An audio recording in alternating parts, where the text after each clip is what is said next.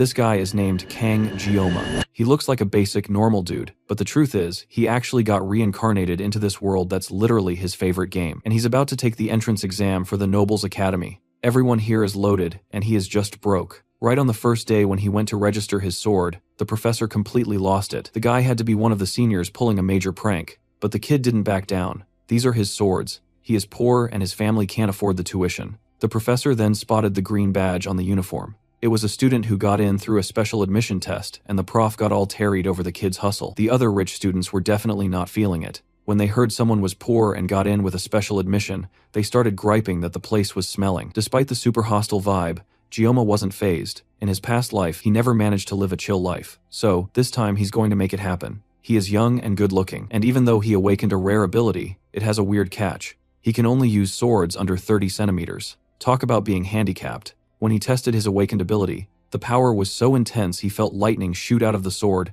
and echo through his whole body. The pain of activating it is too much. If it's like this every time, he's never want using it again. But maybe it's just the first time, like with girls. But testing his ability again, the pain was exactly the same. Near where he was, people were gathering for the ceremony that would set the students' ranks. All the young talents were there, and sitting right at the top was one of the 7 legendary heroes. Siegfried von Nibelung. He is a disciple of Yu Kim, the Academy's founder hero. All the students know and look up to this guy, but the bored old man wasn't pleased. Not even the arrival of another of the 7 heroes cheered him up. This girl, whose curves were more legendary than her title as the Sage of the 7 Heroes, greeted the old man. The girl's name is Medea, and Siegfried mocks the girl for being 70 years old and dressing like a youngster. Medea didn't take it as an offense. Actually, she took it as a compliment. She also said that if Siegfried accepted her blessing, he would look 10 years younger. The old man refuses. The elderly have to accept their nature. Medea has a young essence, and that's why she looks that way. Despite the old man's insults, the girl accepted the invite to watch the Academy's first day. She used to hate these people, but accepted it anyway. The reason is, she is curious to see Siegfried's granddaughter. All the gathered students looked like a sea of colors with their dyed hair. Jioma was the only one with black hair, and the jokes about him not being a noble didn't stop. People forgot all about him when a girl showed up. Her blue hair and attractive aura made the guys turn totally red. Siegfried's granddaughter, the Sword Emperor. The girl is named Abel von Nibelung, and she's the main heroine of this game. The exam was about to kick off. One of the ancient heroes created a place in the Academy called the Subspace. In this place, everyone can be injured and eliminated, but when they return to reality, nothing happens to their bodies. That's why any method of combat is allowed, even the lethal ones. Siegfried and Medea say it's an academy tradition. The students who survive the longest get the best rank. The 2 old people were interested in the special student, but the other students were now focused on the student with very special attributes. Jioma could have been one of the guys to join the herd chasing after Abel, but he knows the real deal about this girl and her miraculous blessing. While everyone follows their pheromones, he heads the opposite way. He's even reading a book on how to have a peaceful life in this world. He also remembers that to fight here,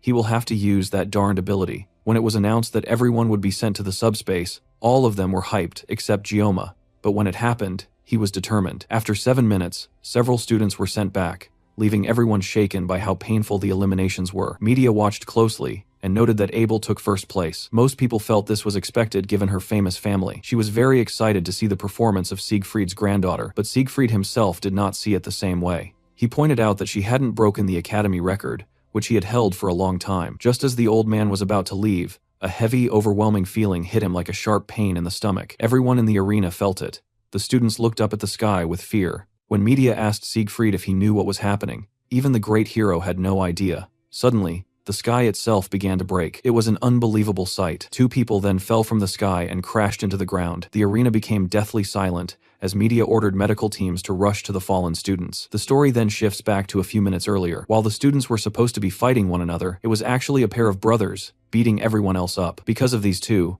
the match felt decided from the start. It wasn't a fair fight, it was a death match. Jioma knew exactly who was behind the violence. The evil twins, Mao Jun and Shun Mao. They were 2 brothers with a natural talent for being brutal. For 30 minutes, they had been toying with the weaker students and enjoying the act of hurting them. Jioma looked so weak that the twins didn't even notice him at first. Eventually, all their victims were gone, leaving the brothers bored and looking for a new target. They spotted a single girl shivering in the back and pointed at her. It was clear they had terrible intentions, and Jioma decided he could no longer stay quiet.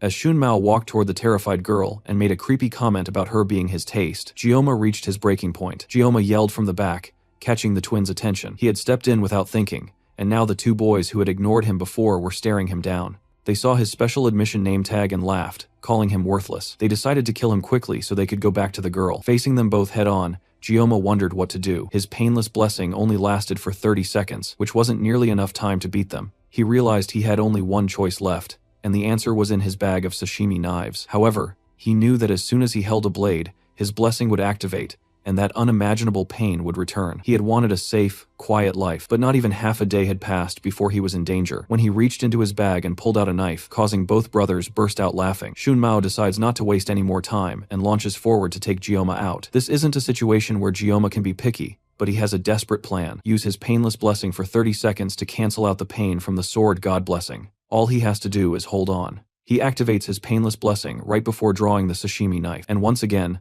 the blessing of the sword god flares to life just as Shun Mao descends on him with a wicked smile. There's only one way for Gyoma to survive this. If he can't cut through this situation, he will die. But can a sashimi knife really cut through a person? He remembers asking his old master, an ex-gangster, why gangsters in movies always use them. His master told him it was just movie nonsense. He said, "You can't slash a person like a piece of fish, not even if a god comes down. But the blessing is clear. If he wills it, then he can cut it." Trusting the blessing over his master, Gyoma thrusts his knife towards the large man jumping at him, and in an instant, Shun Mao is sliced clean in half. The other students and the remaining brother, Mao Jun, stare in absolute shock. The quiet, gloomy kid just did the impossible with a simple kitchen knife. Shun Mao's body falls to the ground in 2 pieces. His brother screams. He desperately forces his brain to remember that this is subspace, that Shun Mao isn't really dead, but that doesn't change what he just saw. Mao Jin tells himself that his brother must have been careless. Now, as the remaining twin, he has to pick up the slack. He looks at his brother's fallen body and takes the power gauntlet for himself. With the gauntlet equipped on both hands, its true power awakens.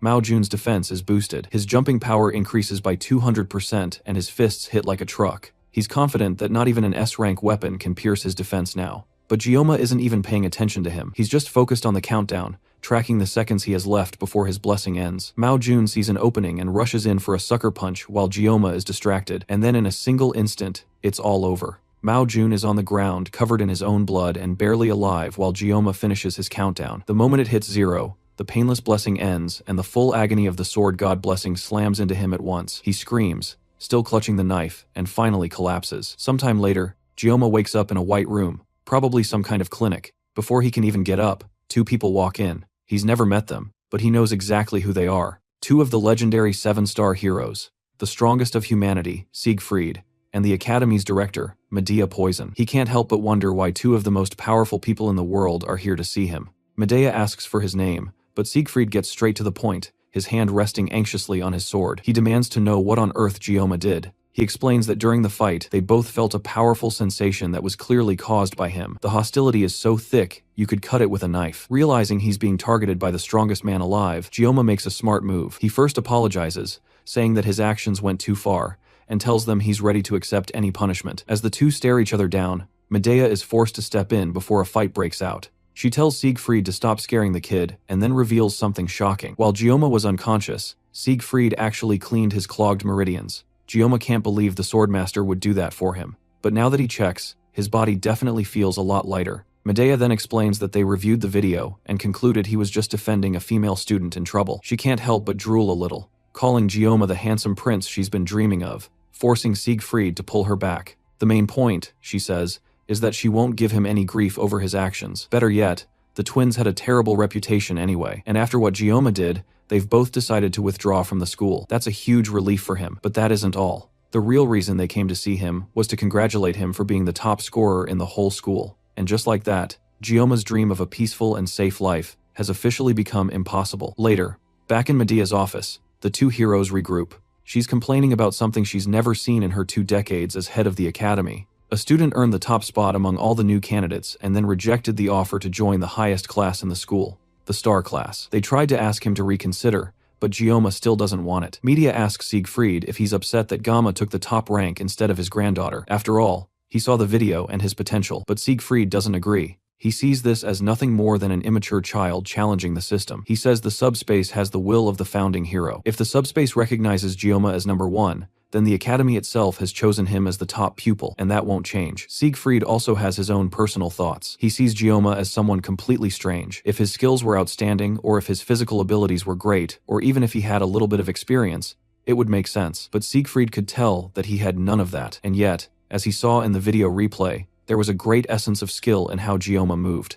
It represented the ultimate form of swordsmanship, something he has been pursuing his whole life. When he was unblocking Gyoma's acupoints, he sensed how feeble his body was, that he had not yet received any physical training. But it also appeared that something was stored inside him that even the strongest human cannot comprehend.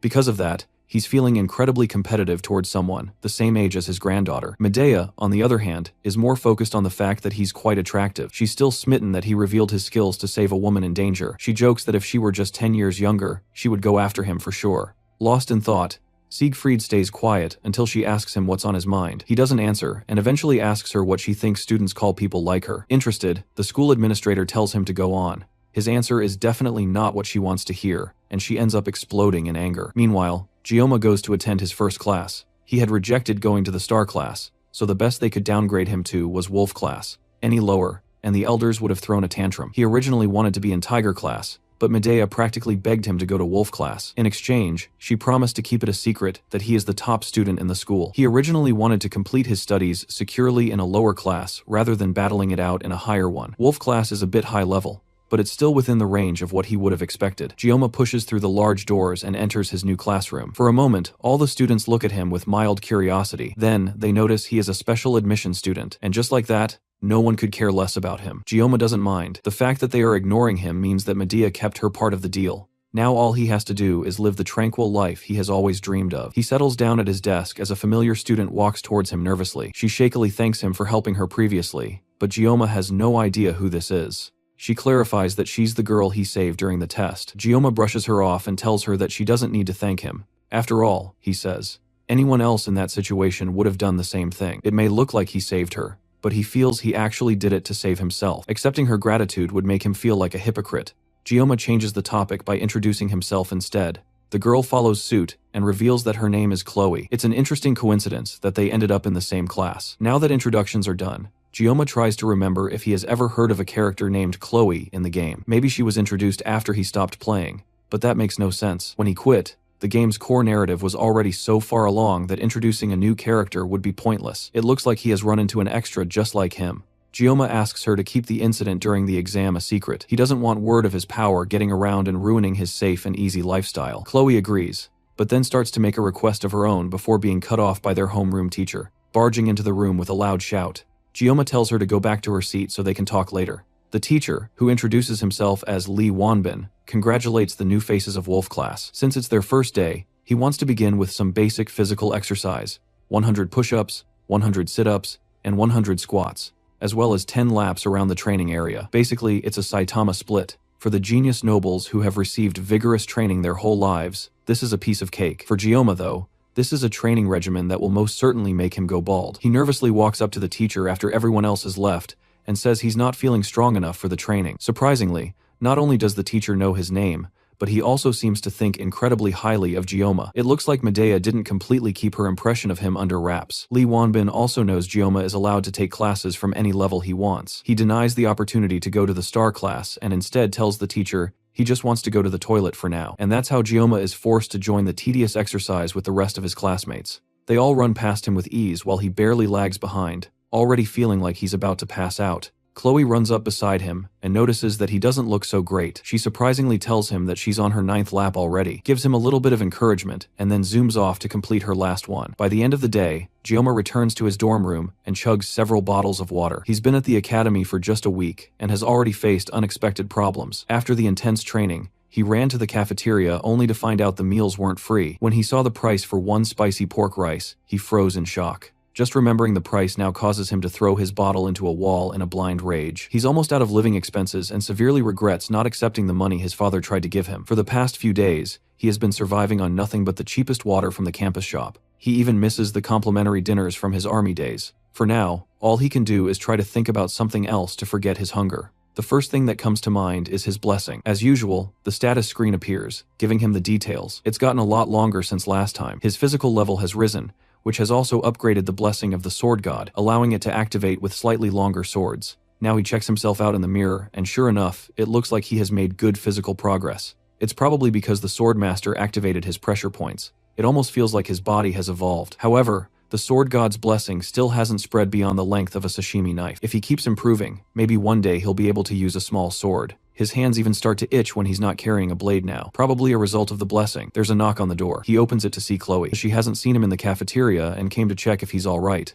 He lies that he doesn't normally consume food made by others, but his internal self practically salivates at the thought of food. Chloe looks disappointed, telling him she was hoping they could have dinner together. Before she can even finish her thought, Gioma is dressed up and calling for her to follow him to buy ingredients. Later that evening, the two have a great meal cooked by Gioma. Chloe is genuinely impressed. Since Chloe grew up near a beach and loves fish, and Gioma's expertise is cooking fish, it's a perfect match. The itch in his hands to grab a knife also hadn't left him.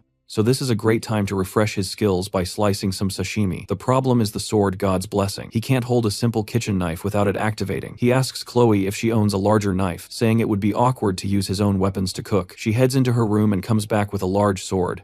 Definitely way too large for a simple fish. With no other choice, he is forced to use his blessing. The painless blessing will last for 30 seconds, so he just has to make sure he's fast enough. He was once called the greatest swordsman in his country, and cutting fish has always been his specialty. Now, it's time for him to prove it. He flawlessly slices the fish and manages to finish in 21 seconds, leaving 9 seconds of the painless blessing to spare. The whole thing was done so well that he would call it a masterpiece. Chloe asks how he's so good at cooking, and he confesses that he once worked part-time at a Japanese restaurant. Since she's a noble, she doesn't understand what a part-time job is, and it makes it clear that they are from different social positions. Now that the meal is done, Chloe offers to wash the dishes since he cooked all the food for them, and he moves over to the other side of the room to give her space to clean. For the first time in almost a week, he's full and he can't help but hum in joy. That humming is broken as Chloe accidentally drops a plate behind him. It's most likely because she has never had to clean dishes before, and dropping plates is something that he used to do when he was her age. As he stares out the window and ignores the breaking of plates behind him,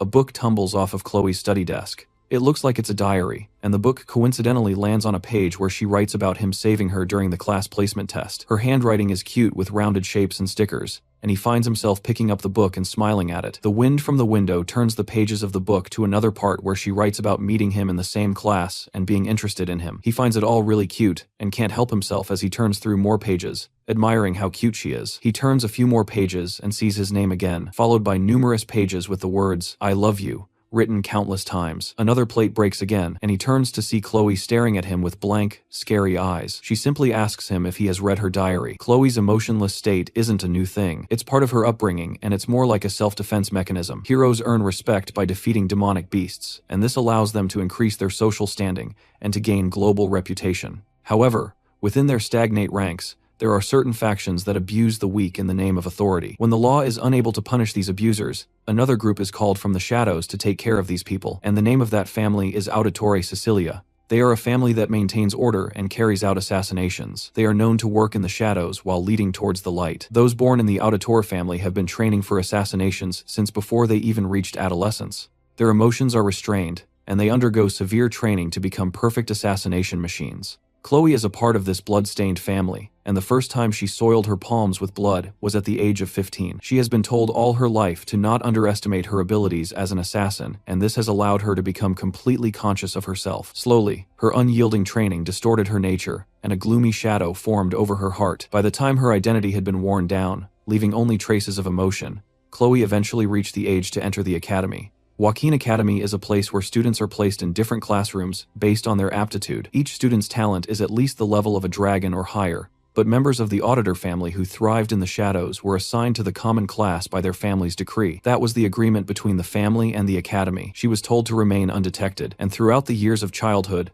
the family eliminated every individual's liberty. Chloe accepted her fate as an assassin and didn't protest, and she already believed that nothing would alter her fate. That is, until the day she met someone she would never forget. As she stood still and defenseless while the two evil brothers walked towards her, someone who looked like the weakest person in the room stood up to defend her. Even though death in the subspace battle royale is fake, and there is no real risk of dying, this boy still tried to save her. Chloe had quietly accepted death and was waiting for her predestined fate. She had long since given up on meaningless struggles, and she was trained to act in a meek and unnoticeable manner. But somehow, thanks to the boy's intervention, it's like the sun had broken through the clouds in her mind, and she watched as the boy used his sword not to assassinate, but in self-defense and to protect her. Right as she saw him fighting for her, She remembered a children's fairy tale she read aloud under her pillow in secret. The tale told of a princess imprisoned in a castle that was rescued by a prince. As the memories of the fairy tale came to her mind, her chest tingles and her cheeks became red. This unidentifiable feeling in her was most certainly love. Now Gioma has committed the ultimate sin by looking into the private thoughts of this girl. As she stares him down, he tries to, but he knows deep down that he is screwed. He tries to figure out exactly how he got into this situation. Was it when he took the pure sentiments of a teenage girl, or maybe the moment he foolishly followed her because she offered to feed him?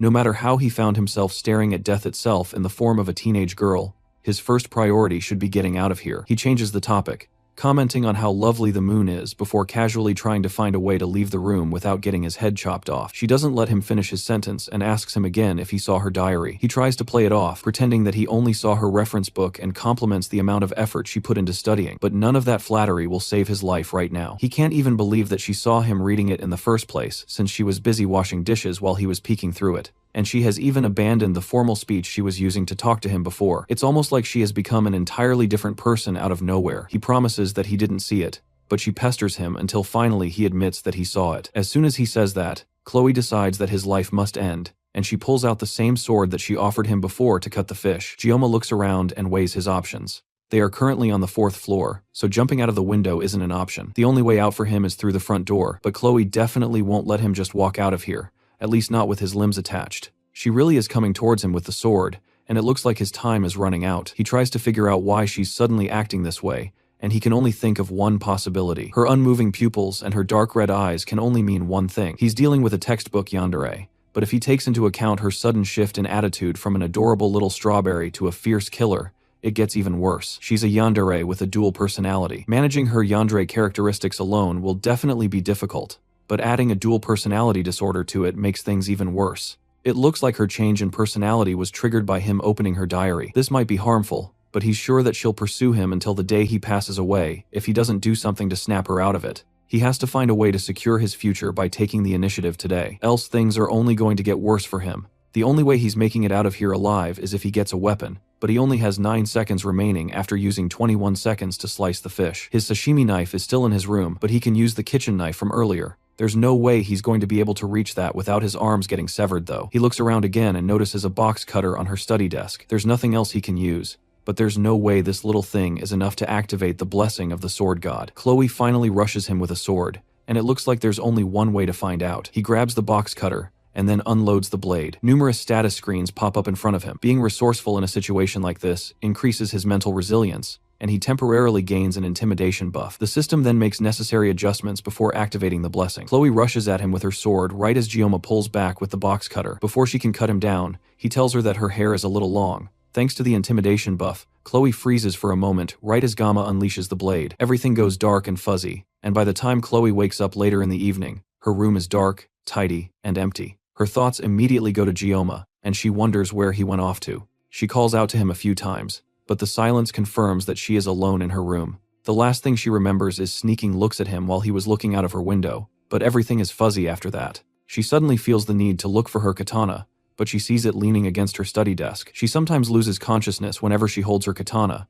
but it looks like she managed to hold herself together this time. At least that's what she thinks anyway. Back when she was younger and still honing her skills, she would lose consciousness when holding her blade, and by the time she would come to her place would be covered in blood, and her elders would dismiss her whenever she would ask what she did while passed out. They would always remind her not to deny her talent as an assassin. Still, the fact that she can't remember what she did with Gioma makes her feel embarrassed, and she buries her head in her bed in shame. But that shame quickly turns to something else entirely, as she starts thinking about Gioma. Then she notices the box cutter laying on the floor, and also that her hair looks shorter. Inside her trash bin, she also sees some of her hair neatly cleaned up. That's when she realizes that he must have helped her cut her hair, and she opens up her journal to write about her love for him a little more. Gioma, on the other hand, isn't nearly as lovesick as Chloe is at the moment. In fact, right now, he can barely believe that he's even alive. Behind an inconspicuous wall at the far side of the college, he throws up the food that he was just praising Chloe for feeding him. He barely managed to go past the first 5 seconds after the 9 seconds of his painless blessing ended. And even then, he still feels incredibly sick, and after throwing up his only good meal in over a week, Gioma sits on a bench and contemplates what to do next. Now he's hungry again and feeling even worse than he did before Chloe came to visit. His mind drifts to Chloe again, and he starts to wonder who exactly she is. Her swordsmanship is clearly honed to cut off an opponent's life with a single strike, or at least subdue them. The way Chloe wields her sword, it's like she is persistently aiming for the vital spots, almost as if her technique is specialized in assassination. If she had caught him off guard, Gioma certainly wouldn't have survived. He felt like his life was being threatened, so he instinctively aimed for her neck. Fortunately, the knife was too short, so he only managed to cut her hair. Before he left, he cleaned up the mess, so there shouldn't be any problems later. But this is just further proof that keeping his peaceful and safe life isn't as simple as it looks. Apparently, being ordinary is the hardest thing for him. When he was first thrown into this game, it's not like he didn't have any ambition. In his past life, he once reached the pinnacle of skill with nothing but a sashimi knife. So, it's not like he could easily let go of his dreams. But everyone has a role to play, and in this world, he was summoned as a background character. Miracle Blessing is the title of the game, as well as the name of the protagonist's blessing. It was also the blessing of the founding hero, Valor Jaken. In the whole game, the protagonist and the founding hero were the only two people to ever possess the legendary blessing, and the description of the blessing was straightforward. They are to save the world from the Demon King. So, the protagonist gets chosen by Balmong, which is an SS sword that is both holy and cursed. Meanwhile, all Gioma has is a lowly, rankless sashimi knife. There's nothing else to say. He's just bound for a life of obscurity. The endless stream of extraordinary people and situations that he has faced since entering the academy almost made him forget about his goal. There were plenty of reasons to give up on the goal of a simple life, and it's even more apparent now that it seems like there isn't even one normal person in the entire world. Since he has played the game before, he has a rough grasp of the key characters in the game, but his knowledge of the world itself is limited. It's already been a week since he joined the academy at this point, which means that the protagonist should have already awakened his blessing and begun the late admission process. This is when the game story actually begins,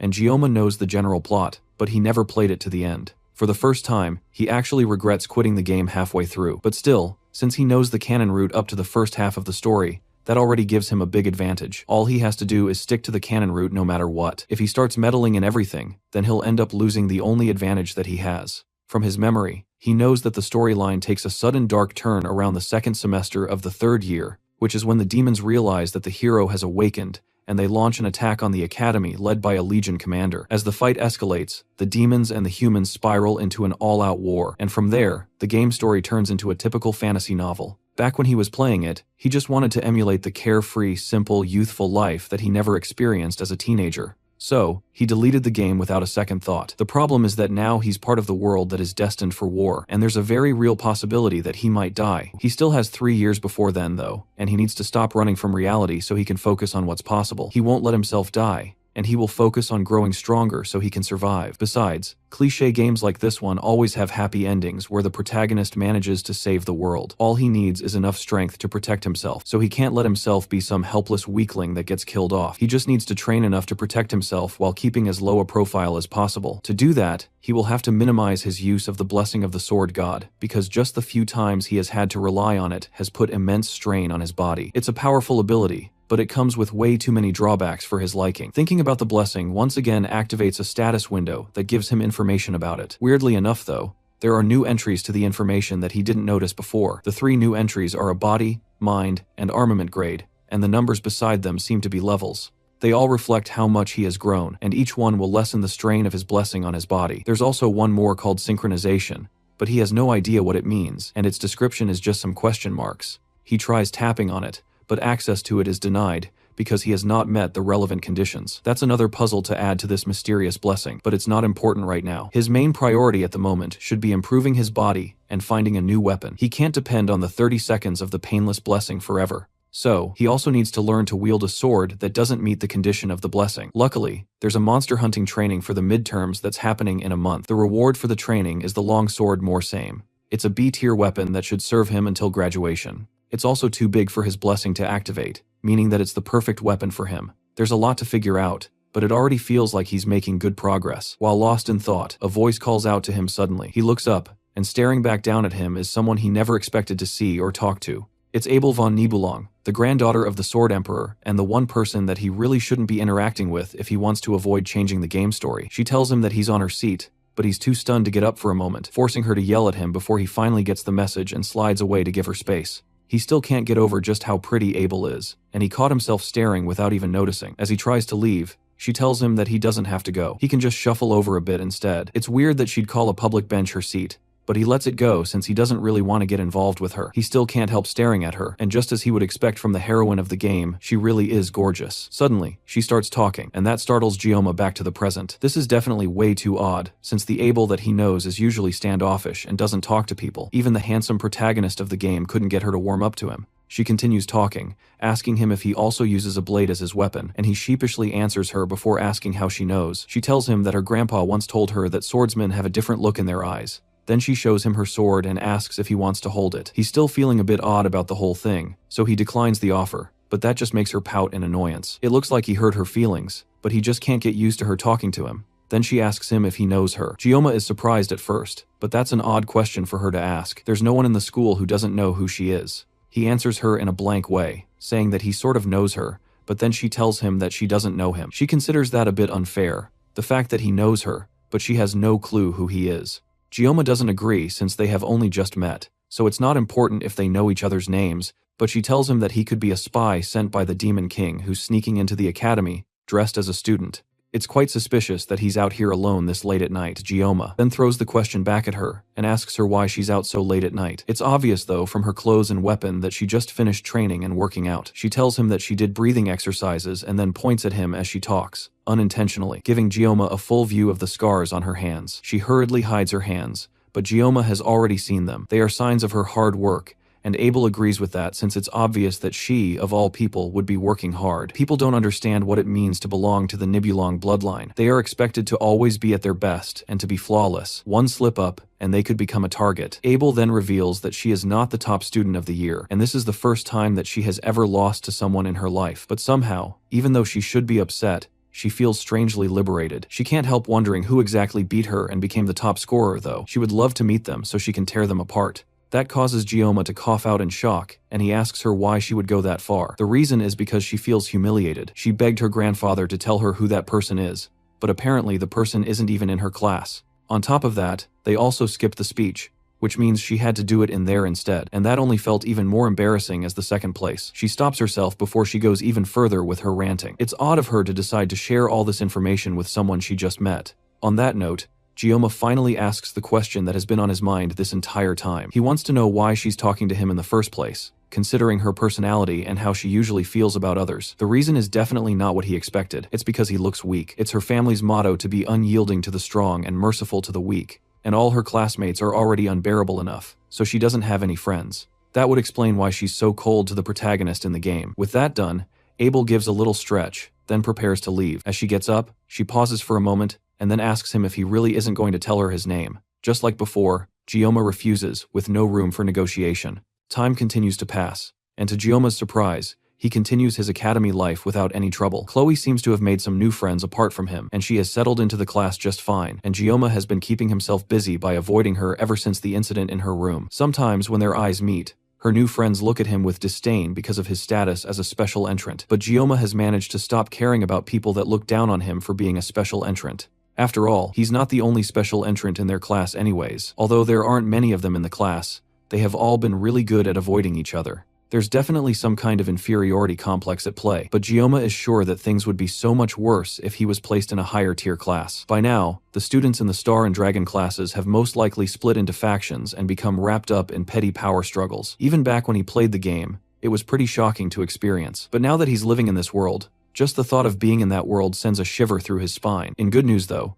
he has been getting proper meals now. That's thanks to something that Medea gave to him the other day as a special privilege for being the top scorer in the school. He gets a faculty card that allows him to eat whatever he wants from the cafeteria for free. He's so thankful for this little gift that bowing to the director's office 3 times a day doesn't feel like enough to express his gratitude. On top of that, he has been fulfilling his duties as a student pretty well, all while making sure that he hasn't done anything that could negatively affect the main storyline. All he has to do is keep it this way for the next 3 years, and his life will go smoothly. The days go by smoothly, and Gioma attends all his classes without any problems. During one of his classes, an elderly teacher educates the students about the hero Balor Joaquin, who founded the academy after recognizing the need to train the next generation of heroes. Gioma pretty much knows about all of this from the games already. The founding hero, Balor Joaquin, faced Lycan, the Demon King's right-hand man and the commander of the First Legion. The battle went on for 20 years, and in the end, the hero emerged victorious. However, Balor Joaquin lost one of his arms as a consequence for his victory, and as a result, he could no longer fight. The war was filled with carnage and bloodshed, and although the hero won the battle,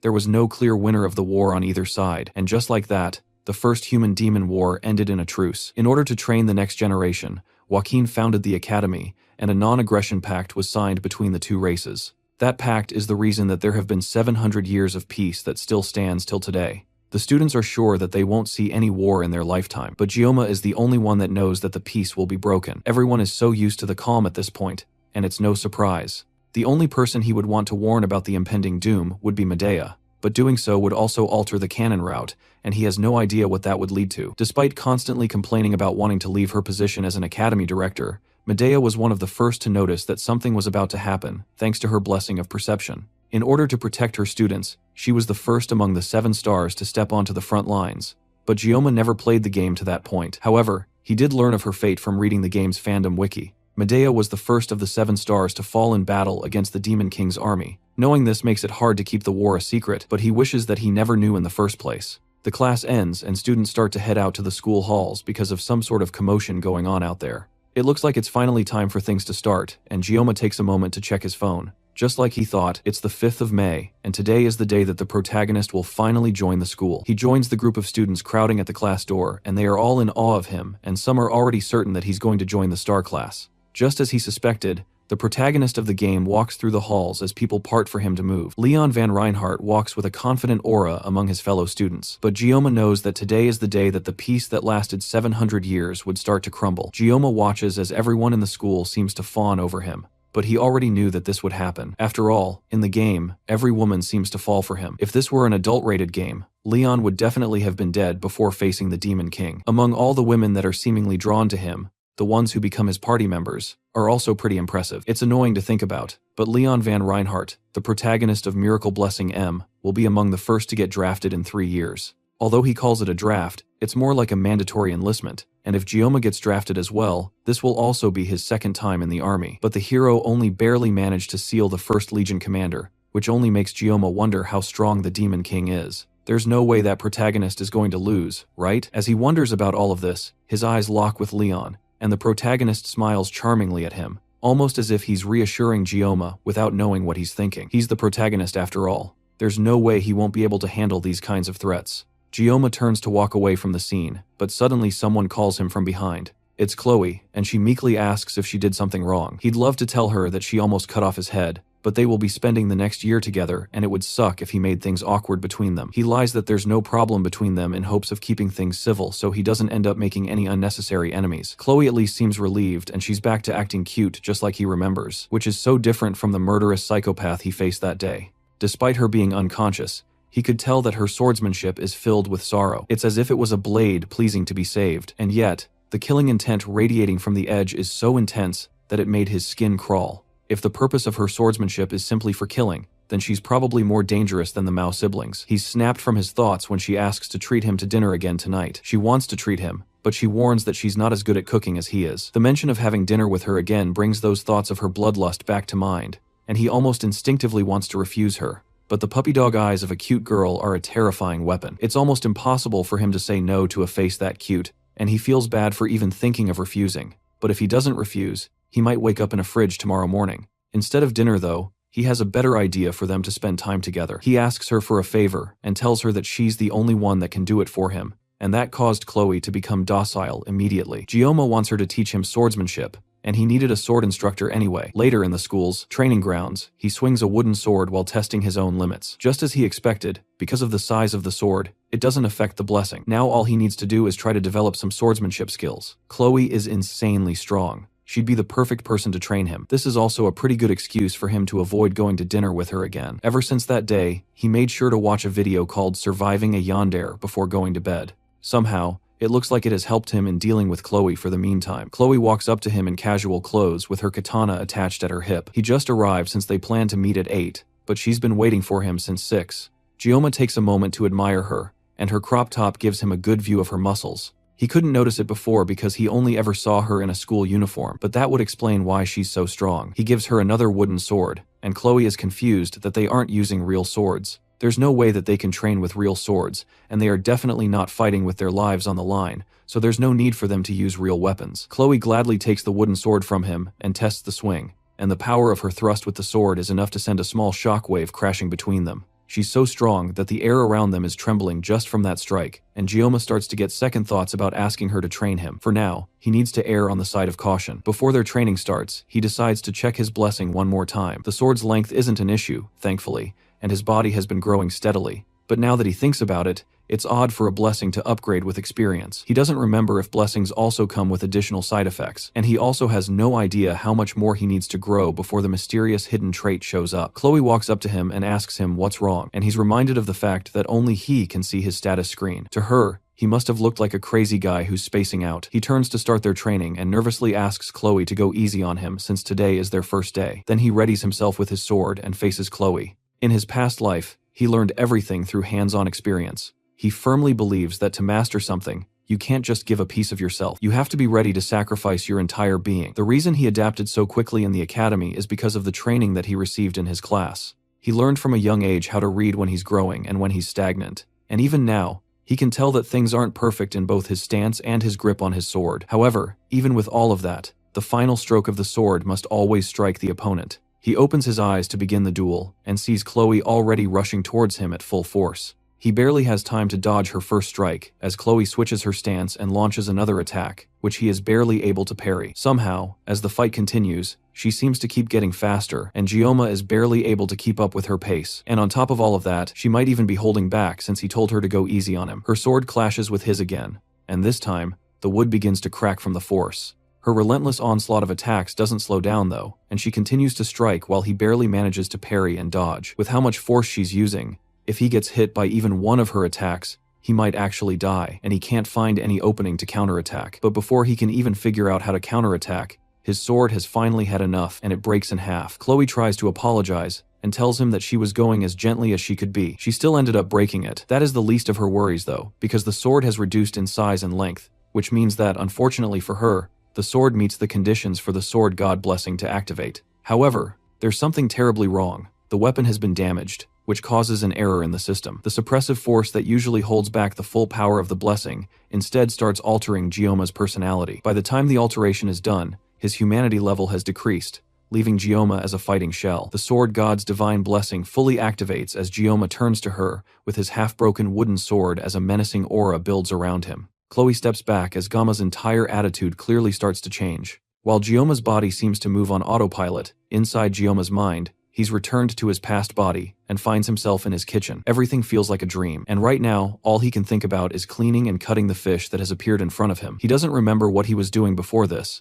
but right now, he just has to get back to work. It's been a while since he has worked on a fish like this, so he decides to cut the fish using a Chinese cleaver this time. As he tries to pick it up, a message pops up informing him that he can't pick it up. Since that's not working, he tries to pick up the knife, but once again, a message pops up telling him that he can't pick it up. There's only one option left, and it's the sashimi knife. That's the only blade that the system allows him to pick up, but he remembers that if he holds the sashimi knife, then it's going to hurt. However, he picks it up, and it's completely fine. In fact, he even feels refreshed, if anything. A voice speaks up in his head, telling him to just accept the situation and let things go. In the real world, Gioma continues to approach Chloe with the knife. She tries to call out for him, but he continues walking towards her with obvious bloodlust. Suddenly, he rushes towards her, and Chloe is just barely able to block his attack with her sword. He pushes against her sword and sends her flying backwards and crashing into a wall. He suddenly feels completely different from when they were sparring before. He jumps towards her and tries to stab her with the sharp end of his stake, but she barely jumps back and avoids the hit. Chloe only got hit with one attack,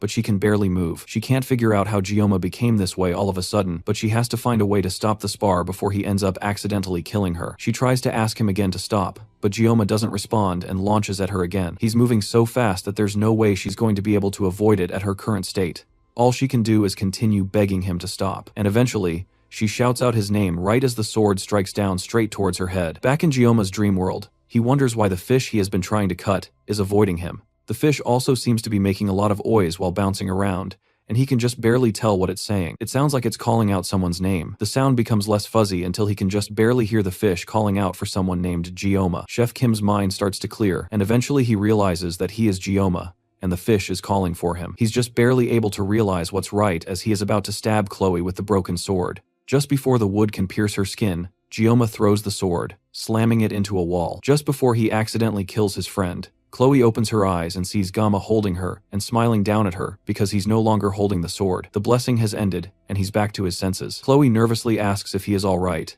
and he calmly tells her that he's fine, and then turns to leave while thanking her for helping him to train. After he leaves, Chloe makes her way back to her dorm room as well. She's had a feeling since the entrance exam, but Gioma's capabilities are more peculiar than strong. When she fought him, she could tell he wasn't fighting with skill, but just raw instinct. Even though he subconsciously activated his divine blessing, she was no match for him. Even with that half-wooden sword, he managed to completely overpower her. As she walks through the campus, someone peeks out from the shadows and comments that Chloe looks quite content. This mysterious newcomer is Nox Aditor, and also Chloe's older brother. Nox mocks her for hanging out with a lowly person after joining the academy. Chloe knows that he's talking about Gioma, and warns him not to talk about her friend like that. Nox didn't even know his name until now, but warns Chloe that she should avoid loitering around with him unless the Adiator family will erase him. Chloe turns and walks away and tells Nox that even if the Adiator comes, they will be no match for Gioma. As Chloe walks away, Nox wonders about this guy that has changed his sister so drastically. Speaking of Gioma, as he walks home, he also takes a moment to think about his blessing. The power he has been given is a far cry from the blessing or a favor from a god.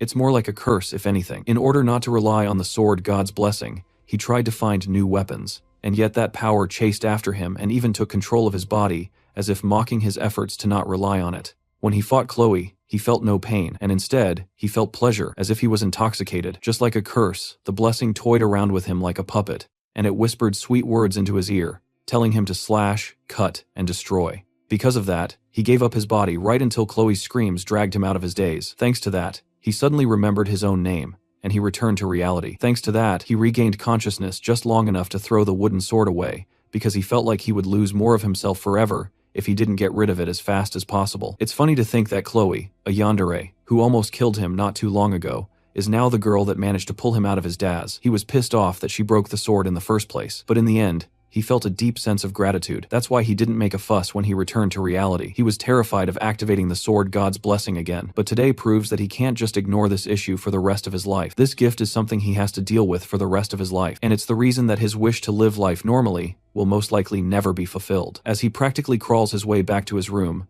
Gioma realizes that there is something in him that is trying to devour his sense of reason. This definitely isn't a blessing. It's a curse that is trying to consume him whole. 3 days later, classes continue as usual, and Chloe chats with her new friends, but something is clearly wrong. Since they had that duel, Gioma has not been coming to class, and they never shared their contact info, so she hasn't even been able to check on him. Every time she went to his dorm, the only thing that she would hear in response to her knocks were pained groans. She considered breaking the door down, but she feared that he would end up hating her for it. She likes watching him from her seat during class, and she lost track of how many times she would secretly glance at him during the day. At first, she thought she was drawn to him because he risked his life for her, but that's probably just an excuse at this point. Whatever the reason that she's drawn to him now, she just misses him. The next day, Gioma still hasn't shown up to class by the time the teacher is yelling at everyone to settle down and be quiet. It's raining today, so the teacher tells them that they will be having a study hall instead of training. As the students start to make their way to their seats, he too also notices that Gioma has not shown up for several days. However, knowing him, there has to be some reason for it. So, the instructor decides to just wait patiently for him to return on his own. As he disciplines his students, the doors to the class creak open, and Gioma calmly struts in with a completely new look. Chloe stands out of her seat in shock as Gioma apologizes to the instructor for being late to class. His eyes are sunken and look almost dead, while a strand of hair on his head has turned pale white. Even the instructor is a bit shocked at Gioma's new look, just like the rest of the students, and he nervously tells Gayama to sit down. The students remark that Gioma looks different and oddly more handsome. By the end of the day, the other students leave the class to go about their business while Chloe approaches Gioma for the first time in 4 days. She nervously asks him what happened and why he didn't show up for a long while, and he stays quiet for a bit before telling her that he just felt a little bit sick and not to worry about him. From her shaky voice, he can tell that she doesn't believe his words completely, but there's nothing else he can do to convince her. For the past 3 days, he went through something similar to extreme withdrawal symptoms, until he was mentally exhausted. He couldn't get out of his room or eat anything, so he just buried himself in his bed while praying that his convulsions would go away. The pain he suffered during this time was far worse than before, and all of this was a price for using the broken weapon. On top of that, when he glanced in the mirror, even though his appearance seemed the same, his expression was far more sunken, and his hair seemed to be turning white. All of this was very clearly a penalty from the sword god. Chloe seems guilty, and it's probably because the last time she saw him was at the training grounds, so she must think that this is somehow her fault. To calm her down, He asks her if she's still interested in having that dinner with him like she wanted before. That shocks Chloe even more than him coming back to class, and she nearly rushes him in a hug. It looks like that was the right choice, because she seemed to really like that suggestion. She asks him what he would like to eat, and the first thing that comes to his mind is fish. As they talk, a strange sensation passes through him, and he turns to see someone staring at them from the end of the hall. It's Chloe's brother Knox, and the atmosphere changes as soon as they see him. Gioma goes directly to confront the newcomer and tells him that instead of staring, he should come in and talk to them. Right away, Gioma notices something wrong with the guy's eyes, but Chloe tries to get in between them before something crazy happens. Her voice is shaky, and there's definitely some hesitation in how she's acting, but she's still trying to protect him in her own way. Knox asks Chloe if this is really the guy she's choosing to break Auditore's rules for. Chloe tells him that she wants nothing to do with her family, but her brother reminds her that she can't just wash the blood off her hands. If someone is born as an auditor, then they will always be an auditor. Chloe is speaking as if she's a rebel, and the brother is speaking as if he's from a historical drama, but Gioma is just annoyed by the whole thing. Knox continues to insult Gioma, and that finally causes Chloe to snap. She yells for Knox to stop talking about the man she loves like that, and her angry voice surprises even him. Gioma hoped that this whole thing could at least be done in moderation, but he's starting to get used to these disruptions in his life. The more important thing is the Auditor. He knows that they are a group that works in the shadows and specializes in assassination, and they show up in the middle of the game to play a major role. It's said that they are weaker compared to other heroic houses, but they are unrivaled in assassination. All the members of the Auditor clan are ridiculously strong thanks to their abusive training regimen, which they all undergo from childhood, which molds them into cutting-edge assassination tools. For Chloe to be from this assassination group, that means her cute and bubbly personality makes her the abnormal one in this situation. Unlike her brother, Knox has an expression that shows that he's used to killing, and although Gioma has nothing against that, it looks like Chloe wants to lead a normal life instead. Just like his blessing of the sword god, the environment of the Auditor is something that Chloe had no say in being a part of. She's destined to live a life as an emotionless murderer, and that's almost unfortunate to think about. Gioma doesn't think he's a hero, and he has no intention of ever becoming one. But even if he can't save the world, he can at least try to save the life of one girl. He steps between Chloe and her brother and confronts Knox directly. In the end, he tried escaping the sword god's blessing, but he couldn't. So instead, he'll take a step forward and embrace this curse. After all, the name Gioma means sword demon. With that, he walks past the two assassin siblings and tells Knox to follow him. Meanwhile, Lee Wonbin sits in his office with thoughts of his student running through his mind. When Gioma came to class that morning, it was very obvious that something had happened to him. His expression was void of emotion, and he looked deeply troubled. As he's thinking to himself, one of his fellow instructors walks into the room cheerfully, while also remarking on the man's baldness. Before they can keep talking, Lee Wonbin gets a call from the administrators,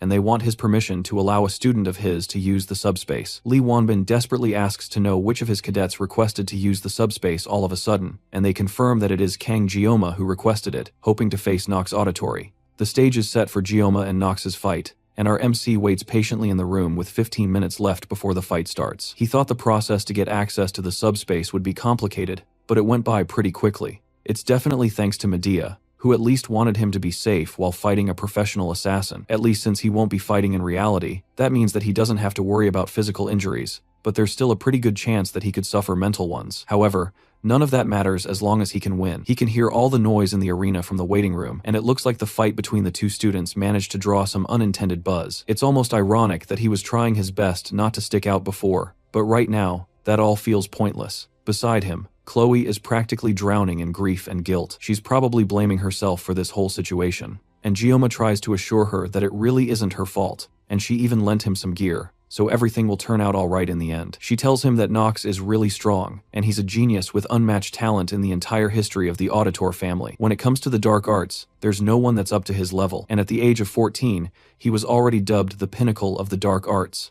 That's a pretty cringy name, but it does show how strong he is. Gioma stares down at the rose-colored blade in his hand as he remembers the decisions that led him up to this point. His old teacher always used to tell him that he is destined to wield a blade for his whole life. He never expected that he would still be running around with a sashimi knife even in his next reincarnation. An announcement comes over the speaker informing the students that the subspace battle is about to begin. He gets up to leave the locker room, but not before reassuring Chloe one more time that he is going to win. He steps out into the arena and is immediately bombarded by the excited cheering of his fellow students. Gioma feels like he's one of those gladiators from the Roman Empire, with how intense the atmosphere has become. Over in the distance, he can also see that the entire star class is attending as well, including the main cast of characters from the game. Knox walks into the AS well and immediately calls his attention. It looks like the assassin is insulted that Gyoma would dare come to challenge him with a girly kitchen knife. This guy's killing intent is no good, and it would be best that Gyoma tries his best to avoid provoking him. So, naturally, Gyoma taunts him even more by telling him that a true master never blames their equipment. Nox pulls out his blade, an S-rank sword called the Two Hungrian Blades. On top of the powerful equipment, he also has one of the best auras in the game, the Blessing of the Crow. However, Gyoma has also come prepared with dual discount-grade kitchen knives. Truly, this will be a fight for the ages. The subspace barrier is deployed, and before it is even fully active, the two students leap at each other. Gyoma activates the Painless Blessing as he uncovers the two knives, which activates the Sword God's Blessing. The people in the stands watch in awe as they can barely see anything going on in the arena. This was supposed to be an easy match where a special admission student would get demolished by an accomplished assassin, but with how fast the two of them are going, the students can't even keep track of what's going on. The students from Star Class are also surprised by how interesting this fight has suddenly gotten, especially Abel, who can't believe that the person she labeled as weak has such fighting prowess. Their swords continue to clash, and Gyoma is effortlessly dodging all of Nox's attacks. The assassin gets frustrated and launches another attack that's so fast it creates 3 after images of him. Somehow though, despite the attacks hitting Gyoma head-on, he still manages to come out of it unscathed. The students watching are praising Nox's strength and speed, and they see this battle as Gyoma running away from every attack. But Abel knows the truth that no one else can see. Only those who can clearly see the match will understand what's happening. Somehow, Gyoma is perfectly dodging every single one of Nox's attacks, almost like he's not even trying to fight. Meanwhile, Nox is getting even more agitated since he even used his Blessing of the Crow, thinking that it would be enough to annihilate him. But Gyoma somehow managed to everything like it was nothing. Now that Nox has seen for himself how skilled Gyoma is, he decides to be more cautious and aim for a powerful strike that can slice through a wide area in just one go. Gyoma suddenly drops the sashimi knife that he brought with him and holds the rosy blade that was given to him by Chloe. Just looking at the confidence in his stance makes Nox even angrier, and he doesn't think a nobody like Gyoma should have the nerve to act like a big shot. As Gyoma charges his attack, Nox also activates a powerful attack aimed to our MC with a single strike. Before he can even move though, Gyoma goes on the offensive, and in a flash, the match is decided. Gyoma wanted to live a comfortable life, and to achieve that, he stuck to the rules and tried not to stand out as much as possible. Now, he has given his body up to the Sword God with the sole aim of cutting Nox up so cleanly that he wouldn't even be able to see if he was cut at all. The whole crowd falls deadly silent as Nox's arm, still holding one of his blades, flies through the air and falls limply to the ground. This is the beginning of Kang Gyoma's origin, and it's the moment he says goodbye to his peaceful future. Gyoma turns around and finishes the job, slicing Nox cleanly into pieces and officially ending the battle. The subspace barrier gets turned off, and the crowd is still in stunned silence, and Nox tries to catch his breath with his arms on the floor. Gyoma puts his blade back in its hilt as the announcer declares him the winner of the match. Gyoma isn't shocked that the crowd can't even bring themselves to cheer. He showed incredible power out of nowhere, all with a knife that was made for gutting fish. Despite the strength that he has, he still feels that cutting a person is just way too unpleasant. The only consolation they have is that both the Mao brothers and Nox were in the subspace when they fought, so he wasn't really killing people. Nox still tries to catch his breath on the ground, and Gyoma can't help but admire the man. He's just as strong as Chloe described, and he has an incredible battle sense that has been honed through experience. However, anyone would be able to sense his intentions through his killing intent. The announcer repeats that Kang Gyoma won the duel, and it looks like this is enough to snap everyone out of their daze, and the arena is filled with cheering and shock that a first-year special admission student took down a sophomore. Gyoma's peaceful, unassuming life is officially over. But this is the path he chose. Now that things have come to this, he just has to endure it with sheer will and grit. Even by the next day, people are still talking about the duel between the first and second year. In the Star Class, Abel stares out the window as she thinks about the student that has completely filled her mind recently. Because of the duel, his name follows her everywhere she goes now, and it's almost as if he's the only one everyone is talking about. When she saw it, she couldn't believe it either. But at that moment, he had such incredible swordsmanship, while only using 2 kitchen knives. Watching his mastery of the blade has made her feel almost hopelessly naive for thinking that she was skilled at using a sword. In fact, he was so good that she's sure that he was the top student her grandfather was keeping as a secret from her. That makes her even more frustrated since she talked to him as if he was weak when he was actually stronger than her. Her loud annoyance is enough to wake up her seat partner, Rachel. She apologizes to her friend, but Rachel can immediately tell that something is seriously bothering Abel. The blue-haired girl tries to play it off by saying that she's frustrated because she hasn't been able to work out recently, but Rachel can immediately see through all of that. She tries some guesses to see what might be bothering Abel, and hits the nail on the head when she mentions that it might be boy trouble. Rachel breaks out in uninhibited laughter at the thought that Lady Abel would be interested in romance. All the while, Abel tries to convince her friend that it really isn't what she thinks it is. Rachel ignores her and shifts her focus to figuring out what man has gotten her dear friend so flustered. She runs through the list of options, starting with Leon, the class star with a handsome face. But Abel is so deadpan at the mention of that idea that it's obviously not him. Then that leaves only one option: the special student from the duel yesterday that shocked the entire school with his strength. Again, Abel freezes and isn't able to outright deny it, which is all the information that Rachel needs. Immediately, she grabs Rachel's hand and drags her to the Tiger class to meet the boy that has been on everyone's mind. The two of them barge into Tiger class with Abel, reluctantly following along with her friend.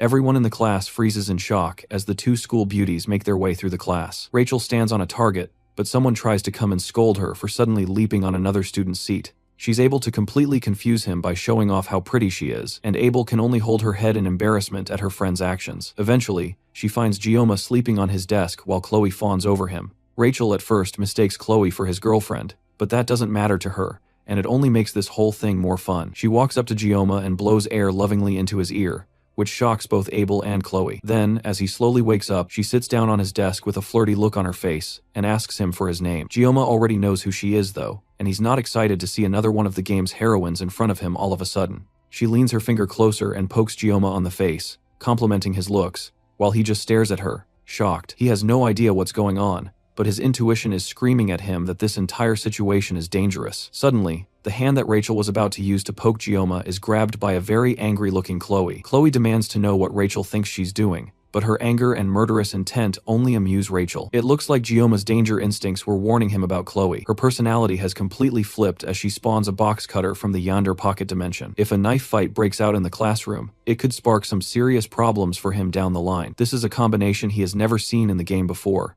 and he can only wonder why this is happening all of a sudden. Abel comes in and tries to drag her friend out of the situation, especially since this isn't even their classroom. But Rachel won't budge. She claims that she's only here to say hello, and then, as if to pour salt in the wound, she places a hand on Chloe's head and tells her that she's not supposed to interrupt when adults are talking. That only makes Chloe even more angry, and she opens up the box cutter and prepares to strike. Gioma and Abel watch in shock as Chloe tries to stab Rachel, but her hand is easily grabbed by the much stronger girl. At this point, she's just pointlessly provoking Chloe into a fight, and Abel yells at her once again to stop what she's doing before something bad happens. Rachel frowns and quickly tosses Chloe away like paper, but Chloe is able to catch herself before falling, causing all the boys in class to scream out in joy at the building catfight. Gioma is more annoyed than anything at the weird build-up happening in front of him. Then Rachel activates her blessing that's built from the foundation of her clan, the clan of the Spear Saint. In her clan, they believe that skills are useless when faced with overwhelming strength, and they believe that brute force triumphs over all else. That's the same motto that Rachel Demora, the niece of the Spear Saint, believes in as well. She bluntly asks Gioma if Chloe is her girlfriend,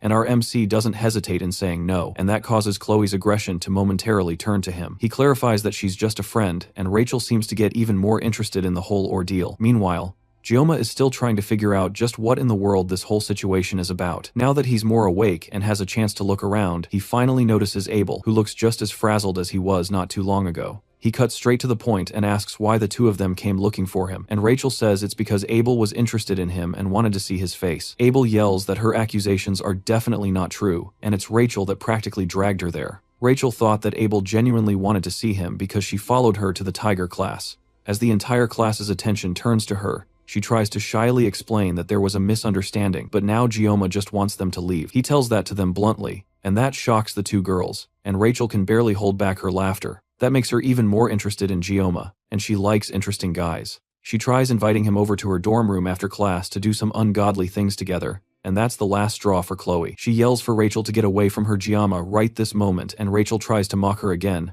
but Abel has had enough. Even she can barely hold back her anger at Rachel's flirting. Sensing that things might be getting too far, Rachel finally backs off, but not before telling Gioma that she'll see him later, which he quickly refuses and tells her not to come back. The two girls finally leave the class, and Gioma immediately goes back to sleep, while Chloe rushes to check up on him. No one notices Abel pausing for a moment to stare longingly at Gioma before walking away. Abel and Rachel continue their walk back to their class, and Rachel can't get over just how impressed she was by Gioma's attitude. It's one thing to be cold, but from his hollow eyes, Rachel could faintly tell that there was an underlying subtle feeling that she could get her throat cut if she continued poking him like that. She was just curious about him, but he went far beyond her expectations and actually gave her chills. From the little she could see, she can already tell that he's easily a step above all the style with no substance students that are all over the star class. Her clan pulls no punches when it comes to getting betrothed to the most outstanding warriors, and in a way, he just might be a precious resource that she wouldn't want to let go of. Rachel turns around suddenly and apologizes to Abel. Abel, on the other hand, feels like she should apologize to the students of Tiger class for the scene she made, but that's not what Rachel meant. She's apologizing about Kang Jioma because going forward, she's not going to yield now that she's interested in him. Elsewhere in the school's clinic, Nox pulls himself angrily through the halls with only the thought of killing Gamma in his mind. He has lived his entire life without knowing defeat, constantly being called the Auditor Genius.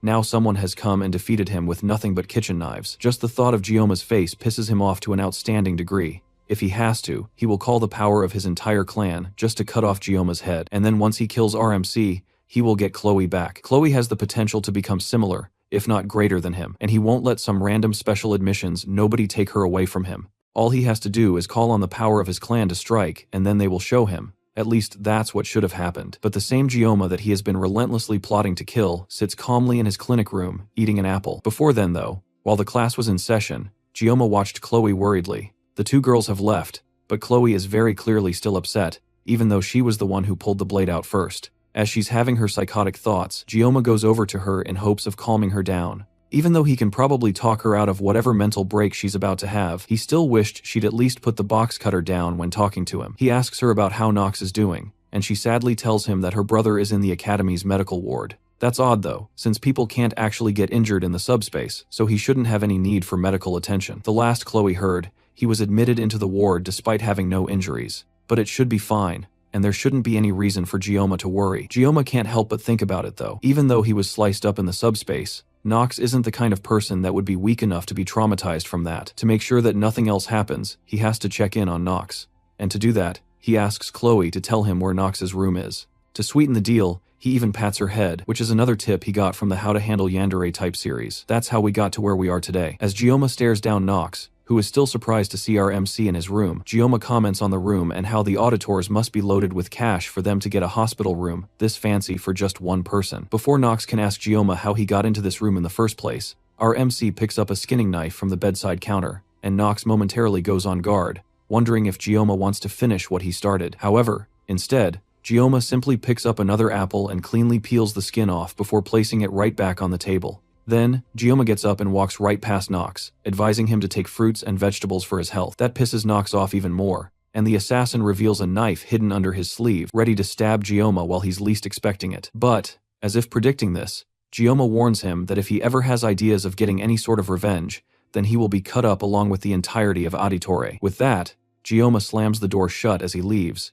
and the force is harsh enough to turn the apple that he cleanly peeled into slices, revealing that he cut it up so fast that Nox didn't even notice. Jioma walks out of the medical unit with his mission hopefully accomplished. Now Nox is nothing more than a candle that can be extinguished at any time, and his will has been totally destroyed. This is all thanks to Jioma's bravado-filled intimidation, which he hopes doesn't come back to bite him. After all, the Auditores are an incredible group of assassins, and there's no way that he can take on an entire clan with just 30 seconds of pain neutralizer. Although he should be able to take out 10 people in 30 seconds, the rest of the clan is an entirely different case, and that's only in the worst case scenario. Anyways, Jioma would love to avoid killing as much as he can. As he walks under the moonlight back to his dorm room, he feels like he's standing in the eye of a storm in a weird way. He's starting to get used to this new crazy life of his. As long as Nox doesn't stir up any trouble, then he doesn't have to worry about things getting too insane. But he has another problem to deal with, and that's the girl that he wanted to avoid the most, Rachel Demura.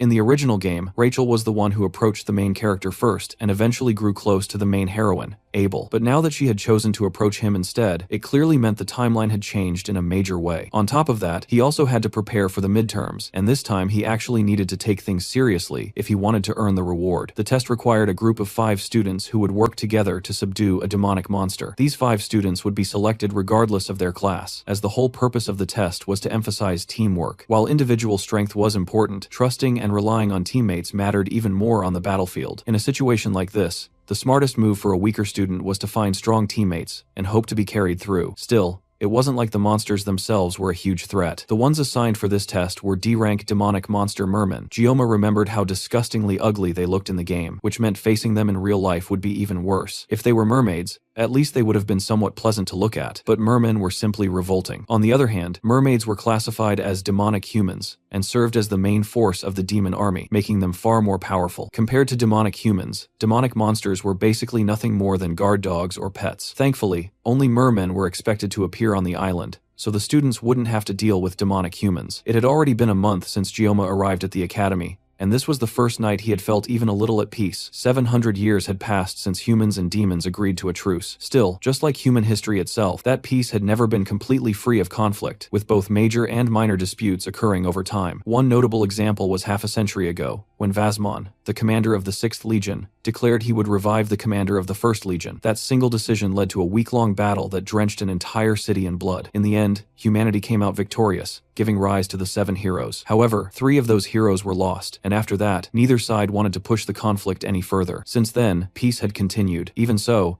Gioma couldn't help but question whether this was truly peace. The more he thought about it, the more terrifying it seemed that someone had managed to seal the 1st Legion commander alone 700 years ago, which meant that person must have been an absolute monster. In contrast, it had taken 7 people to defeat the 6th Legion commander, and even then, lives were lost. And now, with only 3 years left before the second human-demon war begins, the situation felt even heavier. This time, the Demon King himself would be involved. The thought of that future was terrifying, but worrying about it wouldn't change anything. Right now, Gioma needed to focus on the upcoming midterms. His first task was to form a team, but that was easier said than done since he didn't have any friends. However, he was currently the most famous student in the academy, and he figured he could use that to his advantage to solve this problem. There was no way he could stay unnoticed for the next 3 years anyway. Because of that, Gioma decided to change his approach. He would stop trying to live quietly and instead aim to live comfortably, while making the most of his situation. With that in mind, he prepared himself to do everything he could to gather people and form his group. A week passed, yet nothing changed, and he still found himself completely alone without a single person inviting him into their group. In the end, it seemed like everyone was simply too scared of him. When he turned to look around the class, the only other person sitting alone just like him was Chloe. Maybe she had been pushed aside after the incident with her brother and his defeat, or maybe it was because of how she reacted when Rachel showed up. Whatever the reason, he walked up to her and asked if she still hadn't found anyone to team up with. Just like him, she was still alone, and that honestly made him worry a bit. He was already used to being by himself, but she at least used to have friends, and now they were all gone. Still, she calmly said she would be fine as long as she had him. Taking that as enough, he offered to team up with her so they could find 3 more members together. With Chloe's abilities, she was basically a massive advantage, since he could only fight for 30 seconds, while she was like having 30 soldiers packed into one small, cute figure. That brief moment of peace shattered when Rachel suddenly burst into the classroom calling out for Gioma. He didn't even try to hide the annoyance on his face at seeing her again, and Chloe didn't hide her bloodlust either, already pulling out a box cutter like she was ready to go wild. Rachel, completely ignoring the tension, kept bothering him, and even leaned over his desk before asking if he had found a group yet. Since she clearly wasn't paying attention to anything else, he just answered her honestly, and hearing that he didn't have a group worked perfectly in her favor as she immediately invited him to join hers. The offer felt suspicious right away, because someone like her would obviously have plenty of strong students lining up to join, so there was no reason for her to specifically come to him. But she casually explained that he just seemed more fun to team up with than anyone else in her class. He told her he had already teamed up with Chloe, but that didn't bother her either, since her group still had 2 empty spots. Even then, he couldn't shake off the feeling that this was risky for her, since teaming up like this could affect her grades if things went wrong during the island test. He looked over at Chloe, and after a moment, she reluctantly nodded, agreeing to join. With nothing stopping him anymore, he accepted the offer, and Rachel instantly pulled out her phone to text someone while warning him that he couldn't back out now. Curious, he asked about the rest of the group members, and the moment she mentioned Leon, his mood dropped instantly. Not just any Leon, protagonist of this world. The one person he least wanted to get involved with. At that point, he couldn't help but wonder what kind of sins he must have committed in his past life to end up with such terrible luck. Sure, he had spent 30 years handling a knife, but that was just part of his job. Somehow, despite trying to stay low-key, he kept getting dragged into situations with the heroines, and even worse, into the main storyline itself. Being around the heroines wasn't exactly a bad thing since they were easy on the eyes, but Leon Van Reinhardt was a completely different problem. As the main character, interacting with him could twist the entire plot in unpredictable ways. Right now, Gioma had no idea how things would unfold, but he was already convinced that somehow it would all end up being his fault. He even thought about trying to switch groups, but Rachel had already submitted his name in the application before even asking him properly. For the first time in his life, he seriously felt like cutting someone down, and unfortunately, that someone was a girl. On top of that,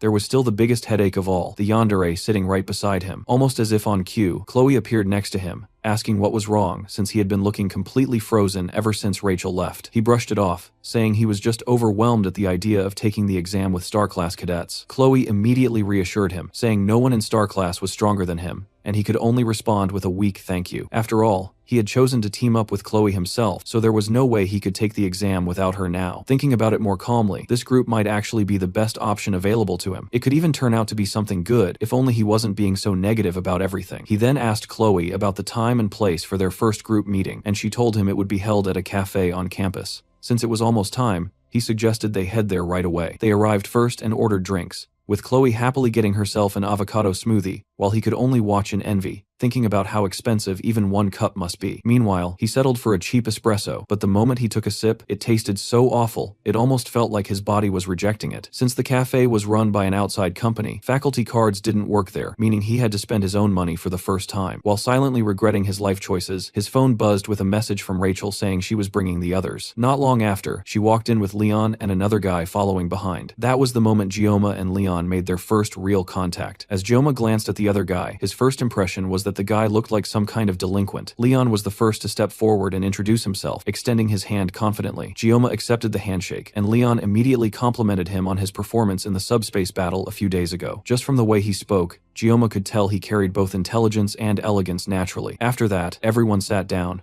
and Rachel suggested they all introduce themselves properly. Leon went first, presenting himself as the leader of the group and a Star Class student. Somehow, he had already taken the position of leader, and he genuinely seemed eager to work together with everyone. Rachel went next, but since everyone already knew her, she quickly passed the turn to the guy beside her. He introduced himself as Speed Weapon, also a Star Class student, keeping it short and direct, though Gioma couldn't help but focus more on how strange his name sounded. Then Chloe introduced herself as a Wolf Class student who joined the group thanks to Gioma, but Rachel teased her for calling him Gioma-kun, which led to a brief tense stare between them before Chloe calmed herself down with a sigh and finished speaking. Finally, Gioma gave his own introduction, which was even shorter than Speed Weapon's, simply stating his name and class without adding anything else. Leon pulled out a laptop to officially begin the meeting, pressing a button that projected a holographic map of the exam area. The location was called Scapoli Island, and they would be transported there through a subspace gate to a specific point on the island. However, only the entry would involve subspace, meaning once they arrived, everything would be completely real, and they could actually get injured by the demonic beasts. Their assigned zone was the northeastern coast, where 3 different groups, including theirs, would be hunting mermen. Since the number of mermen in the area was limited, the goal of the exam was simple: hunt as many as possible within that limit. After explaining everything, Leon wrapped up the presentation and asked if anyone had questions. Speed Weapon spoke first, asking if there were any dangers on the island besides the mermen. Leon explained that the instructors had already thoroughly checked the area beforehand, ensuring that no other monsters or demons would be present. Then Chloe asked whether groups could ambush or fight each other, which visibly shocked everyone else at the table. Leon calmly clarified that the exam was strictly about eliminating demonic beasts, and any conflict between groups would result in immediate disqualification. It was obvious that Chloe's question came from her assassin instincts. With no further questions, Leon ended the meeting and told everyone to focus on preparing for the midterms, adding that they would meet again the next day for another discussion. One by one, the others left the cafe, leaving only Gioma and Leon behind. The silence between them felt awkward, and Gioma quickly tried to leave, but Leon suddenly called out to him and asked where he came from. The question caught Gioma off guard, making him pause as he tried to process it. He had heard something similar before, but coming from Leon, it felt completely different. Leon looked unusually serious while asking, and Gioma couldn't read his intentions at all. What made it even stranger was that Leon had waited until everyone else had left before asking. After a long silence, Leon apologized for bringing up such a question out of nowhere, and admitted that he couldn't shake the feeling that Gioma was similar to him. Even though the world's official language was Korean, because of the game's origin, that didn't mean other cultures didn't exist, and anyone could tell just by looking that Gioma was Korean. So Leon asking where he came from and claiming similarity only made things more confusing. Gioma stayed silent, struggling to make sense of the situation, and eventually Leon told him to forget the question entirely before standing up to leave, but Gioma stopped him and reflexively threw the same question back, asking where Leon came from. He regretted it instantly, but at the same time, he knew he wouldn't be able to rest without hearing the answer. Leon calmly took his hand and simply said he was from Germany before leaving without another word. Left alone, Gioma couldn't stop wondering what had just happened. When Leon first asked that question, it made him consider the possibility that the main character of the game might also be someone from another world. It sounded crazy, but it was still a real possibility. After all, There was no rule saying only one person could be transported into the game, and taking over the main character's role was far more likely than ending up as a side character. His gaze drifted toward the knife on the table, and an idea struck him. Whenever the blessing of the sword god activated, his senses became unusually sharp. Maybe triggering it would give him some kind of answer. He picked up the knife, removed its cover, and just as he hoped, a message formed in his mind, confirming that Leon truly belonged to this world. The voice he heard felt similar to the one he experienced when fighting Chloe while activating the blessing. However, just thinking too deeply about it caused a migraine that even bypassed his painless blessing. Still, one thing was certain: the Leon he had just met was exactly the same Leon from the game, something no actor could replicate so perfectly. Even so, Leon's sudden question about his origin and the claim that they were similar kept bothering him. To look for answers, he checked a wiki page, but there was no information about Leon in this world at all. Everything was starting to feel off, and Gioma decided that this would be the last time he involved himself with Leon. If something like this happened again, he would just go to Medea for help, ignoring whatever attempts she made to drag him along. At the same time, he found it surprising how calm he had remained despite everything happening around him. Maybe his blessings were influencing him more than he realized. He opened his status screen, and as usual, things seemed to be progressing steadily. His mental fortitude and armament remained unchanged, but his physical fortitude had increased thanks to his training. His armament would likely improve as well once he obtained Murasame from the midterm exam. The only thing he couldn't figure out was his assimilation rate. It had increased significantly and seemed close to unlocking something new, possibly connected to everything he had done so far. Not knowing what it was still annoyed him, especially since there was no one he could ask about it. However, at the bottom of the status screen, something new caught his attention. His blessing of painlessness had extended by 10 seconds, meaning he could now use it for a total of 40 seconds. After all the effort he had put in, it finally felt like his hard work was paying off. As the days passed and the group continued meeting to plan their strategy for the exam, Gioma kept training, steadily sharpening his abilities. At last, the day of the exam arrived, and all the groups gathered in front of the subspace gate. The moment Gioma looked at it, he could tell this one felt completely different from the training ground subspace. Soon, the rest of his team showed up as well, and they all seemed just as excited as he was. During their earlier meetings, they had already assigned roles to each member. Rachel would take the front as the main damage dealer, while Leon stayed in the center as the leader to coordinate everyone. Speed Weapon would position himself behind Leon as support. Chloe would fight alongside Rachel as a secondary damage dealer, and Gioma would cover the rear, forming a well-balanced team. Taking a moment, Gioma looked over their equipment and couldn't help but feel impressed by how powerful everything was. Rachel was carrying an S-rank weapon known as the Vermilion Phoenix Halberd. Leon, even without bowman, still wielded a strong sword. Then there was Speed Weapon, whose gear turned out to be a recorder, which made Gioma wonder if the support role also included providing background music. Rachel quickly clarified that the recorder was actually one of the rare S-rank armaments capable of healing. Even Gioma knew how absurdly difficult it was to obtain healing-type S-rank equipment, making it incredibly valuable. Curious, he stepped closer to examine it, catching Speed Weapon slightly off guard. Their conversation was interrupted when an announcement came through the speakers, declaring the start of the first-year midterms. Soon after, the Wolf class instructor, Lee Wanbin, approached the students. Since everyone already understood the rules, he kept things short, reminding them not to hesitate to retreat if things became dangerous, as risking their lives for extra credit wasn't worth it. If anyone got injured or wanted to surrender, they could simply call for the assigned instructor. With that, he encouraged them to do their best and not let nerves get the better of them. Noticing Chloe looking uneasy, Gioma asked what was bothering her. She admitted that she was worried about the possibility of mermaids appearing on the island. Gioma reassured her once again that the instructors had already confirmed the area was clear, but even so, she couldn't shake her anxiety. Growing up in Sicily, she had often heard stories about mermaids causing massive destruction. Although humans now had a truce with demonic beings, making such encounters rare outside of dungeons, the fact that these rumors still persisted made her uneasy, especially since the exact conditions for mermaid appearances were still unclear. Seeing her like that, Gioma gently placed a hand on her head to calm her down, just as the instructors called for the cadets to step through the gate. She gave a small smile and chose to trust him. Sometime later, Chloe vaguely heard Gioma's voice calling out to her through a hazy state of mind. It seemed like she had lost focus for a moment, but when she opened her eyes, everything had already taken a turn for the worse. In front of her stood Gioma and the rest of the group, all facing something massive and dangerous. Rachel quickly asked Speed Weapon if he could contact the instructor, but being inside a cave meant there was no signal on his phone. Nearby, someone lay on the ground, badly injured and bleeding, clearly in critical condition, and standing before them, the source of all this chaos, was a mermaid. To understand how they ended up in such a situation, let's go back to see what happened before the group encountered this nightmare. The moment they arrived on Scapuli Island, the first major issue hit them instantly. Motion motion sickness from passing through the gate. Everyone looked affected except Gioma, who casually mentioned that he didn't get motion sickness at all. Not long after recovering, they encountered their first merman. It froze for a second in surprise after spotting them, then quickly ran off. Despite how disgusting they looked, they were much smaller than Gioma had imagined. Leon pointed out that the one they saw was too small to earn them any points, so if they wanted proper targets, they needed to move toward their assigned area where adult mermen would be. Chloe moved ahead to scout, while the rest of the group followed behind at a steady pace. After some time, they reached the designated location, and Chloe returned to report her findings. About 500 meters ahead,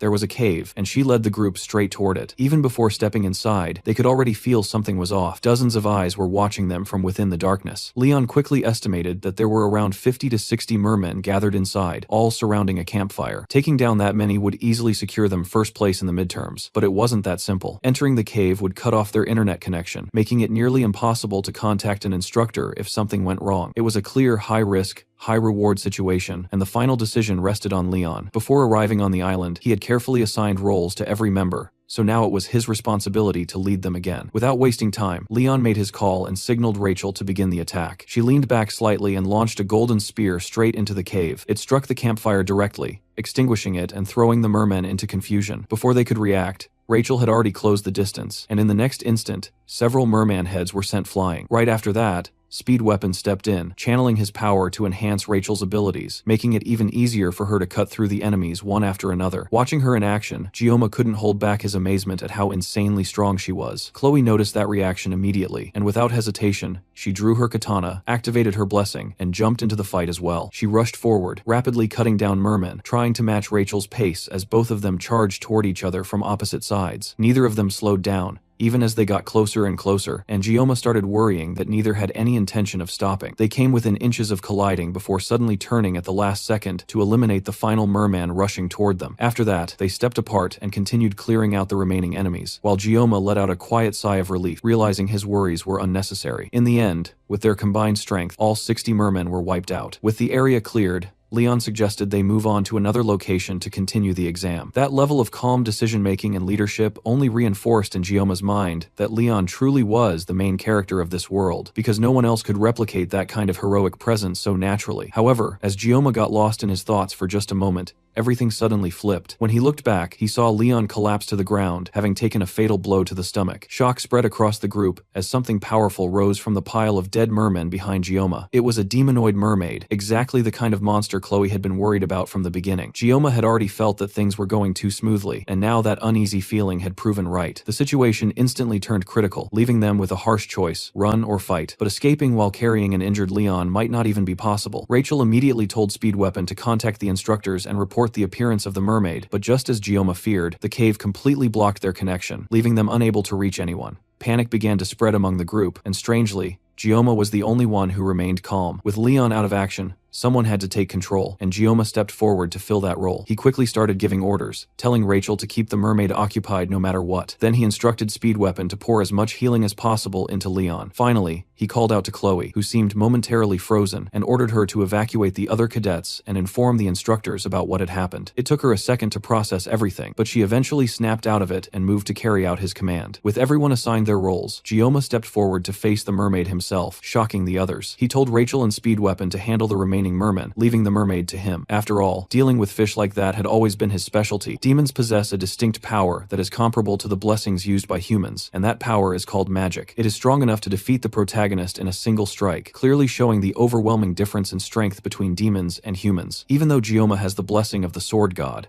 that alone does not guarantee that he will survive this fight. In the original game, defeating a demon that uses magic without forming a party was simply impossible, and yet, right now, he is about to face a boss alone that would normally require a full raid team. In simple terms, Gioma is completely screwed, but there is no way for him to back out at this point. Chloe will need about 10 minutes to find help and return, but Gioma only has 40 seconds to take down this oversized fish before he ends up in a worse situation than the main character. At the same time, Rachel continues struggling to keep the mermen away, while Speed Weapon concentrates all of his power on healing Leon. The wound on Leon is deep, yet it is still recovering regardless. Even with such a difficult situation unfolding, Speed Weapon cannot stop focusing on Gioma. Just the sight of the mermaid makes his bones tremble, and yet Gioma is willing unwillingly choosing to fight it alone. The demon makes the first move, firing the exact same laser attack that had taken Leon down earlier. Gioma dodges the attack and immediately rushes forward with his knife, closing the distance between them. The mermaid appears to mainly rely on long-range attacks that carry water-based magic properties. Gioma does not know much about magic itself, but what he does know is that this demon still has flesh and bones like any other creature. To win, all he needs to do is get close and cut it down. He leaps toward the demon and swings his blade, but the mermaid dodges the strike and immediately redirects its movement toward Speed Weapon. Before it can reach him, Gioma circles around and manages to slice off one of the creature's fins, making it scream out in pain. However, the cut is far too shallow. Gioma immediately attempts another strike, but the demon quickly avoids it and dissolves into water. Since the mermaid targeted Speed Weapon, it becomes clear that it is deliberately aiming for those who are already injured. At this point, Leon has recovered to some extent, and Speed Weapon calls out to Gioma, showing that he is still conscious. Gioma briefly checks on him before charging back to confront the mermaid again. From Speed Weapon's perspective, Gioma looks incredibly cool. During one of their earlier meetings, Speed Weapon had mentioned how much he admired heroes who would sacrifice themselves for others. Ever since he joined the academy, he had not seen anyone who truly lived up to that image. That is why he joined Rachel's group in hopes of finding such a hero in Leon. He had even openly told Gioma that he did not see him as a hero at all. And yet now, in this chaotic and dangerous situation, the one stepping forward and risking his life is Gioma himself. The mermaid continues its assault, launching fish-shaped magical attacks that Gioma skillfully dodges. However, this time, instead of simply passing by him, the attacks turn around and begin chasing him. The demon is able to control these projectiles, forcing Gioma to keep moving as they pursue him around the cave. While Gioma is occupied with evading them, the mermaid once again attempts to attack Speed Weapon. Gioma arrives just in time and strikes the demon before it can release the attack, but once again, the cut is too shallow. It becomes obvious that small wounds will not be enough to defeat it. If he wants to kill the demon for good, he will need to drive his blade in as deeply as possible. The mermaid fires another blast toward Gioma, but this time, he dodges in such a way that the attack crashes through the ceiling of the cave and shoots up into the sky. The force of the attack is so immense that cadets around the mountain can see it, and they also hear a loud roar echoing afterward. On top of that, rain begins to fall. An instructor with another group suggests that they quickly move the injured before the rain starts to affect them further. Back inside the cave, the mermen begin retreating, giving the cadets a brief moment to catch their breath. The mermaid has been crushed under the debris caused by the cave breaking apart, but Gioma is certain that it is not dead. Just as he expects, the demon mermaid bursts through the pile of rocks and rushes toward the students once again. Up until now, Gioma has not been able to fight properly because he has been constantly mindful of the injured Leon. Now that the mermen have retreated, he tells Rachel to take care of both Speed Weapon and Leon for him. Even at this point, Speed Weapon still cannot believe that Gioma is choosing to fight a demon alone. Earlier, he thought Gioma was simply reckless, but now it feels like he is witnessing the rise of something far greater. Meanwhile, Gioma feels relieved that he can finally focus completely now that he no longer has to worry about his teammates. He only has 10 seconds left on his painless blessing, and he needs to make up for the time he has already lost if he wants to survive. For a brief moment, Gioma and the mermaid lock eyes, and then both of them rush forward at the same time, heading straight into their final clash. Elsewhere, Chloe dashes through the forest as fast as she can, looking for anyone to help her. She's tired, but she knows she can't stop running unless everyone she left behind will be in danger. Her body hurts incredibly bad, but the more she feels like stopping, the more she thinks about Gioma and the fact that he's in the cave fighting that monster on his own for their sake. Gioma really is the strongest person she has ever met in her life. He clearly doesn't like fighting and tries to avoid drawing his blade whenever possible. The only time he stands to fight is when there is really no other choice. Since Gioma made the best decision fighting that mermaid, she knows she has to do her best to get help, but she can't help feeling that if she was just a little stronger, then maybe she would have been able to help him somehow. Behind her, a loud blast tears the side of the cave apart, and she knows that it's the sound of Gioma and the mermaid fighting. In her worry, she trips off a vine and almost falls, but manages to catch herself on the ground and keeps running. She can't stop or fall until she has found someone to help. As she continues to run, she senses something ahead of her. She can't send it clearly since her head is in a mess, but her first thought is that they must be mermen. She draws her sword to defend herself and unleashes a blow towards the closest one to her, but surprisingly, the merman blocks with their sword. That's because it isn't a merman, it's Abel. As soon as she realizes that she has finally found another person,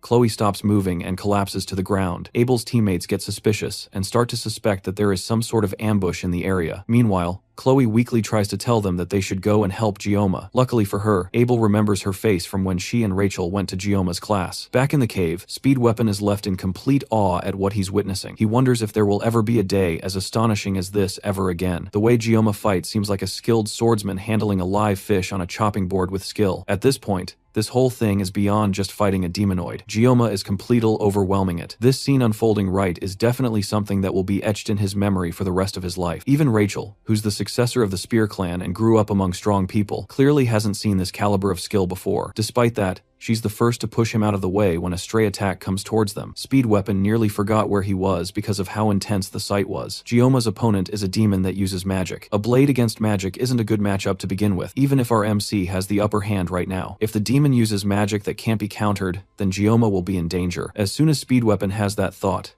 as if on K, the mermaid raises its hands in the air and calls a different magic attack called Needle Squall. The rain around them starts to crystallize and freeze, and everything halts for a moment. Then the mermaid drops its hand, and all the sharp crystallized raindrops fall towards Gyoma. He dodges some and parries the rest, but they are too hard for his knife. The blade starts to break apart as he fights with it. Instead of keeping the blade aside, Gyoma tosses it at the mermaid. It cuts straight through the mermaid's side, leaving a gaping hole in its waist. Gyoma then follows up with a final attack, cutting through the mermaid's flesh with one powerful slash. Except the mermaid managed to dodge, and instead used the body of a merman to distract Gyoma. Then it charges up a massive attack right in front of our MC. This one is way too close, and there is no possible way he can dodge it. Just before the attack hits and he starts to panic, his mind is suddenly teleported to a clear space. In that space, he sees a red line that indicates where he should cut, and he hears a voice telling him that if he can slice it, it will cut. Instead of dodging the attack, Gyoma readjusts his grip on the knife and cuts through the magic instead. The cut causes a massive shockwave to push through the area, and by the time the smoke clears, Gyoma stands over the lifeless body of the mermaid. The demon makes a few sounds in death, and Gyoma kicks it away down into the pool that it came out from. Rachel and Speed Weapon stare at the scene in front of them in shock. Somehow, a freshman defeated a demonoid alone. Suddenly, Gyoma falls to his knees and starts coughing up blood. Rachel is the first to react, and she rushes over to him while Speed Weapon checks on Leon. Thankfully, the protagonist is fine, but there are other sounds behind them, and Speed Weapon turns around thinking that the mermen that ran away have returned. Instead, it's Abel and her team carrying an unconscious and injured Chloe. The first thing Abel notices is Rachel, who caresses an unconscious Gyoma. The sight makes her angry for some reason, but she ignores it to look around. The rest of the team look like they all have one foot in the grave, and yet Leon seems completely fine. She informs them that she has contacted the academy, and they will be arriving in an hour to aid them. Now that help is on the way, she wants to know just what exactly happened. She asks Speed Weapon to explain, but he's more frustrated by the academy and the instructors who claimed that they thoroughly checked the island. He doesn't believe that they will believe him anyways, but he starts to tell them what he witnessed. Speed Weapon gives Abel a basic rundown of what happened and how Gyoma defeated the mermaid alone. Just like Speed Weapon predicted, she can barely believe it. The tales that her grandfather told her when she was younger were more realistic than this. And yet, as ridiculous as the story is, the evidence around them proves that it's the truth. Why would they lie about this anyways? And yet Abel still can't accept it. She's a descendant of the acclaimed hero Balor Joaquin and his disciple Aaron Nibulon. Those are the roots that she has in her, and it has given her a special attribute since birth. Her bloodline has always been filled with promise and potential, and she put in incredible effort to make sure that she wouldn't be overshadowed by her roots.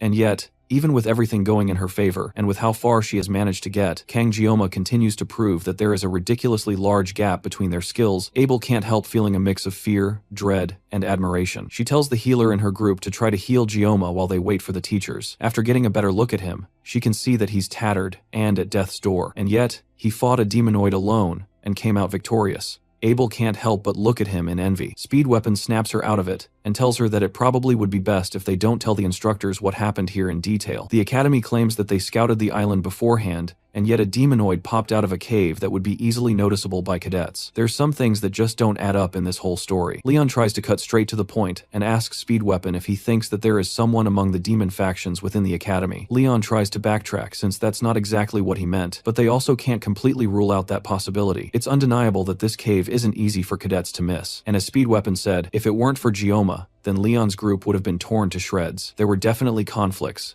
both large and small, during the 700-year truce. But there was never a moment where the demons dared to touch the cadets of the academy. There was also a clause in the truce stating that if an act like that were to happen, then it would be justification for war. Speed Weapon tries to pull them out of their thoughts and assures them that they are definitely blowing things out of proportion. It's not a bad thing to be wary of a possible spy in the academy, but it's way too soon to jump to conclusions. For now, they need to make sure that their stories match up. If there really is a spy in the academy, then Gyoma will definitely become a target once word gets around that that he defeated a demonoid alone. Abel doesn't really agree with keeping things under wraps like this, but since Gioma has worked so hard for their sake, and the group seems to unanimously agree with this decision, she suggests that they talk to her grandfather first. After everything, the cadets returned to the academy, and Gioma was taken straight to the hospital. When he finally woke up, the bright evening sunlight was shining directly onto his face, and for a moment, he was genuinely surprised that he was still alive. The last thing he could clearly remember was the mermaid firing a magic sphere right before it died. It wasn't the kind of attack he could dodge, but he had barely managed to perceive it in time. Using his sashimi knife, he cut along a line, splitting the magic cleanly into two halves before it burst apart. Thinking back on it now, he was certain that the magic sphere had been composed of water. On top of that, when he activated the blessing of the sword god during that moment, he felt something unusual, something he couldn't properly put into words. To confirm things, he called up his blessing again, and the status screen appeared in front of him. His mental fortitude had increased by 1, which likely explained why he hadn't felt fear when facing the mermaid. At the same time, it seemed that his assimilation rate had risen enough to unlock a mysterious new attribute. The next attribute would unlock once his assimilation rate reached 15%. He started to wonder if this strange, newly unlocked feature was what had allowed him to see that red line on the mermaid, the one he had cut through. While he was still thinking about all of this, the door suddenly opened, and a familiar figure rushed inside. It was Medea, and without hesitation, she threw herself at him, wrapping him in a tight hug. She immediately began fussing over him, while Gioma struggled just to breathe under what felt like a suffocating embrace. After a while, she finally let go and apologized, but then quickly revealed the reason she had come. Reaching into her purse, she opened a dimensional pocket and pulled something out. It was the exact reward he had been hoping to receive from the exam, the Murasame sword. The Murasame was a B-rank weapon with high-level stats, exactly what Gioma had been aiming for. He stared at it in disbelief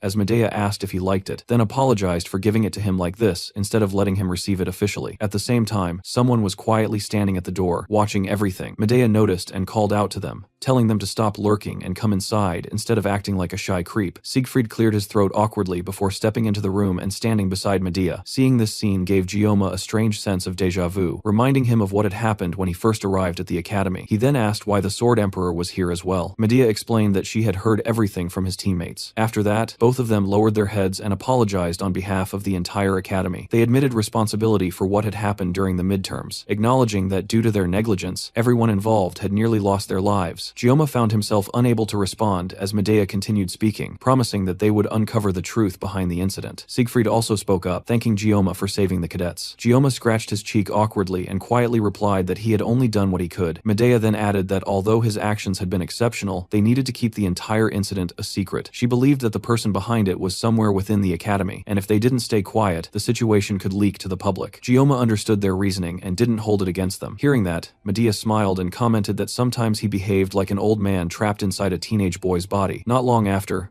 the two administrators stepped out of the room and headed back toward the administrative block. As they walked through the corridors, Medea turned to her old friend and asked if he still remembered the day they first met after enrolling in the academy. Siegfried acted as if he didn't remember anything at all, and Medea responded with a faint smile. To her, it felt like those moments had happened just yesterday, yet in reality, 60 years had already passed since then. Even so, that span of time didn't even make up a tenth of Joaquin Academy's long history. When they had first enrolled, the academy was already ancient, overflowing with a deep and rich past. Over the centuries, there had been both major and minor incidents, but for 700 years, the academy had continued to nurture and protect its cadets. All of a sudden, the mood shifted, and Medea's aura flared out, causing the nearby windows to crack and shatter. Before the midterms began, she had received reports confirming that multiple preliminary surveys of the island had been completed. Although it was rare, Scopoli Island was known as a place where mermaids had been sighted before. Because of that, she had taken every possible precaution to ensure that nothing would happen to her precious students. And yet, despite all that preparation, something this disastrous had still occurred under her supervision. Siegfried gently placed a hand on her shoulder to calm her down, and she quickly regained control, showing an apologetic expression. Then, almost instantly, her mood flipped as she slipped into an excited fangirl-like state while thinking about Gioma. The fact that he had managed to defeat a mermaid all by himself amazed her, and she eagerly asked Siegfried what he thought about it. Siegfried, however, had witnessed countless examples of natural talent throughout his life. He had seen many individuals praised as the chosen ones of their generation, only for them to eventually lose their way. In families of heroes that were obsessed with honor and glory, the word genius was thrown around far too easily. Even the smallest hint of potential was enough for a child to be labeled a genius simply because of their lineage. Because of that, Siegfried had forbidden the use of that that word, even when it came to describing his own granddaughter, Abel. But when it came to Gioma, whose ability seemed almost beyond comprehension, Siegfried found himself reconsidering that stance. Perhaps the term genius could truly apply to him. If Gioma continued to gain experience and grow, Siegfried couldn't help but wonder just how far he might go. There was even a possibility that Kang Gioma could reach heights that Siegfried himself had only ever dreamed of. Without directly answering Medea's question, Siegfried simply walked past her, though not before advising her to remain at the academy for the time being. Medea smiled and followed after him, and the two continued their casual conversation as they made their way further down the hall. Later on, Gioma was finally discharged from the hospital, and he returned to attending his classes like normal. Just as the headmaster had instructed, the fact that he had taken down a demonoid on Scopuli Island had been completely kept secret. Because of that, Gioma couldn't help but feel that his classmates were able to act so carefree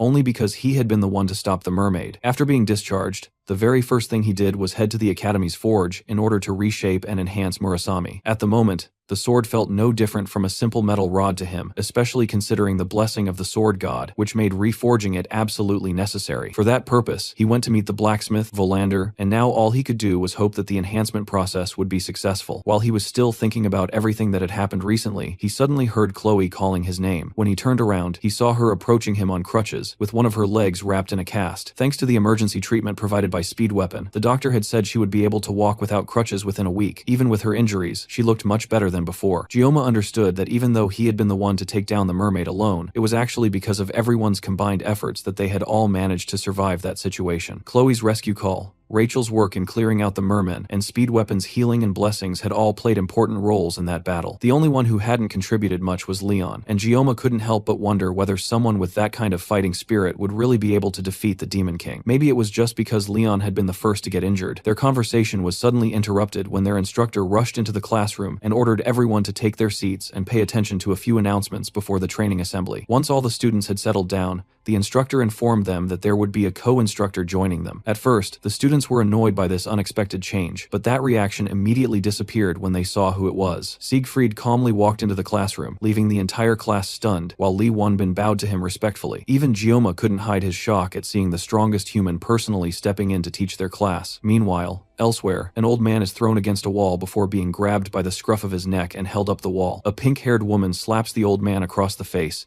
sending him flying to the ground. He apologizes to the woman named Instructor Kim while he struggles to control her breathing. This woman, that is mercilessly beating up this man, is the 5th Demon Corps commander, and she is not pleased at all. She asks him why he didn't cooperate with her when he had the chance, and the man tries to apologize, but that only gets him another smack to the face. It's clear that the purple-haired instructor is tired of apologies. The goal of this whole scheme was to bring Leon back from the exams half dead. He may be a hero candidate, but there's no way he could take out a mermaid alone. But now, because of the old man's incompetence, Leon is now comfortable at the academy. Instructor Kim gives the elder another kick to the face, but immediately regrets it when she sees that she got blood on her shoes. She still can't believe that a full demonoid was taken down by a bunch of first years. But looking at the new students that joined the academy this year, she can't say that she is surprised. The elder speaks up and clarifies that taking on the mermaid was done by just one cadet. Instructor Kim first thinks he's talking about Leon, but he clarifies that it's the academy's top student, Kang Gioma. The Demon Corps commander recognizes the name of the special admissions student, and that tells her everything she needs to know. It looks like there's new prey for her to hunt now. Wolf class once again goes on their daily training, with the exception of Chloe, who is still in a cast and crutches. Gioma can't help being jealous of her getting to rest, and he's forced to run for his life with his fellow students. And to make it worse, there's now an older man breathing down his neck after every lap, and he's surprisingly fast and nimble for his age. Siegfried runs up close to Gioma and urges him to run faster, even thinking that he might still be hurt from the midterms. It's weird for the Sword Emperor himself to be running around with first-year students, much less with a special admissions student. Siegfried is a man that will later inherit the title of Sword Saint and become one of the greatest forces of humanity. Not only that, but during the Second Demon War, he will also become Leon's swordsmanship master, and he's a character whose importance rapidly increases in the latter half of the story. So why is someone who's this important training with Wolf class? The main story has clearly started to go off track, and now it's pretty much falling apart. Come to think of it, Leon never ended up receiving the Sword Saint title, and that ended up being a pretty big issue in his past life. But Leon can inherit the Sword Saint family, because he's not part of the Nibelung bloodline, so it doesn't matter. That doesn't make this situation any less uncomfortable for Gioma though, especially considering the jealous glares his classmates keep shooting him. With how close Siegfried is to Gioma, It almost looks like they are running together. Siegfried also takes moments to try and educate Gyoma, telling him that the foundation of any warrior comes from their physical strength and endurance. No matter how talented or outstanding someone is, it's completely worthless if their body cannot support it. Once he gets Gyoma motivated, he runs ahead, expecting his student to keep up with him. After their running laps are done, it's time for field training. For this training, personal weapons are strictly prohibited. Instead, the students will have to use one of the weapons provided by the school and learn to master it. Siegfried dumps a variety of weapons on the ground. The rest of the students are surprised by this sudden condition that their teacher has given them. One of them asks why it wouldn't be better to just use the weapons passed down by their families. That's because the basics are more important than anything else. The more a person relies on high-grade weapons, the more they will start to neglect their training. And it's easy to mistake the power of a weapon for one's own strength. At the end of the day, a master can never blame their equipment. Those words resonate with Gyoma specifically, and he nods his head in agreement. With no more room for idle chit-chat, the Sword Emperor tells the student to pick up the weapons and master the basics with them. Cadets who can handle ordinary weapons skillfully also have a high probability of receiving a high score in the class, which will affect their promotion evaluation at the end of the year. That additional bit of information gets the rest of the students excited, and they rush to pick up any weapon they can find. Gyoma naturally goes towards the sashimi knife laying unnoticed on the floor. As soon as he picks it up, he notices Siegfried's eyes watching him. The students gather together again after picking up their weapons, and Siegfried tells them that they will spend the day getting accustomed to their new weapons by performing one-on-one training between the cadets without a subspace. To make sure that the students don't go overboard with their training, Siegfried suggests that he gives a demonstration of proper sparring. Li Wonbin prepares himself to spar against the Sword Emperor, but him shivering in fear makes it obvious that he's not prepared for this. In his whole life, this has to be the biggest crisis he has ever faced. However, Siegfried has a different idea in mind. He calls for Gyoma to come forward for the spar. Siegfried is also holding one of the novice weapons from the pile of old tools, but in his hands, the piece of junk looks especially sharp. The other students are still jealous and confused by the fact that the Sword Emperor himself is calling Gyoma out personally. Gyoma comes out, and before they start, he asks Gyoma if his bones have healed. Once he gets a positive answer, he tells Gyoma to pick up his sword. This is just a sparring match, but Gyoma thinks that this is way too much. If he crosses swords with the Sword Emperor, it's clear that this won't end easily. If this gets out of hand, at least one of them will lose a hand, and if they are unlucky, then even a head will roll. Despite those thoughts though, maybe because of the influence of divine power, his instincts are craving for a fight. Gyoma tries to de-escalate the situation and says that he's nothing compared to the Sword Emperor, so Siegfried should lower his sword. The rest of his classmates mock him behind his back, making fun of the fact that he's chickening out of a fight. Siegfried also isn't impressed and calls Gyoma out for continuing to hide his power and his pride as a swordsman. There's no reason for Gyoma to have such extraordinary talent while living as a cowardly person. Pride is a word that Gyoma had engraved in his heart ever since he claimed the title of the greatest swordsman in the country. Those characteristics are also the reason why he never put down his sword. The provocation from the Sword Emperor is supposed to test him, and if he falls for the prohibition in this situation, then he will definitely end up regretting it for a long time. Still, he can't ignore his pride as a swordsman and his urge to fight. Li Wonbin notices Gyoma's change in demeanor and rushes to stop what's about to happen, but Siegfried stops him. It seems like Gyoma has already made up his mind. Gyoma pulls out the sashimi knife from its cover and prepares for a fight. The two of them stare each other down for a moment, and even at 70, Siegfried can recognize vividly the enlightenment he gained through the sword. When he was younger, he had memories of a one-armed wandering knight teaching him the way of the sword. The swordsmanship that the knight showed him was undoubtedly at the level of a certain realm, and now, the boy that he has been keeping an eye on since the allocation test, Kang Gyoma, might be the person that will lead him to that realm. Gyoma takes the initiative and charges as Siegfried, but the Swordmaster is ready and greets him with a slash of his sword. Gyoma is quick enough to dodge and then turn around for another strike, causing Siegfried to deflect with his sword, and the two clash again. The boldness of Gyoma to charge in head-on without avoiding the strike is almost inspiring to Siegfried. As the two of them continue to fight, Siegfried notices that even Gyoma's physical capabilities have increased a lot. He can even push the Sword Emperor back so effortlessly. However, his sword isn't light either, and Siegfried is determined not to take this match lightly. Meanwhile, the other students watch the two of them fight, but they can't tell what's going on. From what they can tell, Gyoma just got lucky during the matchup in the last subspace sparring with Nox. And yet, even the Sword Emperor seems to care a lot about Gyoma, who is just a special admission student. They at least hope that the Sword Emperor will give him a proper lesson that will leave him crying. And yet, after several minutes of watching,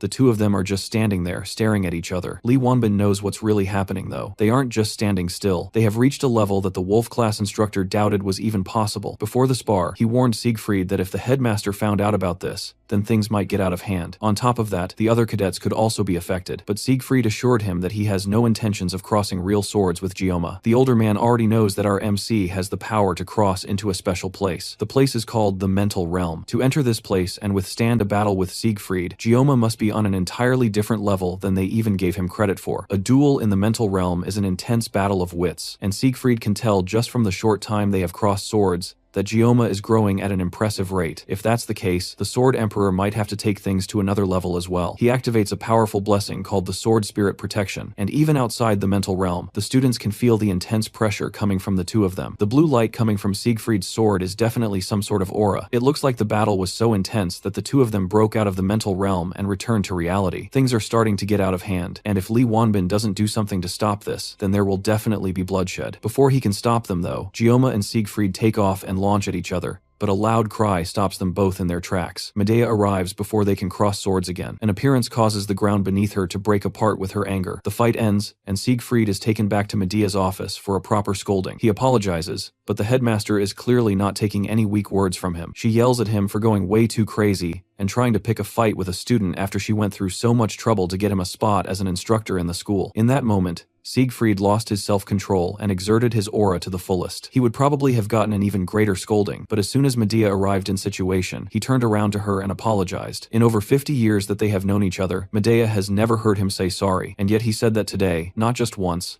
but twice. That's the only reason she's calmly trying to listen to him right now. She directly asks him why he would unleash the Sword Spirit's blessing on a student. If Medea hadn't arrived when she didn't, things would have gotten deadly. Siegfried tells her that if he hadn't released the blessing, then he wouldn't have been able to gain the upper hand against Gioma. That stops Medea in her tracks. For someone with as much pride as Siegfried to admit that, things must be truly incomprehensible. She knows about the innate talent of Kong Jama, but she also knows better than anyone just how strong Siegfried truly is. Then he reveals that Gioma has already reached the mental realm. Siegfried, for comparison, only managed to master it at the age of nearly 30. The fact that a 17-year-old has done it is more than Medea can believe. Siegfried doesn't know either, but there's no denying what he experienced. All this new information is way too much for Medea to understand, but she remembered what she saw after she stopped the fight and went to check on Gioma. The moment she ran up to him, any semblance of dignity as an educator or one of the 7 stars vanished. In that moment, the only emotion she felt towards Gioma was fear, a fear similar to the feeling she had when she met the 6th Division Commander, Vasmon. She can't figure out why she would have such an eerie feeling towards one of her own students, but it does give more credibility to the crazy thing Siegfried is telling her. She then asks Siegfried directly if he lost, and the normally calm and quiet man becomes irate in a second. He yells that even if Gioma's talent is innate, there's no way that it would compare to his. And on top of that, he even says that he wasn't fully armed at the time, which is the reason why things went the way they did. Medea calls him out for breaking his own rule of blaming his equipment. And can equipment really be an excuse when facing off against a student? The way he's overreacting just makes him look ridiculous. Her words make him so angry that he tries to activate the Sword Spirit's blessing right there, but a firm slap from Medea pulls him out of it. Elsewhere, Gioma wakes up from a dream in which he relived his fight with Siegfried. Everything in that memory had ended well, but the Sword Emperor himself was quite hot-headed, and if Medea hadn't stepped in at the right time, the situation could have turned seriously dangerous. At the same time, the mental realm itself was an incredibly strange phenomenon to experience. It was something that could only be accessed when a person achieved complete mastery and understanding of their weapon. The mental realm functioned as an active space that could be entered only when certain conditions were fulfilled, and only peak-level masters who had devoted their entire lives to honing a single weapon were capable of reaching it. Because of that, even in the world of Miracle's blessing, fewer than 10 heroes could freely access the mental realm. Even Leon, the protagonist who possessed all the qualities of a hero, needed 3 full years of private training just to step into it for the first time, and that was around the point where Gioma had originally stopped playing the game. And yet, Gioma had managed to enter it almost instantly. He considered that it might be because of his sashimi knife. Including his past life, he had been using that knife for over 20 years. On top of that, every time he activated the Sword God's blessing, he would enter a state of concentration that went beyond normal perception. The connection between his current life and his past life began to intertwine, allowing him to break through difficult situations. Based on everything he had experienced so far, avoiding problems only made things worse. Instead of being passively carried along by events, it would be better for him to face what he could handle and solve things step by step. Now that he had gained the ability to control the mental realm freely, he figured he could attempt combat training without relying entirely on the Sword God's blessing. With that thought, he got out of bed and slowly drew out his sashimi knife. After focusing for a moment, he re-entered the mental realm. But in the very next instant, the entire realm shattered, and a massive hand reached out from the void toward him. It extended downward, and a single finger touched his shoulder, instantly pulling him out of the trance, while at the same time filling the hand holding the knife with a powerful aura. However, whatever force that was,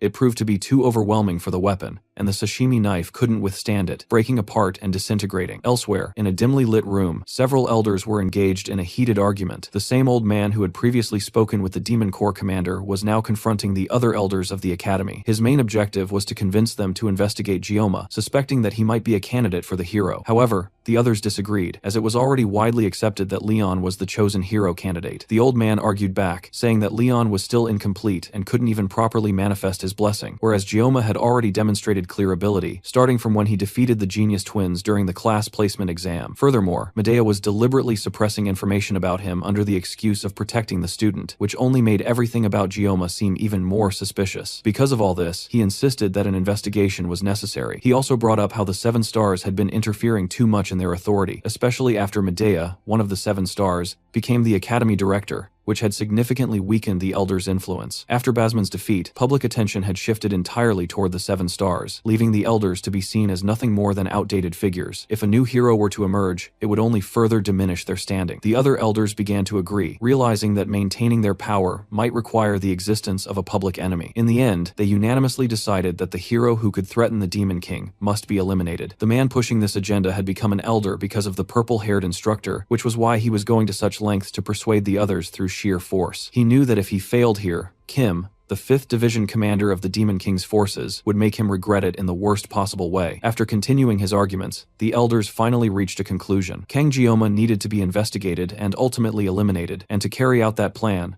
they would issue orders to the Auditory family. That wasn't the only issue Gyoma had to deal with. Right now, he was staring directly at the blacksmith he had trusted with his weapon, while the man slowly stepped back in fear. Gyoma had originally hoped to use Murasame as an alternative to his sashimi knives, but somehow, Volander had turned his only chance of escaping reliance on the sword god's blessing into another sashimi knife. And as if that alone wasn't bad enough, the weapon had also dropped from a B-rank sword down to an E-rank. Even Volander himself looked completely baffled. In all his 30 years of forging and smelting weapons, he had never encountered something like this before. When he had tried to work on the sword, it felt as if the weapon itself was resisting the forging process. In the end, he had no choice but to quickly melt it down and reforge it, and even then, he barely managed to give it a proper shape. If any ordinary blacksmith had attempted the same thing, they would have ended up with nothing more than a useless lump of metal. Despite everything, even with his 20 years of experience handling knives, Gyoma could tell that the craftsmanship itself was actually impressive. The specifications of the weapon also matched well with the sword god's blessing. However, the hardness was still stuck at E rank. Even so, the knife still had the potential to become a good weapon. If it was reinforced properly, it could definitely turn into something useful. All Gyoma needed to do was bring the required reinforcement materials, and Volander would upgrade the weapon without charging any additional fees. Still, Gyoma wasn't satisfied. With visible frustration, he demanded to know what would happen if the weapon broke again. Volander nervously reassured him that even though it was currently E rank, it had the growth potential of an A rank weapon, and could eventually become even stronger. There was also a special material known as Never Fail, which could guarantee that Murasame would become stronger, but that material could only be obtained from demonic beasts ranked A or higher. The problem was that A rank demonic beasts were on the same level as E rank demonoids, meaning that going after such material would be no different from asking Gyoma to fight something like the mermaid again. Risking his life just to reinforce a weapon was absurd, especially when even low-rank demons could drop usable reinforcement materials. Gyoma then demanded a promise, and Volander swore on his honor as a blacksmith, but that wasn't the end of it. Gyoma also insisted that Volander refund at least half the cost of the leftover scrap metal, which was worth around 10 million won. Volander refused, arguing that he had followed Gyoma's exact instructions when crafting the weapon, and had already agreed not to charge anything for the enhancement process. Gyoma countered that his B-rank sword had effectively been reduced to scrap, and considering the market value, his demand was completely reasonable. Volander tried to push back, but the sharp glint of the blade and the deadly look in Gyoma's eyes immediately shut him down. Realizing he had no way out of this situation, Volander attempted to negotiate the refund down to 500,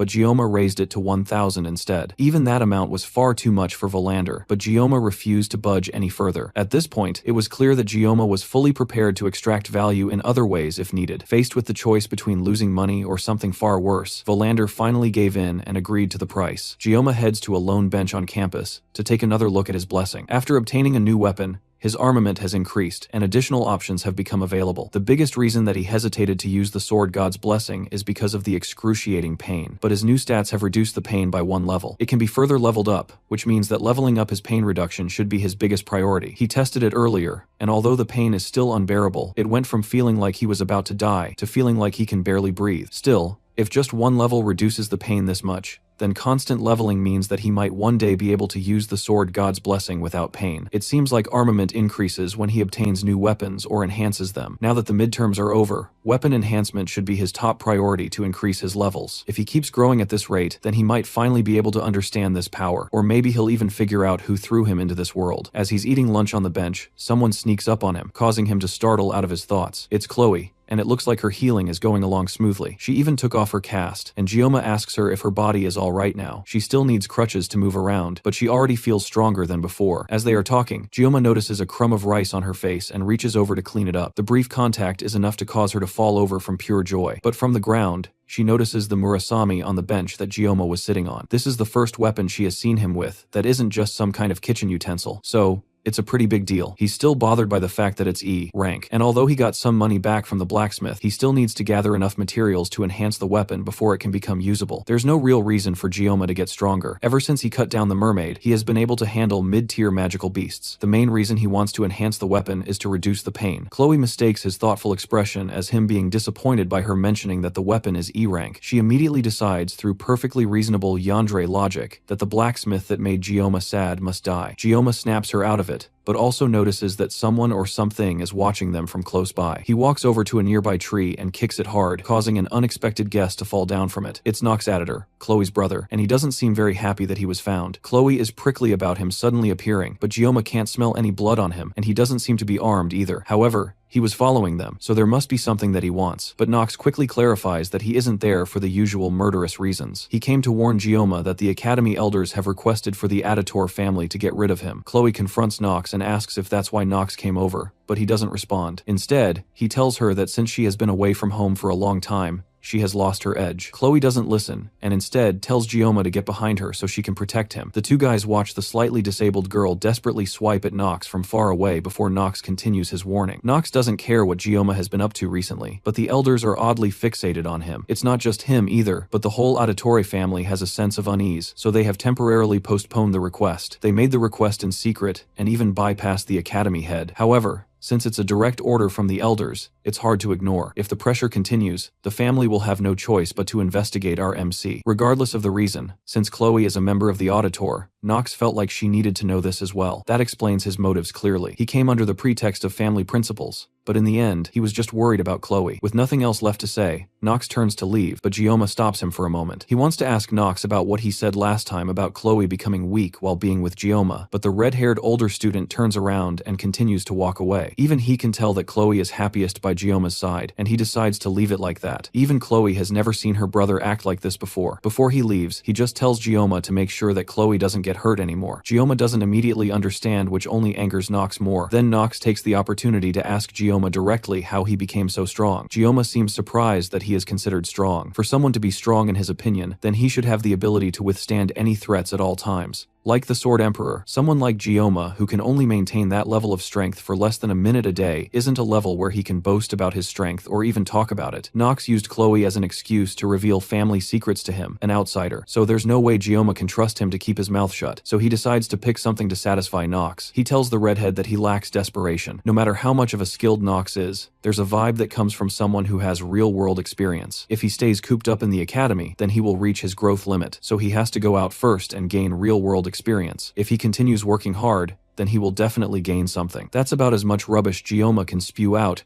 without sounding like he's lying through his teeth. So, he quickly gets up and walks away before Nox can ask any more questions. Back in class, the students were being taught about history and the nature of blessings. However, Gioma wasn't paying attention to the lecture at all, as his thoughts were completely occupied with the information that the Academy elders were targeting him. The elders of the Academy were descendants of 5 of Balor Joaquin's 7 disciples, a group that held immense influence not only within the Academy, but across the entire world. In the game, Their role had always been to interfere with the protagonist for the sake of maintaining their own power and security, which was why players referred to them as the corrupt remnants. That was exactly what didn't make sense to Gioma. They were supposed to be targeting the main character, so why had their attention suddenly shifted toward him instead? He began writing down possible reasons that could explain why they would go after him. When he reviewed everything he had done since enrolling in the academy, he realized that he had indeed caused quite a bit of disruption. At this point, it almost felt like he was deliberately trying to stand out, even though that wasn't his intention. Still, none of his actions seemed significant enough to justify being targeted by the elders. One particular event stood out in his mind: the demonic mermaid he had fought on Scopuli Island. It was clear that the mermaid hadn't been targeting him at all, but rather Leon, who had been seen as an obstacle. Even though Medea had done her best to keep the entire incident hidden, the fact that Gioma had defeated the mermaid must have still reached the ears of the highest-ranking figures in noble society. And since the attack had been directed at Leon, who was considered a candidate for the hero, it implied something far more dangerous. It meant that someone among the elders, or possibly all of them, were collaborating with the demons. They hadn't just tried to interfere with Leon either, they had attempted to kill him. All of this pointed to the fact that they were willing to sacrifice both the Academy and humanity itself just to preserve their own authority. The entire situation was completely rotten to the core. Gioma knew that he could storm into the Elders' chambers right now and cut them all down without hesitation, but he also understood that it wasn't the right time to act yet. However, when the time comes, Gioma will definitely cut them all down.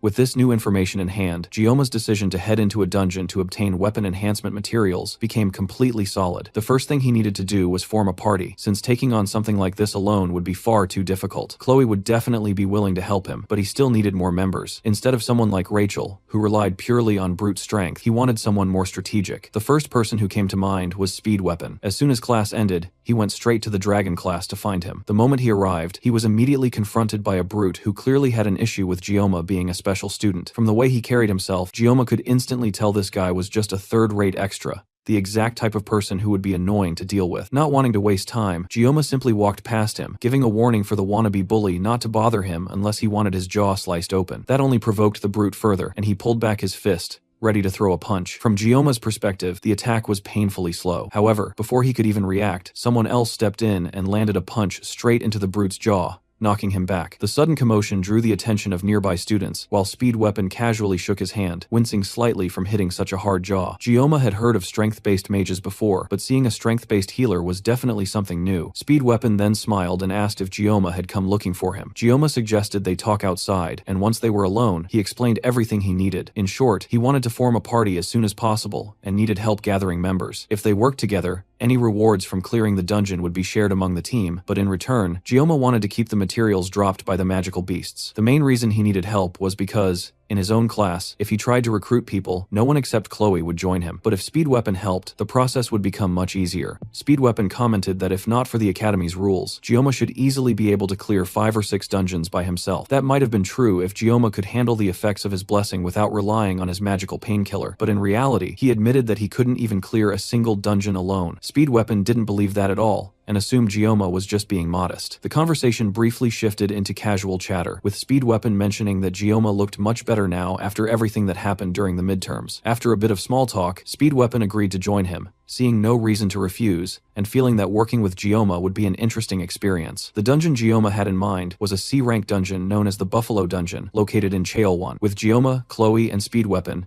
they now had a party of 3, meaning they only needed one more member. Gioma immediately made it clear that he would prefer not to include Rachel or Leon, though in any case, they likely wouldn't be interested. Rachel had gone into seclusion ever since Gioma was hospitalized and had been focusing on training at the Academy grounds. Leon, meanwhile, was busy preparing for upper-grade dungeon raids alongside 2nd and 3rd year students. While that worked in Gioma's favor, it still left the final team member undecided. Speed Weapon said that one person did come to mind, but considering their habits, they were probably asleep already. Hearing that left Gioma confused, especially since it was still the middle of the day. However, Speed Weapon acted like it was completely normal, and explained that this was just how that person usually behaved. He then told Gioma that he would introduce them, but before that, they needed to stop by a convenience store to pick something up. Later that night, They headed toward a place that looked like an old, luxurious house. The building had a clear Japanese-style design, and Gioma had no idea that the academy even had something like this. Even during his time playing the Miracle's Blessing game, he had never come across this location. In his previous life, he had worked as a Japanese cuisine chef, yet ironically, he had never actually visited Japan, even though it had always been something he wanted to do. They walked through the courtyard and eventually reached the back, where they found the person Speed Weapon had been talking about. Just as he had predicted, she was fast asleep. He walked up and tried to wake her, but it clearly wasn't working at all. So instead, he leaned closer and whispered something into her ear, saying that he had brought it. Gioma had no idea what it was, but whatever it was, it instantly woke her up. Right after that, Speed Weapon pointed at Gioma and told her that what she wanted was with him. Without wasting even a second, she dashed straight toward Gioma and snatched the bag from his hand. The speed she used to grab it caused her to spin mid-air before landing right on top of him. Gioma was left completely stunned as the girl lay on his chest, casually eating the treats that he and Speed Weapon had bought from the convenience store. While he was still trying to process what had just happened, she asked him, without even moving from his chest, if he had any more yangang, the Korean dessert made from bean paste. Hearing that word triggered a memory from Gioma's past life. Back then, after living a life consumed entirely by work, the Miracle's Blessing game had been his escape from a world surrounded by men. Like any gacha addict, he had spent a ridiculous amount of money, sitting there full of hope, praying that his favorite heroine would end up on his side. The one who made him empty his wallet was none other than Abel von Nibelung, and just like most gacha addicts, he had been deeply disappointed when he realized she would never truly side with him and would more likely treat him coldly. Instead, a standard yet equally rare character had appeared on his screen, asking him if he had any yangang. Her name was Saki Ryozo, and despite her stunning appearance, it only reinforced his belief that gacha games were a scam. The Miracle's Blessing game revolved around the protagonist Leon, and featured multiple heroines, with Abel von Nibelung, who is officially recognized by the developers as the main heroine. Each heroine had her own charm and abilities, but the central story focused on Leon and Abel, overcoming hardships together and developing their relationship. Even Gioma, in his previous life, as someone addicted to spending money on gacha, had been completely drawn in by Abel's charm, pouring a huge amount of money into trying to obtain her. Because of that, the other heroines gradually became less important to him. Among them, the one who faded from his attention the fastest was actually the very first 5-star character he had obtained, and just like back then, she had now suddenly appeared in front of him, standing in front of him and asking for her favorite snack. When he didn't respond immediately, Ryozo turned away in disappointment and called him foolish. Despite her lazy and carefree demeanor, Ryozo was actually a top-tier DPS among ranged attackers. She was also a skill-based character, completely different from Leon. On top of that, since she barely influenced the main storyline, her joining the party wouldn't disrupt anything. From Gioma's perspective, recruiting her should be completely fine. Meanwhile, Speed Weapon nervously held up another piece of candy, which she immediately snatched from his hand before telling him to just say what he wanted from her. Getting straight to the point, Speed Weapon explained that Gioma had approached him earlier that afternoon and was trying to form a party for a Buffalo Dungeon raid scheduled for the following week. Ryozo looked at Gioma curiously for a moment, then walked up to him and asked if he was the one who had fought the upperclassmen during the subspace training. Gioma didn't answer right away, and the two of them locked eyes briefly before she turned away. Since dungeon performance directly affected their grades, there wasn't really a reason for her to refuse, but from her perspective, Gioma lacked the kind of determination she wanted to see. It was somewhat ironic for her to judge someone like that while she was still half asleep, but she made it clear that she didn't want to work with someone who seemed so unmotivated. Speed Weapon tried to defend Gioma by bringing up the fight that had happened recently, but Ryozo still wasn't convinced. At one point, Speed Weapon almost let slip what had happened during the midterms with the mermaid, but he quickly caught himself before she could get curious about it. Instead, he turned the conversation around and pointed out how she herself was mindlessly obsessed with Yangang. Gioma simply watched the two of them argue, unimpressed. In his view, a party member could be greedy or rude, but not both at the same time. There was no reason for him to waste his time trying to convince her. He turned around and called for Speed Weapon to follow him, deciding that they didn't need someone with such an uncooperative attitude dragging the team down. At that moment, Ryozo coldly questioned whether the dungeon raid really meant so little to him, leading to another brief stare down between them. Then, without any warning, Gioma pulled out a knife hidden at his waist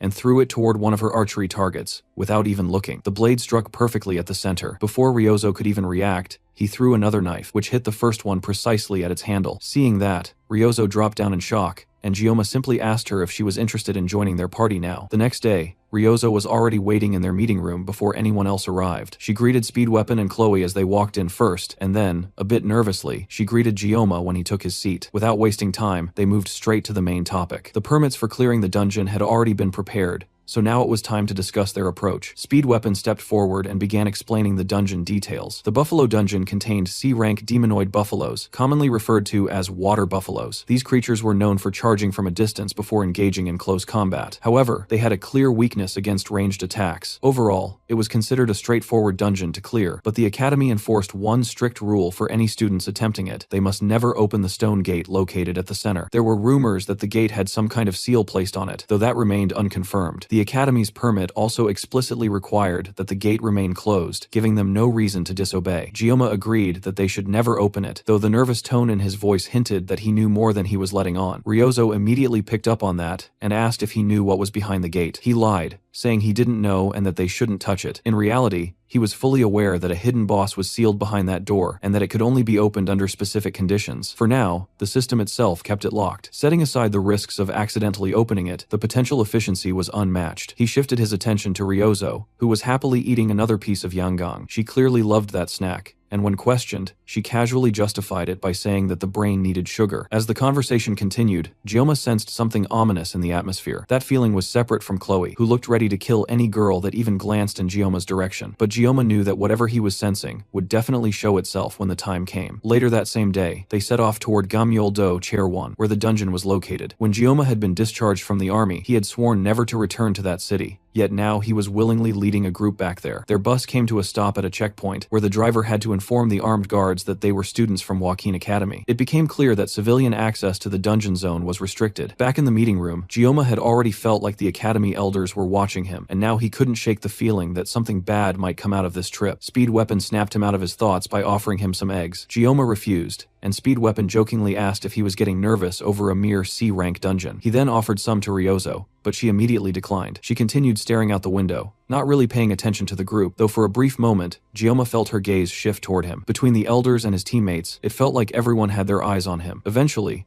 the bus arrived at a place where ancient demons had once nested, though now it had been reduced to a simple farming dungeon. Speed Weapon noticed the amount of luggage Gioma had brought and asked about it, only to find out that it was filled entirely with kitchen knives. As they approached the dungeon, Chloe stepped forward to take point as usual, and the group confidently moved ahead. Just like at the border, the guards stationed at the dungeon entrance verified that they were from Joaquin Academy and had them sign a visitor log. One of the guards seemed particularly interested as he watched Gioma write his name. Before the man could say anything, Speed Weapon called Gioma over, and the large mechanical door opened to let them inside. As the door shut behind them, Gioma glanced back one last time and noticed the guard still watching from outside. Inside, the dungeon walls were covered with small signatures and drawings left behind by previous students, giving the place an oddly tourist-like atmosphere rather than that of a dangerous dungeon. Suddenly, he felt someone tug on his arm. Turning around, he saw Ryozo looking exhausted and out of breath. She asked if he had something sweet to help her feel better, and Gioma reached into his pocket to give her a piece of candy. However, candy wasn't what she wanted,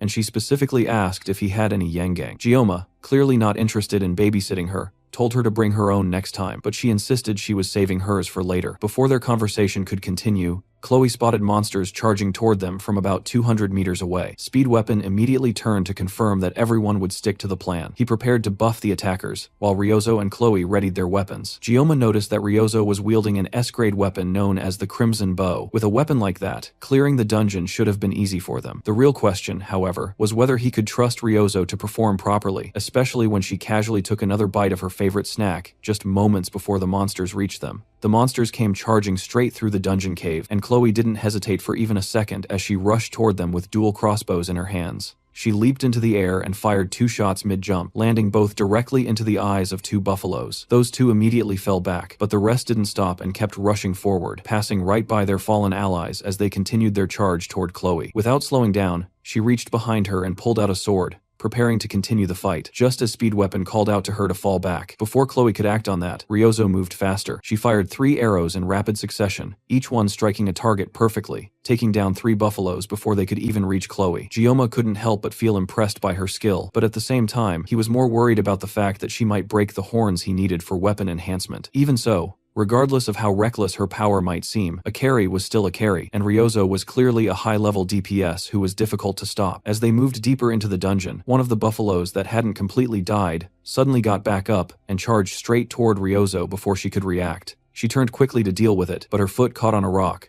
causing her to lose balance and start falling. With no way to defend herself in time, she dropped to the ground and instinctively took a defensive position. Fortunately, Gyoma arrived at the last possible moment, catching her as she fell and cutting down the charging monster before it could reach her. Ryozo stared at him in shock while he held her above the ground, and her mix of surprise and excitement slipped out in the form of a small, cute hiccup. At the same time, outside the dungeon, the same man who had been watching Gyoma earlier answered a phone call from someone unknown, hinting that something was being set into motion behind the scenes. Back inside, with most of the monsters already taken care of, Gyoma calmly began collecting the buffalo horns he needed for reinforcing his weapon. While he was gathering them, Ryozo walked up behind him and handed him a piece of yangang as a way of thanking him for saving her earlier. He didn't mind accepting it, but the intense yandere aura coming from Chloe right behind him made the situation uncomfortable. Gyoma called Chloe over and quietly whispered some instructions to her regarding the guard they had noticed earlier. She acknowledged what he said, and the two of them continued discussing it briefly. Meanwhile, Speed Weapon, noticing how close the two seemed, jokingly asked if they were dating. Chloe immediately blushed at the idea of being in a relationship with Gyoma, but Gyoma smoothly shut that down, pointing out that not every interaction between a man and a woman had to be romantic. Chloe didn't like that response at all and shot him a glare, though she didn't say anything further. Instead, she shifted the topic and questioned why there were so few monsters in the dungeon. No matter how popular a dungeon was, it shouldn't have been this empty. Ryozo agreed, noting that the number of buffaloes felt unusually low, and it almost seemed like they were running away from something. That behavior didn't match how buffaloes were supposed to act. Normally, they were docile creatures, and people in the surrounding area even used them for farming. Hearing that, Gyoma found it hard to believe that demonic beasts were being used like that, though he admitted that stranger things had happened. There was also something else suspicious about the situation, but Ryozo chose not to mention it. Since they still had cell phone signal and could call for help if needed, things should technically be fine. As they continued moving through the dungeon, Gyoma asked Ryozo how she and Speed Weapon had first met. She explained that she had ranked first in the written exams, while Speed Weapon had taken second place. He had bragged about it for weeks afterward, which was how they ended up getting to know each other. She also mentioned that she had placed third in the placement tests. Gyoma hadn't expected Speed Weapon to be the bragging type, but Speed Weapon surprised him by revealing that Rachel was actually his distant cousin, which explained why being loud came naturally to him. Their family connection also clarified why Ryozo,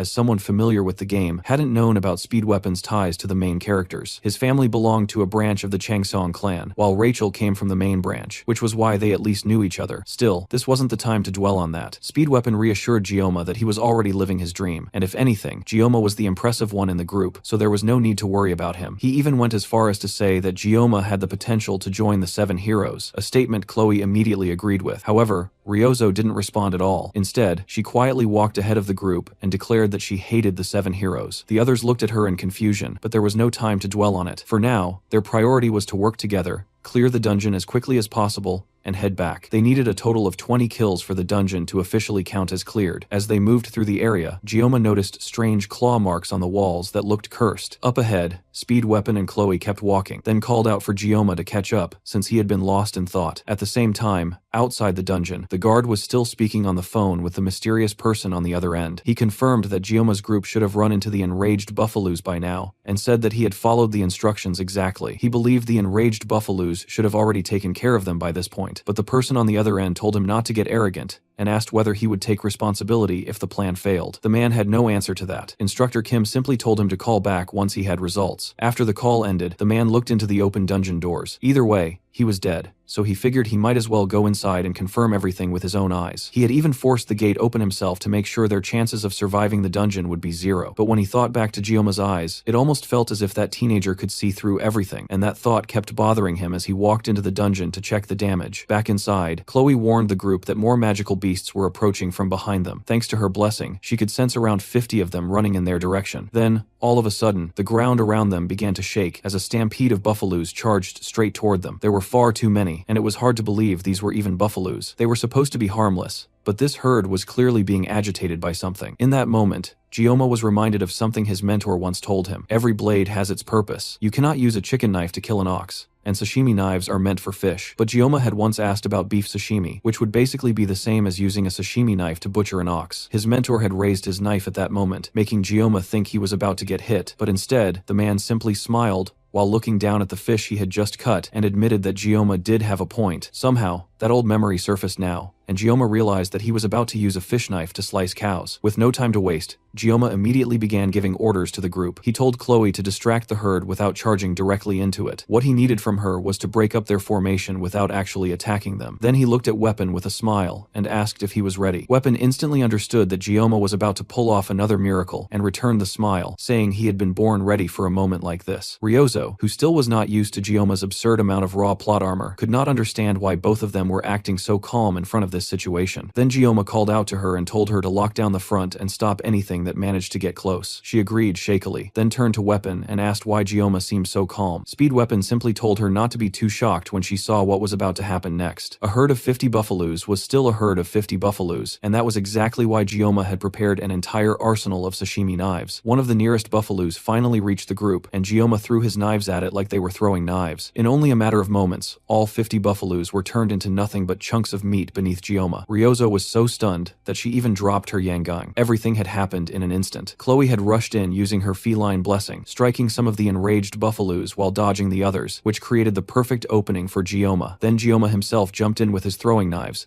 slicing through dozens of them without stopping. But then the roar of one of the buffaloes made him stagger and freeze for a moment. The remaining buffaloes took that chance and piled onto him. At one point, Ryozo actually began to worry, thinking Gioma might be getting overwhelmed under the sheer number of beasts on top of him. But in the very next instant, the mass of buffaloes covering him exploded away in flying slices of flesh, and when it was over, the only ones left standing were Gioma and his team. After putting on that unbelievable display of skill, Gioma simply sheathed his knife and began gathering all the horns into his bag to use later. Thanks to his painless blessing lasting 40 seconds now, cutting down the buffaloes had been easy work. As Chloe walked over to congratulate him on another job well done, Gioma remembered that he would not have been able to pull this off without the help of his party. While they talked casually, Ryozo kept staring at Gioma in complete shock. Speed Weapon told her that she should not be this surprised, since he had already warned her about Gioma's skill, though even he admitted that he still could not fully believe what he had just seen. As they looked at Gioma and Chloe standing over the pile of corpses, both Weapon and Ryozo found themselves wondering what kind of monster Gioma really was. After that, the group resumed moving toward the dungeon entrance. The clear condition for the dungeon had only been 20 buffaloes, yet Gioma had practically soloed enough to clear it twice over. Even then, Gioma still tried to claim that he had not done anything during the midterms. Speed Weapon almost brought up his fight with the mermaid to counter that, but then immediately remembered that people were not supposed to know about that incident. Since Ryozo was right there with them, he quickly changed the subject, and the group kept heading toward the exit. But as they walked, Chloe noticed that the area had become strangely quiet. Soon, they arrived in front of something that looked like a pillar, and Gioma recognized it as the one gate they were absolutely not supposed to open. The group stared at it for a moment,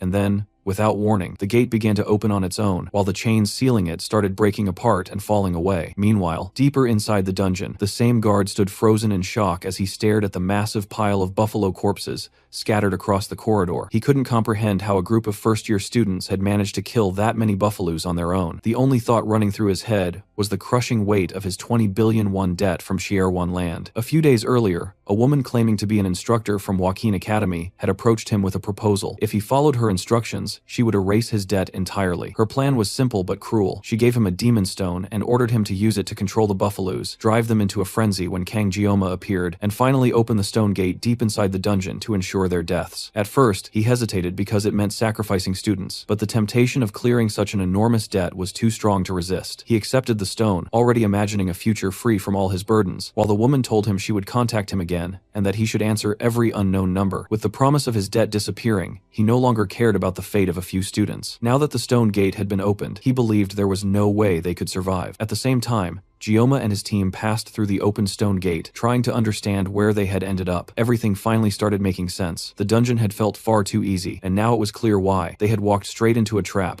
all because Gioma ignored his instincts. The gate was only supposed to open when the giant's demon stone was brought into the dungeon. That stone was a mid-game quest item, and the fragments they had encountered earlier were actually pieces of the giant's mana stone. However, Gioma hadn't expected that those fragments alone would be enough to open the gate. If events followed the game's storyline, the reward hidden here would be incredible. But before thinking about rewards, survival came first. Looking ahead, he noticed something carved into the second gate, a single red line etched into the supposedly indestructible stone. Normally, that would be his way out. However, he had already used up all 40 seconds of his painless blessing during the earlier fight. Even so, he believed that Murasame might last just long enough for him to slash the gate and escape before it broke. Just as he was about to act, a massive presence filled the area, forcing everyone to stop and turn around. Standing before them was a gigantic buffalo, far more powerful than anything they had encountered so far. The reward for defeating it was the Blessing of Transition, an ability that could transfer and amplify the user's blessing to a chosen target for a single use. The creature guarding this reward was an A-grade demon known as the Inotaros Minotauros, or more commonly, the Buffalo King. One by one, the torches around the chamber ignited on their own, illuminating the Buffalo King, along with two equally imposing buffaloes standing at its sides. These two flanking beasts were clearly far stronger than the ordinary buffaloes they had faced earlier, and the presence of the Buffalo King itself was overwhelming. Even if Gyoma managed to cut open the gate and create an escape route, once the Buffalo King fully awakened, there was no way they would get out unscathed. Unlike the midterms, where he had prior knowledge of the mermaid, this situation was different. Still, he had fought minotaurs before. At full strength, he could handle 3 of them alone, but now he had already exhausted his painless blessing. That meant he had to approach this fight strategically. He asked Speed Weapon if he could provide a pain reduction buff for 2 minutes. If that support stopped even for a second during the fight, Gyoma knew he would be taken down instantly. He assigned Chloe and Ryozo to deal with the smaller enemies, while he took responsibility for the Buffalo King himself. With the plan decided, the group braced themselves as the Buffalo King let out a terrifying roar and awakened. Gyoma activated the blessing of the Sword God, and instantly, an overwhelming surge of pain coursed through his body, making him cough up blood. Even so, with Speed Weapon's buff supporting him, he could still move. The Buffalo King charged forward, and Gyoma moved to meet it, dodging its first attack and circling to the side before it could recover. The pain from the blessing remained intense, forcing him to constantly spit out blood, but he was still strong enough to continue fighting. He parried another strike and moved behind the beast, attempting to bring it down, but the Buffalo King responded with a powerful kick that sent him flying backward. He managed to steady himself before hitting the ground, spitting out more blood as the pain surged through him. Unlike before, when the painless blessing dulled everything, he was now experiencing the full force of the Sword God's power. Strangely, instead of weakening him, it gave him a sense of freedom. He charged in again, evading a massive swing from the Buffalo King's axe and moving at a speed that the others could barely follow. The battle intensified as he continued dodging every attack thrown at him. Growing frustrated, the Buffalo King raised its axe high and brought it down in a devastating strike aimed directly at him. When the dust settled, Gyoma was standing calmly on top of the axe, completely unharmed. Ryozo could hardly believe what she was seeing. A human moving and fighting at that level felt unreal. However, she couldn't focus entirely on Gyoma, as she was still engaged in combat with one of the Buffalo Guards. She understood the fundamentals of fighting, control over muscles, proper stance, and the use of kinetic energy to disrupt an opponent's balance with minimal effort. But understanding those concepts and executing them in real combat were entirely different matters. Even as her thoughts were occupied with Gyoma's movements, she fired an arrow straight into the buffalo's eye, provoking it into a furious charge. In moments like this, even when facing death, Gyoma maintained absolute focus. His presence reminded her of Siegfried, the Sword Emperor. She pulled back her bow, took aim at the charging beast, and released a single powerful shot that blew its head apart. Turning her attention back to Gyoma, she recalled a rumor she had recently heard about a special admission student whose strength was so great that even Siegfried had acknowledged him by using his aura.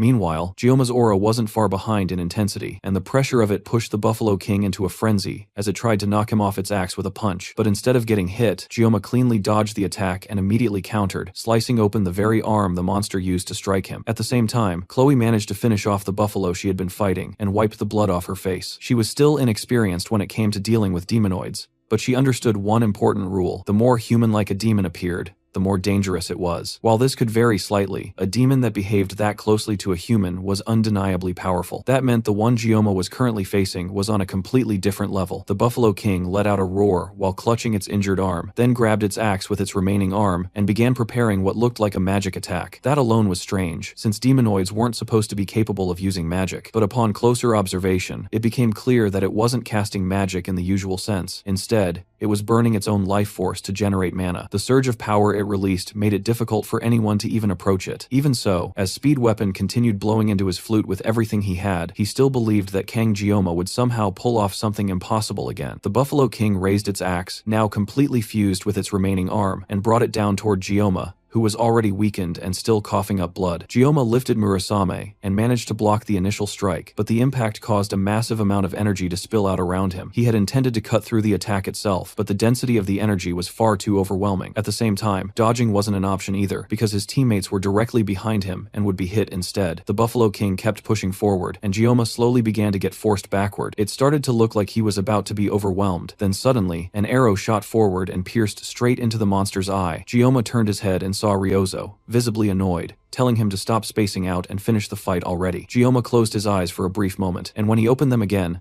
something within him had changed. A new kind of power surged through him. Slowly, the axe began to split apart under his blade, and Murasame started glowing with a blue light. That light looked strikingly similar to the sword aura Siegfried had used during their sparring match. Little by little, Gyoma pushed through the attack, and in the end, he completely sliced through the Buffalo King in a single, clean strike. Even after everything they had already witnessed, his teammates were still stunned by just how powerful he was. The once terrifying monster collapsed to the ground, split into two massive chunks of flesh. Gyoma tilted his head upward toward the ceiling of the dungeon, as his nerves finally settled, realizing that he had actually managed to cut it down. Ryozo stared at him in silence for a moment, finally understanding why Speed Weapon had so much faith in him. At the same time, Gyoma's assimilation rate rose from 9.3 to 12.7. Speed Weapon dropped to the ground, his lips swollen and bruised from continuously playing the flute. At this point, Gyoma kept breaking every bit of common sense he knew. The blue light from his sword had been bright enough to illuminate the entire cave. At such a young age, he was already manifesting an aura, something that made it hard to even believe he was human. Ryozo walked over and told him to breathe, snapping him back to reality. She then admitted that she now understood why Speed Weapon had warned her not to be surprised by Gyoma, and also why he kept following him around. After that, she asked Speed Weapon whether Academy rules would prevent Gyoma from transferring to their class. While that might be true, it didn't stop someone from approaching things differently. With a smile,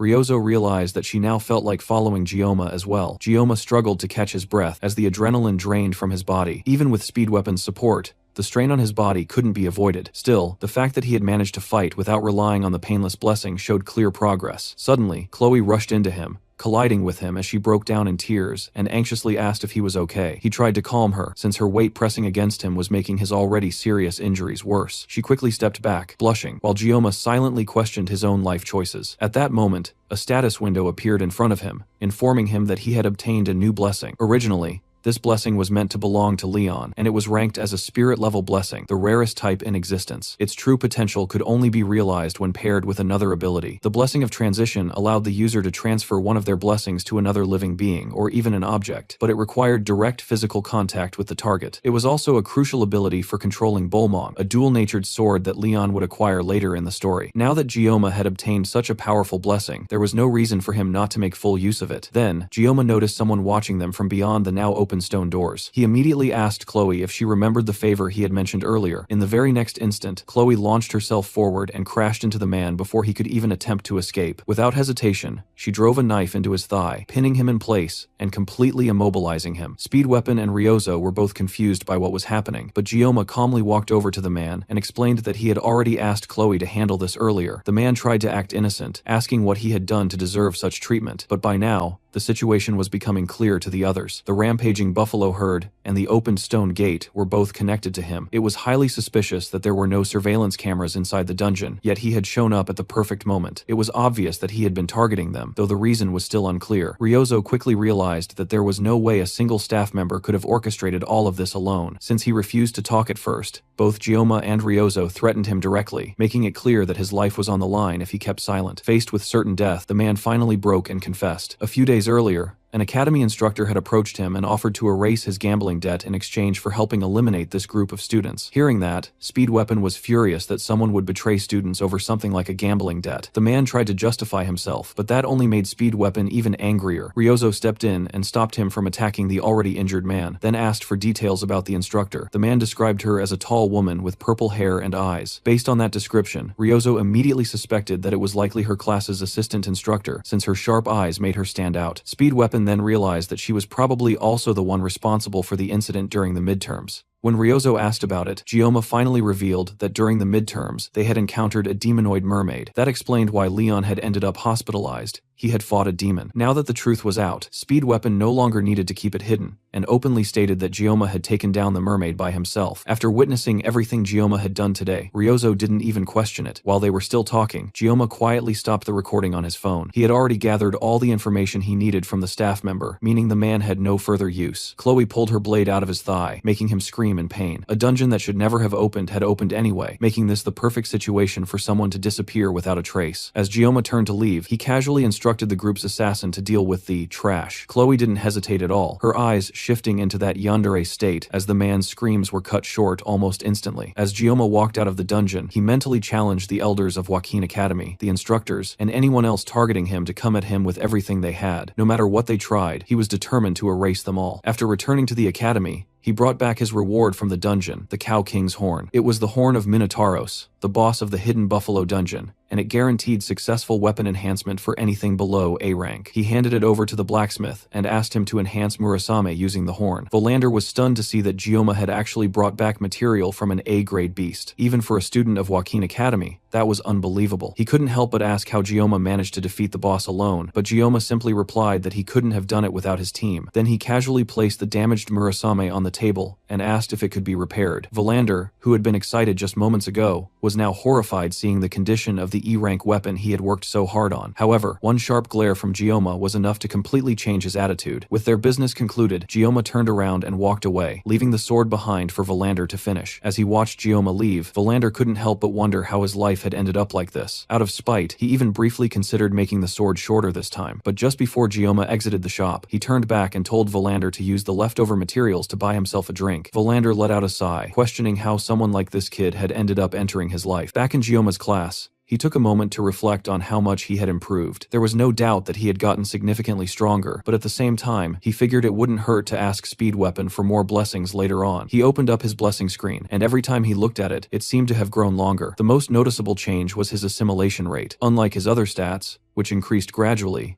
the assimilation rate spiked dramatically after every major battle. Clearing another dungeon would likely boost it again, and it might even unlock something even more interesting for him. However, while his stats were improving rapidly, there was something else happening that concerned him. Ever since his first spar with Chloe, he had started noticing gray hairs appearing. Now, he couldn't help but worry that once his hair fully turned white, he might end up losing it altogether. With so many enemies targeting him recently, he knew he had to stay fully prepared. He couldn't afford to die meaninglessly over something trivial. On top of that, he also needed to properly learn how to use the blessing of transition. Even though he had essentially taken it from Leon, the protagonist would likely end up overflowing with buffs anyway, so it didn't matter as much. There was still a lot for him to do, but for now, he needed to focus on recovering. As he looked down at his desk, he noticed a gift, a piece of yokin, an extremely sweet candy that was almost too sweet to even eat. It was clearly from Ryozo. Seeing it made him recall the fact that, for the first time, he had led his own team to successfully clear a dungeon. At this point, being targeted for assassination had practically become a normal part of his life. Still, having people he could call friends didn't feel so bad. Speed Weapon and Chloe weren't major figures in the main story, and he wasn't even sure whether Chloe truly considered him a friend. After the dungeon incident, Chloe had ended up in the hospital with a fever, and Gyoma thought about visiting her when he got the chance. Before he could sink deeper into his thoughts, the Wolf class instructors entered the room and told everyone to settle down. At that moment, his phone vibrated in his pocket. He checked it and saw a message from an unknown number asking what he was doing. He had no idea who it was and wondered if the message had been sent by mistake. Then another message came through, telling him to look in front of him. He raised his head and saw Ryozo walking into the classroom with a confident smile, waving her phone at him, the same wallpaper matching the profile picture of the unknown contact. The instructor then made an announcement, stating that from that day onward, Saki Ryozo would be assigned to their class. After finishing the announcements, they instructed everyone to change into their gear and report to the training grounds within 30 minutes. The entire class was in disbelief that Ryozo had been transferred, especially after hearing that she had personally requested the reassignment. As she walked through the classroom, several students tried to approach her, but she ignored all of them completely. Gyoma watched as she walked confidently through the room, wondering if she was actually heading toward him. Among all the new recruits that year, she was considered part of the so-called miracle generation, ranking among the top 4 students alongside Gyoma, Rachel, and Abel. She had also ranked first in academics, while her combat ability was nearly just as impressive, making her a perfect balance of intelligence and strength. On top of that, she was the daughter of Kojima Saki, one of the 7 heroes, famously known as the Absolute Bow. Kojima Saki also held the position of Prime Minister of Japan, which essentially made Ryozo the equivalent of a princess. And since Japan remained a global superpower in this world, it was only natural that the rest of the class reacted as if a celebrity had just walked in. Everyone was losing their minds, except for Gioma, who was desperately hoping she wouldn't come over to him. But as she smiled in his direction, he deliberately avoided eye contact. That didn't stop her. Ryozo casually jumped onto his desk, landing gracefully right in front of him, and held out her phone, clearly signaling for him to save her number immediately. At that moment, Gioma couldn't help but realize that his bad feelings were never wrong. Back in Shiorwan, near the dungeon gates, a group of investigators was questioning witnesses about a missing person who had disappeared inside the Buffalo dungeon. According to the last statement the man gave before entering, he had been concerned about the cadets and decided to go in to check on them himself. Aside from looking slightly unwell, there hadn't been anything particularly suspicious about the guard before he entered. The detectives eventually dismissed the guard they were questioning so they could continue inspecting the site. As evening turned into night, they stepped outside for a smoke break. Deaths inside dungeons weren't uncommon, but even in the worst cases, there was always a body left behind. This time, however, there was no trace of the missing man at all. Instead,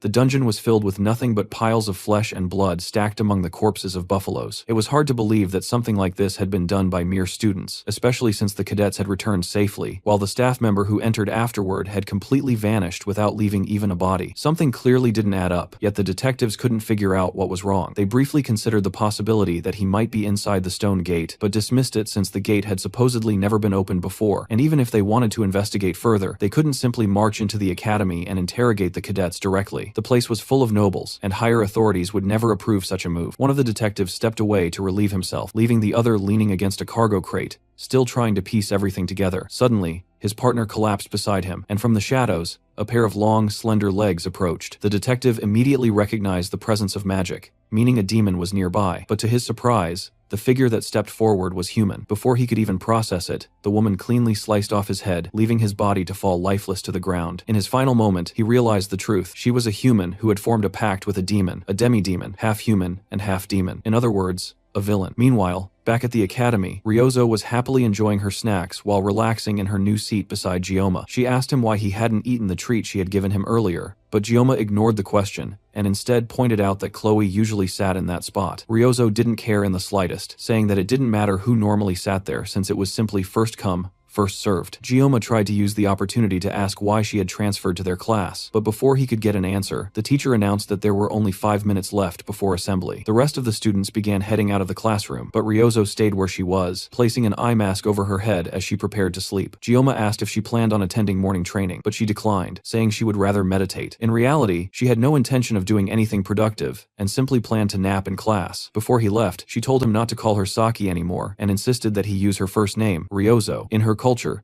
close friends addressed each other by their first names. Gioma pointed out that Speed Weapon still called her Saki, but she brushed it off and told him to go ahead and enjoy training before settling into sleep. Elsewhere, in the star class, Rachel stretched lazily, commenting on how noisy her class felt that day. She tried to start a conversation with Abel, mentioning that Ryozo had recently transferred out of their class. It was unusual, considering Ryozo was known for sleeping through class and not putting in much effort. Abel didn't seem interested at first, but Rachel kept pushing, sensing that it might actually be bothering her. Transfers only happened when there were available spots, and their class had apparently been short one student that year. It was also impressive that Ryozo had even figured that out, given how she spent most of her time sleeping in the archery hall. Abel questioned why Ryozo's transfer should matter to her at all, and Rachel explained that Ryozo had recently teamed up with Gioma to clear the Buffalo dungeon. Hearing that, Abel began to understand what Rachel was implying, and her cheeks flushed slightly as Rachel teased her about having a crush on Gioma. Abel denied it immediately, but Rachel pointed out that every time Gioma's name came up, her reaction was noticeably different. There was clearly something there. Abel shook her head and insisted that she had only spoken to Gioma a few times,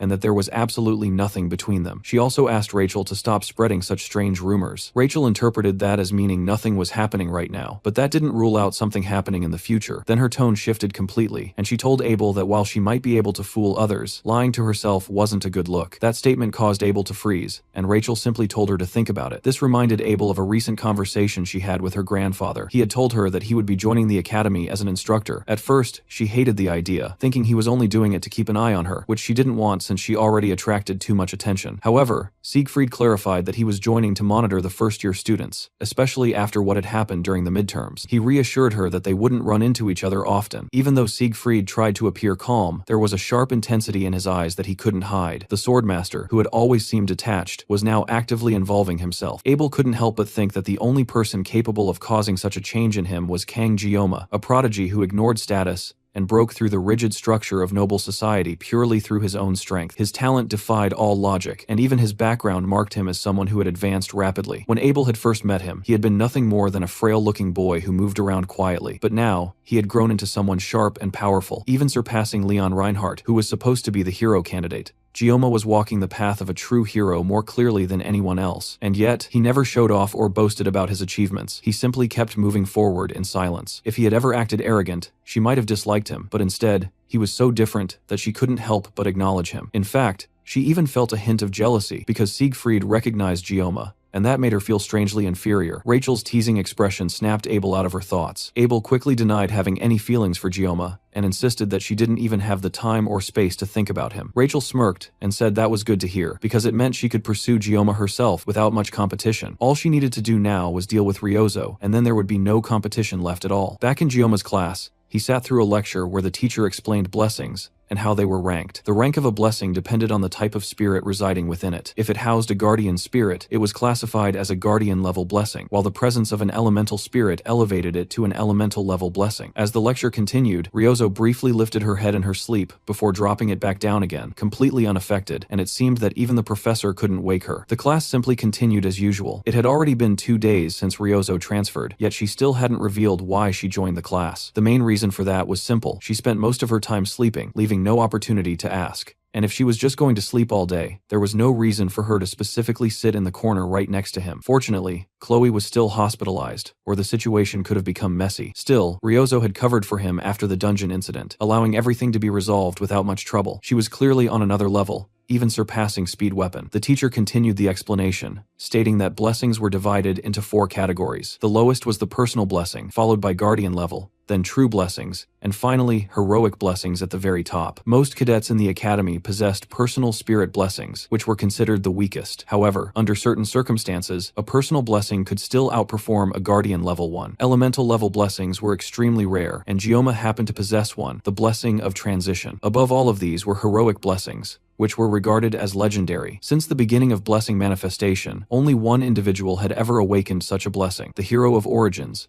Valor Joaquin. In modern times, however, there were rumors of one more person, and Jioma knew that the one being referred to possessed the blessing of miracle. As the class ended, the teacher mentioned that they would continue the topic next time. However, Jioma raised one last question. He asked about a phrase he always faintly heard whenever he activated the blessing of the sword god. May the blessing of the gods be with you. The question made the teacher pause, and even Ryozo stirred slightly from her sleep. The teacher admitted that he didn't understand what Jioma was referring to, but he pointed out a flaw in the statement. There were no gods left in the world anymore, which meant that such a blessing couldn't exist. After the teacher left the room, Ryozo let out a small chuckle, teasing Jioma about his embarrassing question. When he asked if she was finally done sleeping, she simply turned away and went back to sleep again. Jioma didn't blame her, and decided he might as well take a nap too. As his consciousness began to fade, a message suddenly appeared in front of him. He woke up to find a large notification informing him that the GM had requested a conversation. In the next instant, Jioma found himself in a strange, abstract space filled with floating scraps, with the message hovering before him. The notification then changed into a prompt, asking whether he accepted the meeting request with the GM. It updated again, stating that the GM was interfering with the world line using code. The term world line was unfamiliar to Jioma, and none of this made sense to him. Suddenly, everything went quiet, and another message appeared, stating that the dimensional gap was too large and that his current level was insufficient. It also mentioned that he had not yet met the requirements for his newly unlocked mysterious trait. Even so, the system asked whether he still wished to proceed. Jioma hesitated, looking around as he tried to understand what was happening. This didn't feel like a dream at all, and there was a chance that he might finally learn the truth behind the blessing of the sword god, and why he had ended up in this world. With that in mind, he accepted the request to meet the GM. The world around him immediately began to distort, as if the very code of reality was being rewritten. Everything shattered, and he was pulled into a place he recognized, the same space he had seen when he first awakened the sword God's blessing at the academy entrance. Ahead of him, he could see a faint light. Just like before, it was impossible to clearly make out, yet he could tell that he was getting closer to it. Step by step, he felt that he only needed to push a little further, do a little more, and he would eventually reach it. Suddenly, a voice called out, telling him to wake up. A hand broke through the darkness and grabbed his shoulder. The system detected external interference and immediately postponed the conversation with the GM. Gioma reached out instinctively, as if trying to hold on to that space, but the hand forcefully pulled him out. Just before he was completely dragged away, the GM left him with a final message. It told him to cut and sever anything, no matter what it was, and ended with the same phrase, wishing that the blessing of the gods would be with him. Suddenly, Gioma was pulled back into reality, as Ryozo shouted at him to wake up. She was always the one being told not to sleep, yet here he was, enjoying a peaceful nap himself. But her complaining abruptly stopped when she noticed something unusual. Gioma was crying, and didn't seem to be paying attention to her at all. Later that day, Gioma sat alone on a bench, his thoughts drifting back to the strange dream he had experienced. Ryozo had seemed genuinely worried when she saw him crying, but now that he tried to recall it, he couldn't even remember what the dream had been about. What bothered him more was the embarrassment of being seen crying, especially by Ryozo of all people. As he sat there thinking, a group of his rather unconventional friends approached him. They had gathered to go over everything they had discovered so far. They were certain that someone within the academy was targeting Gioma, and they needed to deal with it. As Speed Weapon began summarizing their findings,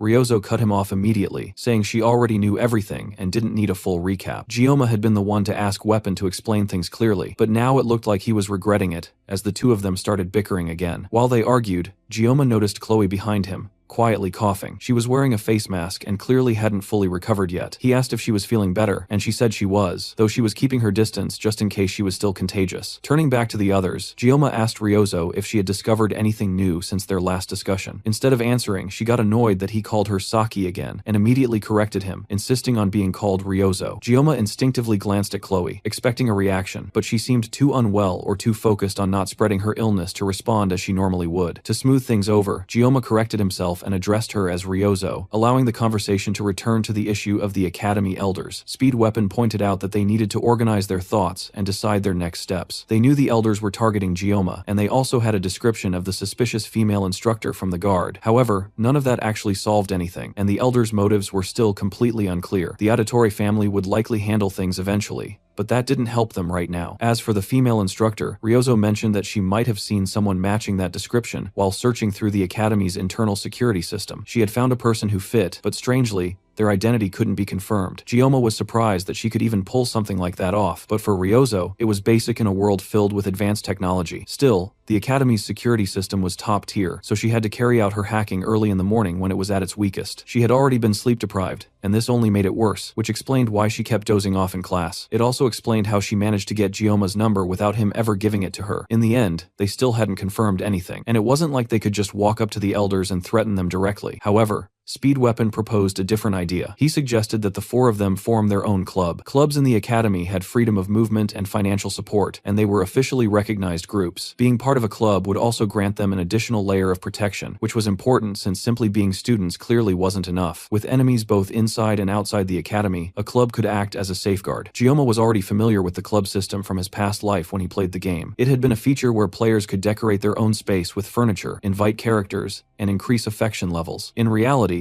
it had mostly been a way to drain money from dedicated players, often referred to as the housing system. He had never cared about it back then, but now, in this world, it could actually be useful. There were requirements for forming a club though. They needed at least 5 members and had to submit a proposal to the administrative office. Right now, they were 1 member short. As he thought about it, Gioma realized how strange it was that these people trusted and supported him despite barely knowing him. As people grew older, relationships usually became more calculated, yet these 3 stood by him without hesitation. He genuinely felt grateful for that. Their next step was to decide on a club name. Chloe suggested Assassin's Oath, but the rest of the group found it a bit too edgy. Ryozo proposed picking something random since no one would care anyway, but Speed Weapon quickly shut that idea down. After a moment of silence, Gioma suggested the name Travel Club. It would give them a reasonable excuse to clear dungeons and travel outside the Academy without drawing unnecessary suspicion. The others agreed, and just like that, the Travel Club was formed. Now, they needed a club advisor, and they had to sort everything out before the exams coming up next week. Without an advisor, they couldn't officially establish the club. That was the hardest part, since the advisor had to be at least a professor. Chloe suggested asking the Blessing Studies professor since he was kind and popular, but he was always busy, making it unlikely that he would accept. Out of over 500 staff members, only about 30 were professors, and when limited to those teaching first years,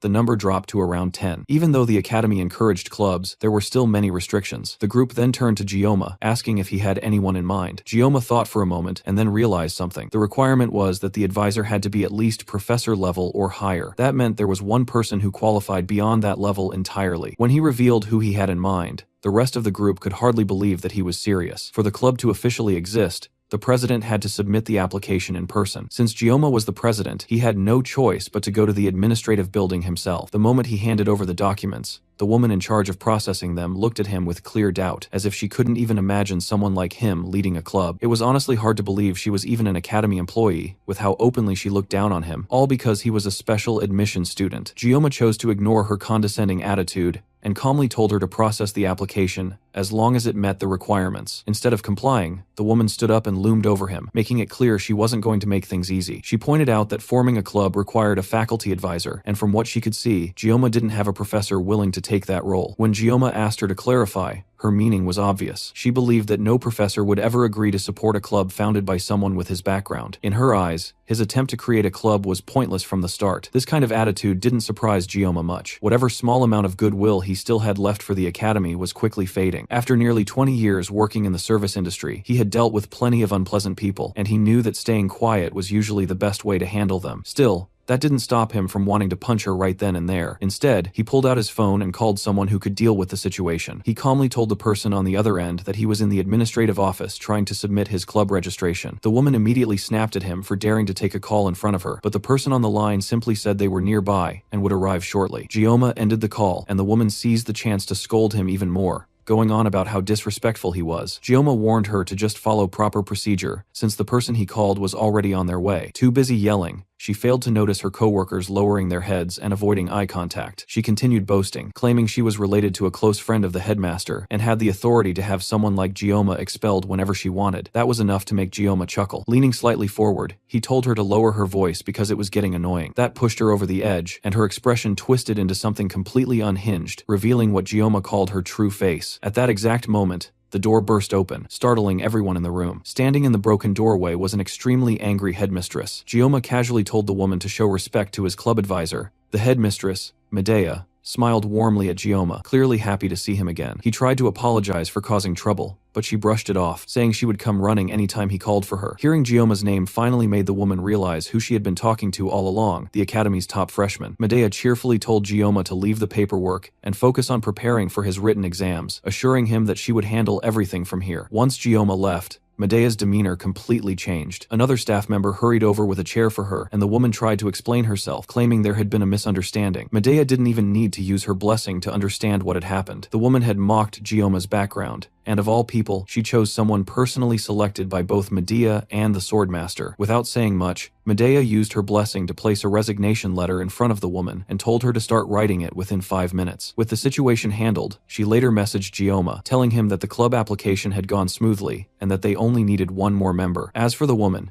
Gioma assumed she had been fired, but he didn't feel even a bit of sympathy for her. Medea also told him to visit her office after class. After that, Gioma went to see the person who had become both his enemy and ally, the blacksmith Valander. He had come to collect his equipment, and Valander told him to wait for a moment. This time, the blacksmith actually looked like a proper craftsman at work, though Gioma wasn't sure how Valander felt about him anymore. As someone who had played the game before, Gioma had always had mixed feelings about him, but after everything that had happened, the negative side had definitely grown stronger. Even so, he couldn't help but feel a bit sorry for him. In the game, Valander was one of the main NPCs responsible for almost every aspect of equipment upgrades. Like most characters in games like this, he was someone players either loved or hated. He had a reputation for draining players' money because of how luck-based his enhancements were. Gioma himself had been a light spender in his previous life, so he couldn't fully relate, but he knew that heavy spenders would go to extreme lengths, praying for luck and hoping Valander would finally favor them. In reality, though, most players just cursed him whenever their upgrades failed. Even Gioma had done the same when his Murasame had been downgraded from a B rank to an E rank. Valander snapped Gioma out of his thoughts and asked what he was thinking about. Then, With clear pride, he presented the newly upgraded weapon, confidently claiming that this time, his craftsmanship had reached perfection. The sword looked completely different now, polished, refined,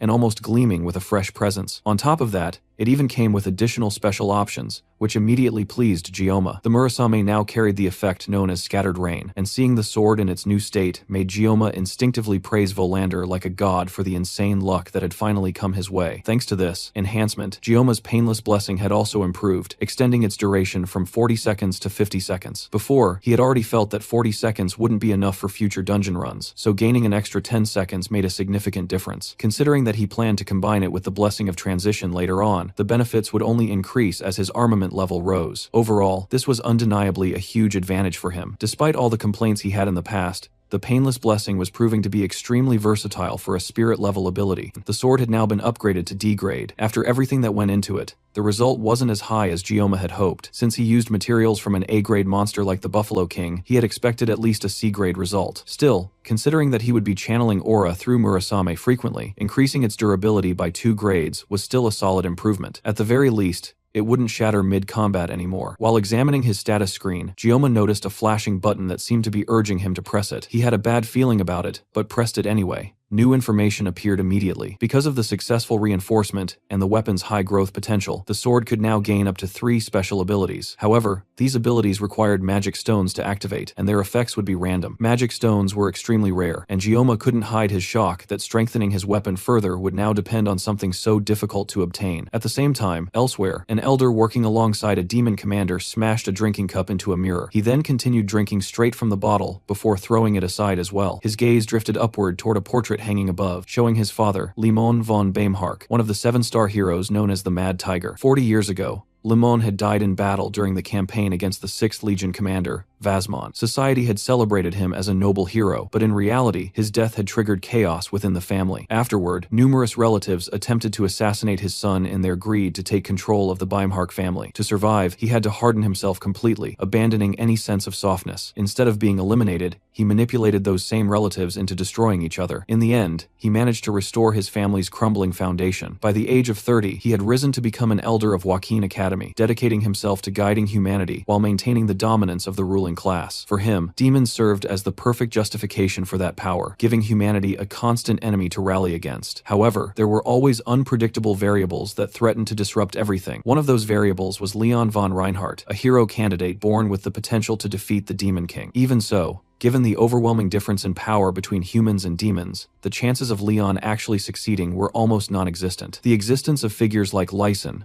the 1st Legion commander, who had once been sealed by the legendary hero Valor Joaquin, had already set the standard for how powerful true legends were. Then, one day, a woman approached him with an offer to personally deal with the so-called hero candidate. She appeared to be nothing more than an instructor, and at first, he questioned how someone so far beneath him could dare to speak so casually. But the moment their eyes met, he understood the truth. She was the one holding power in that exchange. She was a human who had willingly abandoned her own kind to form a contract with a Legion commander, making her a half-human, half-demon, a villain. Things had already been complicated enough with Leon alone, but now an additional problem had emerged in the form of a low-born special admission student, Kang Gioma, who was disrupting everything even further. Even the Auditore family seemed hesitant to act, claiming they lacked sufficient justification. Frustrated, the elder, Claude von Baimhark, finally gave an order, telling his subordinate to summon the Undertakers. The next day in class, Gioma quietly scribbled his thoughts into a notebook, his mind focused almost entirely on one thing, the fact that the Murasame now required magic stones to grow stronger. The gap between weapons with magic stones and those without them was massive. Having a weapon with 3 slots for special abilities was basically hitting the jackpot. The problem was that magic stones only dropped from specific dungeon bosses, and usually from A rank or higher demonic beasts, which were essentially demonoids in everything but name. At this point, it almost felt like Gioma was cursed to keep fighting demonoids if he wanted to get stronger. He even joked to himself that maybe it was because the word demon was part of his name. He glanced over at Ryozo, who was sleeping peacefully with her usual odd eye mask on, and wondered if she had stayed up all night again. It had already been a week since they cleared the dungeon together as a club. The key required to open the stone gate in the Buffalo King's area was also a magic stone, specifically one that came from a colossal beast known as a gigant. Somehow, someone had already managed to kill a gigant and take its stone. Even in the game, Gigants were portrayed as monsters so powerful that a single step could shake the earth, and even they were nothing compared to the creatures introduced in later updates, beings that were basically natural disasters given form. Gioma paused for a moment to seriously consider whether it was worth risking his life just to add special abilities to his weapon. Hunting demonic beasts for magic stones was supposed to be Leon's role, not his. While he was deep in thought, Chloe entered the classroom and greeted him. She noticed Ryozo sleeping in the seat she would have preferred, but she didn't comment on it. Gioma asked if she had fully recovered, and she confirmed that she was feeling much better. Even so, Gioma himself had clearly taken a toll after releasing that blue light from his weapon. Before Chloe could say anything more about it, he cut her off, making it clear they shouldn't discuss it further. The blue light, she mentioned, was aura, something only truly powerful individuals could use. Thinking about it again, Gioma started to feel like farming magic stones might actually be worth the risk. Despite his earlier hesitation, he now found himself craving more strength. At some point, he had completely let go of any thoughts about living peacefully or safely. Still, his core goal hadn't changed. He just wanted to survive. The problem was that things kept happening that never existed in the original game, and those unknown variables were constantly targeting him. The storyline he once knew was becoming more and more distorted, almost as if the world itself refused to leave him alone. It had already been a month since he enrolled at the academy, and the truth about the Second Human-Demon War, which would begin in 3 years, would soon come to light. Strengthening himself and upgrading his weapon were no longer optional choices.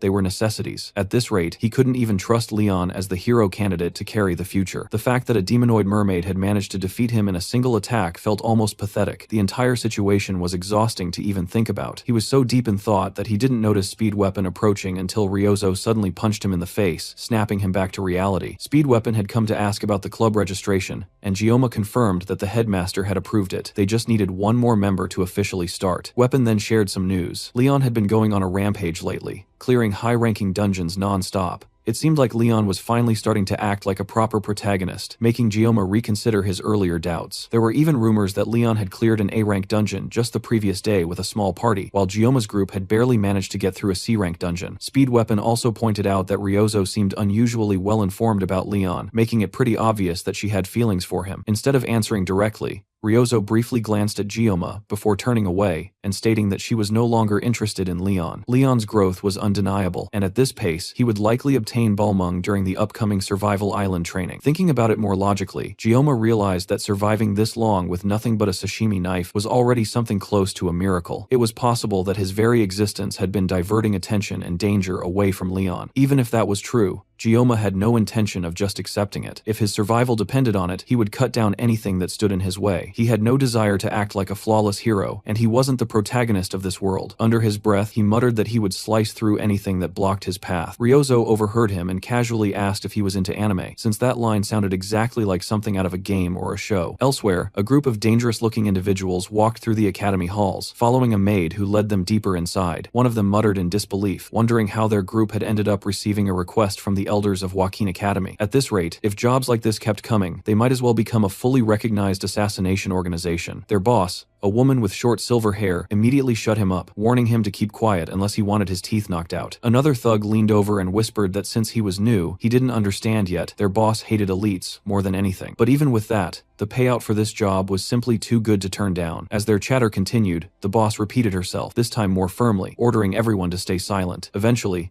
they arrived at the office of the elder who had summoned them. The maid knocked and called out, and after receiving permission, they stepped inside. Leading the group were Zhang Taipeng, the deputy leader, Farik, a low-level grunt, and their boss, Lei Shen. The three of them were members of the Undertaker Syndicate, a mercenary alliance made up of villains. The elder thanked them for making the trip, and immediately got to business. He instructed the maid to hand over a file, which contained detailed information about Kang Gioma. One of the men looked confused, questioning why they were being given information about some random student. The elder ignored the question and stated the objective clearly. Their task was to eliminate Gioma during next week's Survival Island training. If they succeeded, they would receive 100 million upfront as agreed, along with an additional bonus upon completion. Lei Shen asked how the body should be disposed of, and the elder responded coldly, telling them to dump him into the ocean surrounding the island and let the sharks and fish take care of the rest. The day of the written exam arrived, and Gioma sat with a sandwich in hand, casually reviewing the material. He had already performed well in the midterms, so he didn't feel the need to go all out this time. However, since the rankings would be publicly displayed, he knew he couldn't afford to slack off either, especially when two of his own club members consistently ranked first and second. He couldn't allow himself to fall behind. While studying, his phone buzzed with a message from Ryozo, reminding him to eat a proper breakfast before the exam. Gyoma replied simply that he had already eaten a sandwich. That immediately triggered a long rant from her about the importance of sugar intake, along with an enthusiastic breakdown of why Yang was the perfect food for situations like this. It honestly felt like she specialized in spouting nonsense first thing in the morning, which made it even more confusing how she managed to top the academic rankings. Gyoma responded by mentioning that his country also had traditional sweets meant for exams, which instantly caught her interest. But before she could go deeper into it, he abruptly ended the conversation by telling her to just eat shit. She began spamming his phone with messages asking what he meant, but Gyoma had already set his phone to silent and ignored everything. He had no intention of dealing with her nonsense any further, and instead focused on preparing for the exam, determined not to lose to the Yang fanatic. That determination didn't last long though, because the reality was that Gyoma wasn't exactly brilliant academically. While Ryozo and Speedweapon argued over correct answers after the exam, Chloe approached him and asked how he did. He casually said he had guessed most of the answers, though in truth, he had barely managed by relying on knowledge from the game. Still, he figured he must have done better than Chloe, at least. He then asked her if she had heard anything from Nox or received any updates. She explained that her brother had called the previous evening, but she had missed it because she had been asleep. The call had come around 7 p.m., and since she had stayed up all night studying, she ended up sleeping through it. Knowing Chloe, Gyoma suspected she might have ignored it intentionally. Since the contact information of the Auditor family was classified, the only way Gyoma could get information was through Chloe, unless Nox reached out directly. There was clearly some awkward tension between the siblings, and Gyoma couldn't help but feel that siblings should normally have a better relationship than that. Meanwhile, Speedweapon loudly complained about how he had studied for days without sleeping, only to still lose to Ryozo in exam rankings again. As he spiraled into frustration, Ryozo casually walked over and sat closer to Gyoma. Curious about what he and Chloe were discussing, she bluntly asked if the two of them were dating. While Chloe immediately started drifting into her own imagination, Gyoma quickly shut that idea down, clarifying that it wasn't anything like that. Ryozo leaned in even closer and questioned why he kept ignoring her messages if he didn't even have a girlfriend. Gyoma defended himself, saying it only happened once and that he wasn't constantly ghosting her. Before the conversation could continue, Chloe interrupted,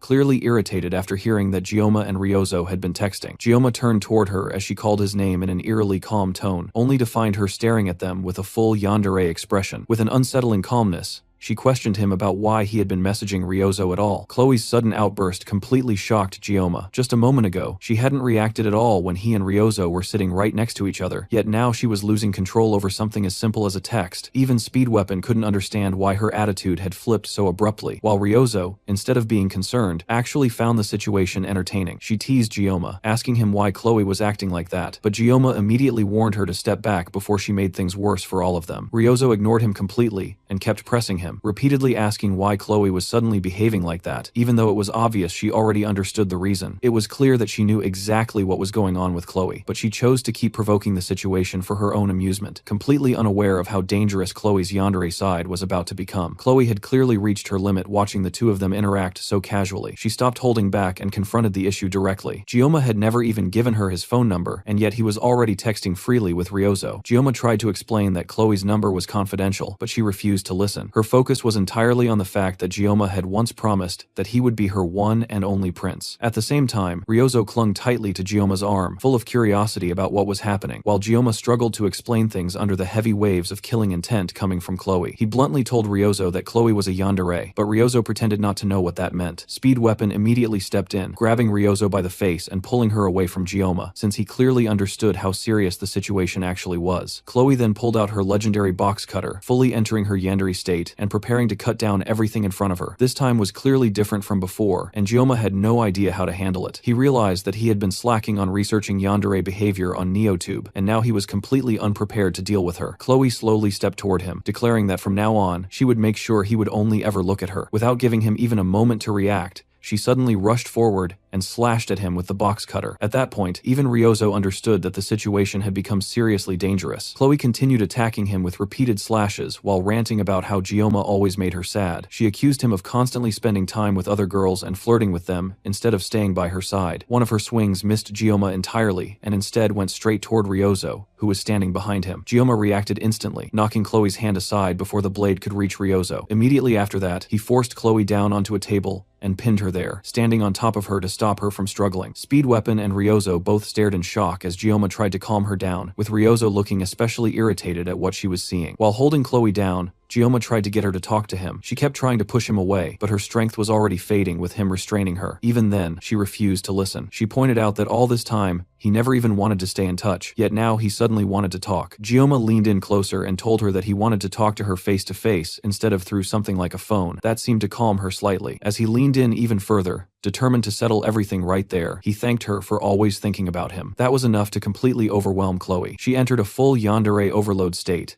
and even Speed Weapon started blushing at how intense Gioma's riz was. Once Chloe was fully immobilized, Gioma stood back up and reminded her of their time in the Buffalo Dungeon, how he had relied on her and how they had fought together. They had shared many experiences already, so there was no need for her to get this upset so easily. With Chloe finally calmed down, Gioma took the opportunity to step away, relieved that he had somehow managed to handle the situation. Speed Weapon asked him if he was okay, but Ryozo stayed completely silent, clearly disappointed by everything that had just happened. The conversation shifted, and Gioma suggested that they clean up and head out. Ryozo left the room shortly after. Later, as Ryozo and Speed Weapon walked back toward their dorms, both of them had Gioma on their minds. From what they had seen so far, it was obvious that whenever the topic of Gioma came up, Chloe would give off a murderous aura. It didn't take much to understand that Chloe had very strong feelings for him. However, those feelings were clearly twisted into something far more dangerous than normal affection. What surprised them even more was Gioma himself. Behind his calm words and gentle actions, he always kept his sashimi knife ready. He tried to resolve situations through persuasion first, but it was obvious that he was prepared to switch to violence at any moment if necessary. He understood how to use the threat of violence when needed. At a glance, that might make him seem like a villain, but in reality, those were qualities of someone capable of ruling. Speed Weapon had already believed in him before, but now he was completely certain that Gioma was destined for greatness. While thinking about all this, Speed Weapon noticed Ryozo aggressively tapping on her phone. She had been making irritated expressions for a while, clearly bothered by something, but she didn't want to explain it. So instead, he asked her why she kept messing with her phone like that. She revealed that she was deleting a video from her NeoTube channel titled The Perfect Way to Deal with a Yandere, which was the same video Gioma had been using to deal with Chloe, although Speed Weapon didn't know that. Even though the video had over 200,000 views and was clearly doing well, she still insisted on deleting it, saying she didn't need it anymore. After that, Speed Weapon changed the topic, and the two of them continued chatting as they walked across the campus. Elsewhere in the Academy library,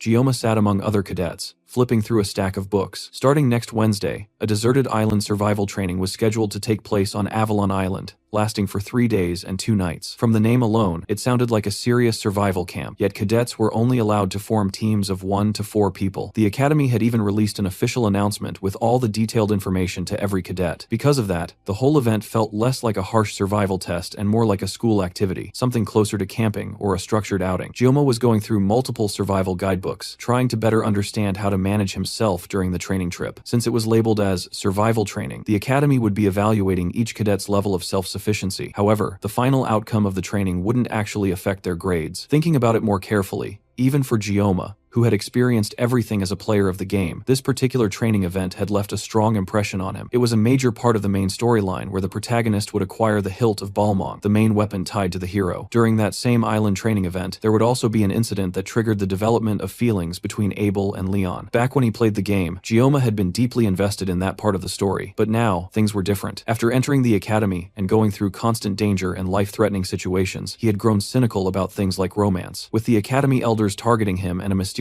instructor also involved, there was simply too much happening for him to even consider something like love. No matter how beautiful Abel was, this wasn't the kind of situation where he could afford to develop feelings. Love could wait for another life. In this life, as a swordsman, what truly interested him was the holy demon sword, Balmong. Maybe it was because of his nature as a swordsman, but he couldn't stop himself from wanting that weapon. As someone who used to play the game, he already knew where Balmong was located and what kind of power it held. However, collecting the scattered pieces of Balmong was a crucial part of the story's progression. Even if he knew the locations of all those pieces, he still wouldn't be able to obtain them. The condition for acquiring Balmong, a weapon that chooses its own master, required the manifestation of the Blessing of Miracle. That essentially meant the weapon was designed exclusively for the protagonist. Compared to that, Gioma, who still relied on a sashimi knife, was nowhere near worthy. Instead of wasting time longing for something impossible, it made more sense for him to focus on what he actually needed to survive those 3 days on the island. Because of what had happened on Skopuli Island earlier, the Academy director had made a special request for the Sword Emperor to join as a guest instructor for the Wolf class. The strongest hero in the world would now be guiding a group group of first-year students on what was essentially a camping trip. The main storyline had already changed quite a bit, but at least this development meant Gioma could pursue his goals with a bit more safety than before. Gioma moved toward another shelf to grab more books, hoping to find something useful. He hadn't come to the library just to read basic survival tips that he could easily look up online. He was searching for something very specific related to Avalon Island. He picked up a book that covered the island's history and began reading through it. Avalon Island was located in the far western sea, known as a mystical place where the terrain constantly shifted. At the very center of the island was an ancient body of water called the Queen's Lake, and certain tribes referred to it as the Land of Beginnings. At present, the island remained completely uninhabited. All of this information was already familiar to Gioma, which meant he would likely need to go through a large portion of the library to find exactly what he was looking for. As he continued searching through the books, a voice suddenly called out to him, and a firm hand gently rested on his shoulder. It was Leon. The blonde protagonist greeted Gioma with a faint smile. Behind them, a group of girls reacted with excitement at the mere sight of Leon, but Gioma's attention was fixed on the book Leon was holding. It was an introductory book on magic, suggesting that Leon was trying to improve after what happened during the midterms. Even so, something felt off. The protagonist shouldn't have been sitting in the library studying magic at this particular moment. Gioma found himself growing suspicious of the situation. Leon asked what kind of books Gioma had been reading. Gioma explained that he was simply trying to learn more about Avalon Island for the upcoming training. Leon commented that Gioma seemed surprisingly diligent, and Gioma couldn't deny that. Between physical training,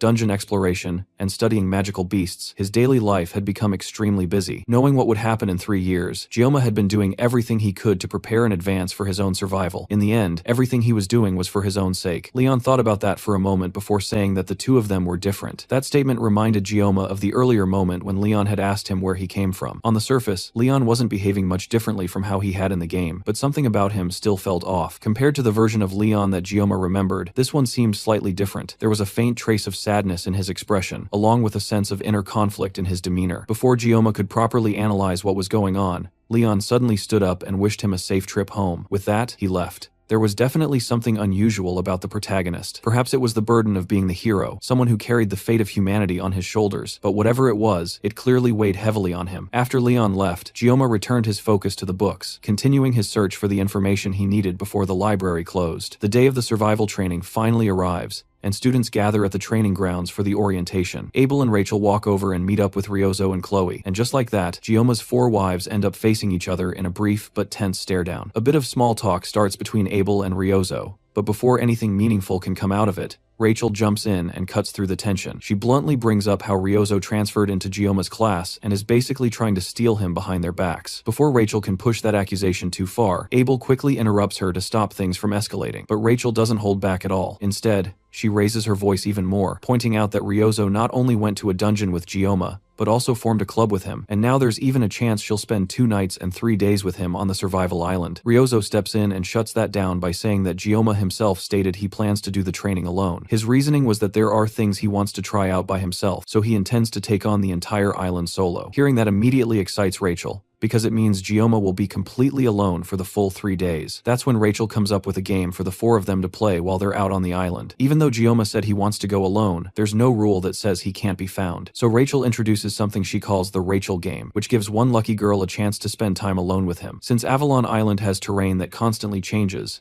and even though they'll use a spatial gate to get there, everyone will be dropped at completely random locations. Just meeting up with each other will be difficult, and forming proper teams will be even harder. Because of that, the game is simple. Whoever finds Gioma first wins, and the other 3 have to give up. The one who finds him gets to completely monopolize him. If the girls run into each other, they can either team up or split off however they want, but they must not interfere with each other's chances. All of them agree to the rules. But Abel immediately turns bright red at the thought of monopolizing Gioma. She refuses to take part in the game altogether. That only makes things better for the others, since it reduces the number of competitors. Meanwhile, the man at the center of all this, Gioma himself, is struggling just to stay awake. He spent way too long in the library the previous day and barely got any rest. He had already written down everything he needed to know on his phone and came fully prepared, carrying 24 sashimi knives along with a hidden secret weapon. On top of that, Medea kept messaging him constantly like an overprotective parent, making sure he was properly prepared for the trip, and even reminding him to bring some extra pairs of underwear. At this point, she felt more like a grandmother than a school director. Before heading out, Gioma takes a moment to scan the training grounds,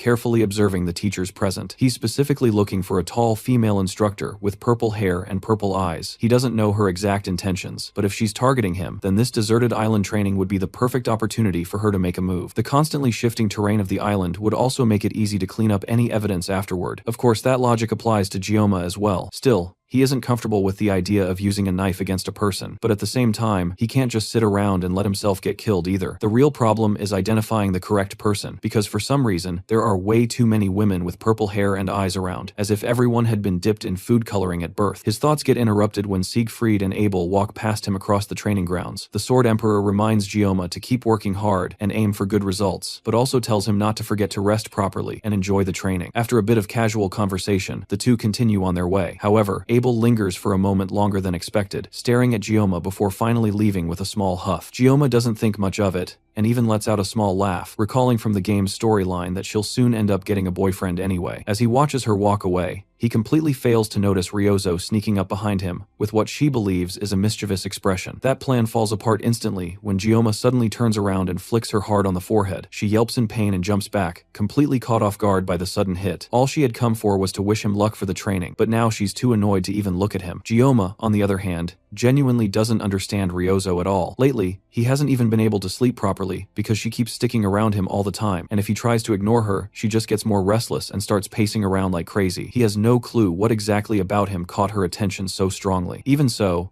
Ryozo is still technically one of the heroines in the story. Because of that, Gioma has no intention of getting any closer to her than absolutely necessary. The spatial gate to Avalon Island finally opens, and the students are instructed to carefully pass through it as they begin their test. Gioma steps forward toward the gate, fully determined that this time he will find exactly what he's looking for and get through the entire event quietly, without causing any trouble. As he passes through the gate, he arrives on Avalon Island, the sacred land itself. More specifically, he finds himself standing right in front of the Tree of Beginnings, Yggdrasil. Even so, this isn't the time to stand around sightseeing. There's a survival test to complete, and everyone else is already putting in effort, so there's no room for him to slack off. Fortunately, he had already taken a photo of the island's map back in the library. On top of that, he had marked a specific location where he could obtain the Blessing of Regeneration, basing it on his memories from when he played the game. The map looks familiar enough, so Gioma assumes that the blessing is located somewhere near the lake at the center of the island. That means his immediate goal is to get as close as possible to the lakeside of the World Tree. From there, he'll need to cross both a rocky region and a forested area. There are still 3 full days left of the island training, and the Academy didn't send them here just to wander around. The cadets were given a mission to locate hidden orbs scattered across the island. It's essentially a treasure hunt, similar to activities done on school field trips. The more orbs a student finds, the better their final evaluation will be. On top of that, these orbs can also be used as enhancement materials, which only makes Gioma even more interested in collecting as many as he can. Following something he learned from one of the survival books in the library, Gioma pulls out the secret weapon he specifically prepared for this training. It's a medium-sized machete that he bought from the hiking section of a supermarket. Normally, it's used for clearing weeds or cutting wood, but the important thing is that it's long enough to avoid triggering the blessing of the sword god. He purchased it with the intention of saving his 50 seconds of the painless blessing for a truly critical situation. As he tests the machete, a small rabbit peeks its head out from a nearby bush and stares at him curiously. At first, Gioma thinks this is the perfect chance to gather some food, but that thought doesn't last long. The rabbit slowly steps out of the bush, revealing that it's actually far larger than he expected, much bigger than himself. It's clearly a dangerous creature, but Gioma has already taken down Buffalo King before, so a rabbit like this shouldn't be a big deal. In his mind, he doesn't even need to activate the blessing of the sword god to handle it. Elsewhere on the island, Abel also encounters a rabbit, but hers is completely normal in size, and looks much cuter than the monstrous one Gioma is dealing with. At first, Abel considers helping it find a safe place, but the rabbit suddenly bites down on her hand and then runs off. That immediately changes her mindset, and she chases after it while drawing her sword, now fully intending to turn that cute rabbit into her next meal. For Abel, this is also a good opportunity to test the results of her recent training. The rabbit starts running faster and even turns back briefly, almost as if it's smirking at her and looking down on her. That expression reminds her of Gioma, who always seemed to hide his true abilities. She speeds up in an attempt to catch it, but suddenly the terrain shifts beneath her feet, causing her to lose balance and fall straight into a lake. From above the water, the rabbit looks down at her with what feels like disappointment, and once again, her thoughts drift back to Kang Gioma. Meanwhile, the same boy occupying her thoughts, is having his own struggle with the oversized rabbit. Despite all the effort he put into training his body and keeping himself in top condition, he finds that without the blessing of the sword god, he can barely keep up with something as simple as a rabbit. Eventually, Gyoma drops to his knees and accepts defeat. He decides that it's better to starve than to waste more energy chasing something he can't catch. He gives up and allows the rabbit to leave, but just before it goes, the rabbit turns back and gives him a mocking smile. That single expression instantly changes Gyoma's mind. Without hesitation, he activates the blessing of the sword god and immediately takes the rabbit down. Elsewhere on the island, Rachel runs through the forest at full speed, completely focused on finding Gyoma before anyone else does. She realizes she's been running in circles for a while, but she refuses to get discouraged.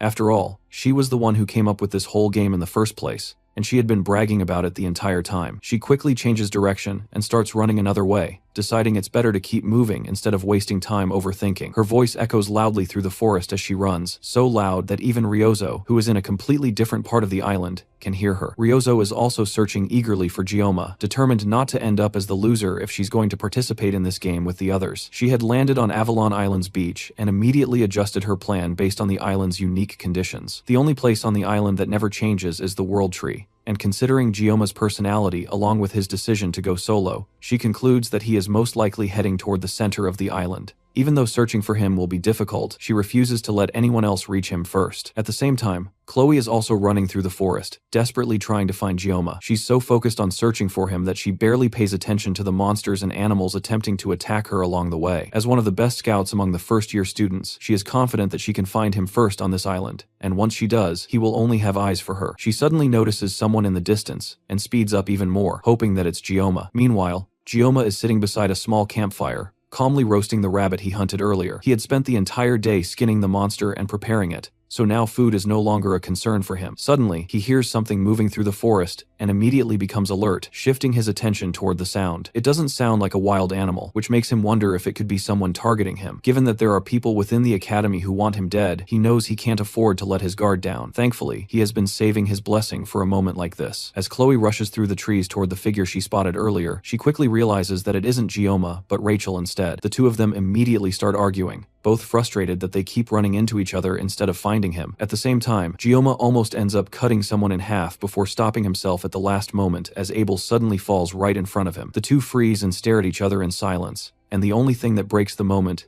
is the loud growl of Abel's stomach. Even though she had refused to participate in the game, she somehow ended up being the first one to find Gyoma. She looks around his makeshift campsite and quickly realizes that Gyoma is doing more than just surviving. He's actually thriving. He has a warm-looking fur coat and plenty of prepared jerky to keep himself fed. Even in a survival test like this, she feels like she's losing to him again no matter what she does. The thought embarrasses her, and after falling into the lake earlier, she is also freezing cold. Gyoma quietly approaches her from behind and places the fur coat over her shoulders to help her warm up. The only reason she found him in the first place was because she couldn't resist the smell of the food he was cooking, but the warmth of the coat is enough to calm her down. On top of that, she had twisted her ankle earlier while chasing the rabbit. As soon as Gyoma notices the injury, he immediately starts treating it, carefully bandaging her ankle and taking care of her wounds to prevent infection. After finishing, he asks her why she's wandering around alone. The thought of the Rachel game flashes through her mind, but she obviously can't tell him about it. Instead, she simply says that she feels more comfortable being alone, making her somewhat similar to him. She then remembers how confidently she told the others that she wouldn't participate in their game, but now that she's actually here with him, she can't resist the urge to claim victory. She quickly takes out her phone, snaps a picture to prove that she found Gyoma first, and sends it to their group chat. With that, she officially declares herself the winner of the game, meaning the others are not allowed to approach Gyoma anymore. As soon as Rachel and Ryozo see the photo, they both lose their minds, but it's already too late. The result is final. Abel stares blankly at her phone for a moment before Gyoma hands her a piece of roasted meat. An awkward silence settles between them for a while, until she finally breaks it by asking him how he became so strong. Gyoma doesn't have an immediate answer. Even though most of his fights barely last a minute, the strength he displays is overwhelming enough to have drawn attention ever since he joined the academy. After thinking for a moment, he simply says it's probably because of his teacher. Abel relates to that, since she spent 17 years learning swordsmanship from her grandfather. She had always believed that she understood swords better than anyone else, but meeting Gyoma made her realize that there was still so much she didn't know. She asks him which family taught him his swordsmanship, but instead of answering, Gyoma says that he realized long ago that being strong doesn't always guarantee victory. In the end, the The ones who refuse to give up are the ones who win. Those who endure until the very end are the ones who survive, and those are the people he considers truly strong. Abel listens to him for a moment before suddenly bursting into laughter. To her, his words sound like something an old man would say, reminding her of her grandfather. It also brings back the memory of their first conversation on the bench. This is the first time they've had a proper conversation since then. Gioma hands her another piece of meat, and she thanks him as she accepts it. Slowly, she becomes so comfortable that she doesn't even realize when she falls asleep. When she wakes up the next morning, Gioma is already gone. He has left all of his food and supplies behind, without saying a single word. Her injured leg is also completely healed, thanks to the care he gave her the previous night. Overwhelmed,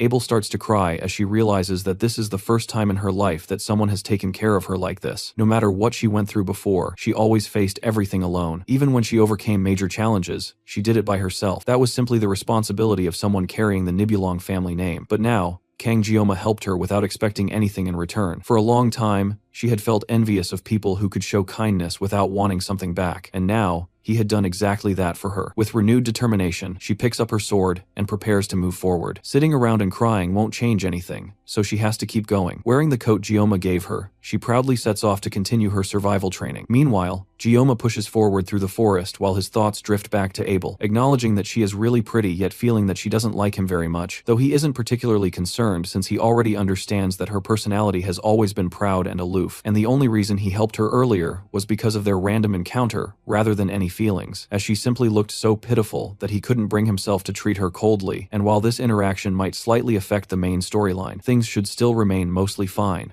especially since today is supposed to be the day when Abel and Leon begin developing feelings for each other, and at the very least he hopes she doesn't end up giving the fur coat he gave her to Leon. But putting that aside, after walking for several hours, he finally makes his way out of the forest and shifts his focus entirely toward finding the blessing before sunset. The blessing he is searching for is the Blessing of Regeneration, a Guardian-class blessing that ranks just below the Blessing of Transference, designed to amplify the body's regenerative capabilities, although it comes with the limitation that it can only be used on the person who owns it, effectively making it a form of magical self-enhancement. But because Gioma already possesses the Blessing of Transference, that restriction doesn't apply to him, meaning he should even be able to repair his sashimi knives using it, and although the blessing might seem overpowered at first glance, it isn't capable of regenerating lost limbs and only accelerates the healing of wounds. While in the game, it is treated as a hidden bonus that doesn't significantly impact Leon's growth, yet since Leon will eventually grow stronger and gain even more buffs, Gioma knows he has to obtain this blessing no matter what. After continuing for a bit longer, Gioma finally reaches his destination and finds the Blessing of Regeneration, and right beside it there is also a massive orb from the test, placed so openly that it almost feels like a free reward. And while he came specifically for the blessing,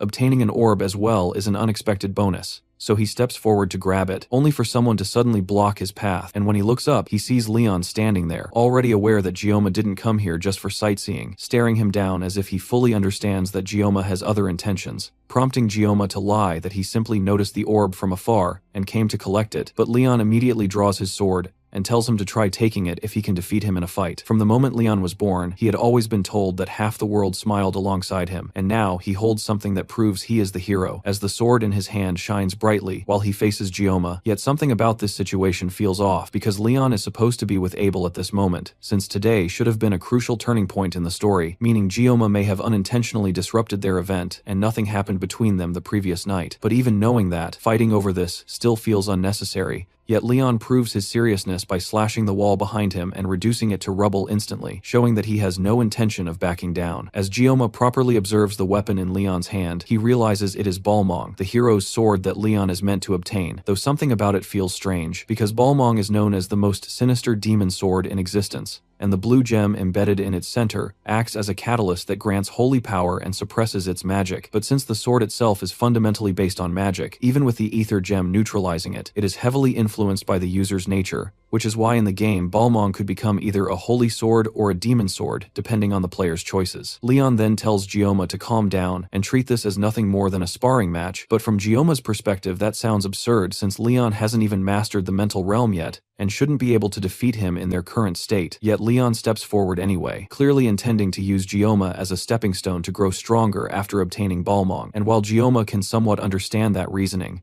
it remains just speculation, with the only certainty being that the orb is merely an excuse. And without waiting any longer, Leon suddenly launches forward toward Gioma, initiating the fight. Elsewhere, Ryozo drags herself through the forest, scratching her neck in exhaustion while moving forward, and at some point, she ends up running into Speed Weapon, after which the two of them reluctantly continue walking together, even though neither of them actually wanted to team up. And as they move, Weapon guesses that she is searching for Gioma, which she doesn't even bother denying anymore, making it painfully obvious to him that she is interested in Gioma, especially considering that until just a month ago, she used to spend all her time sleeping in the archery range. Yet now, whenever Kang Gioma's name comes up, she suddenly becomes active and behaves completely differently, even going as far as doing extra tasks on her own despite always hating anything complicated or tiring. And in the middle of all this, she suddenly stops, turns toward him with a faint blush on her face, and awkwardly asks if her feelings for Gioma are that obvious. Before he can properly respond, a massive sound erupts from somewhere in the distance, loud enough to startle the birds perched on the trees, and while it almost feels like an earthquake, Ryozo immediately senses that the source of that chaos is Gioma himself, while at that exact moment, Gioma is facing a serious problem,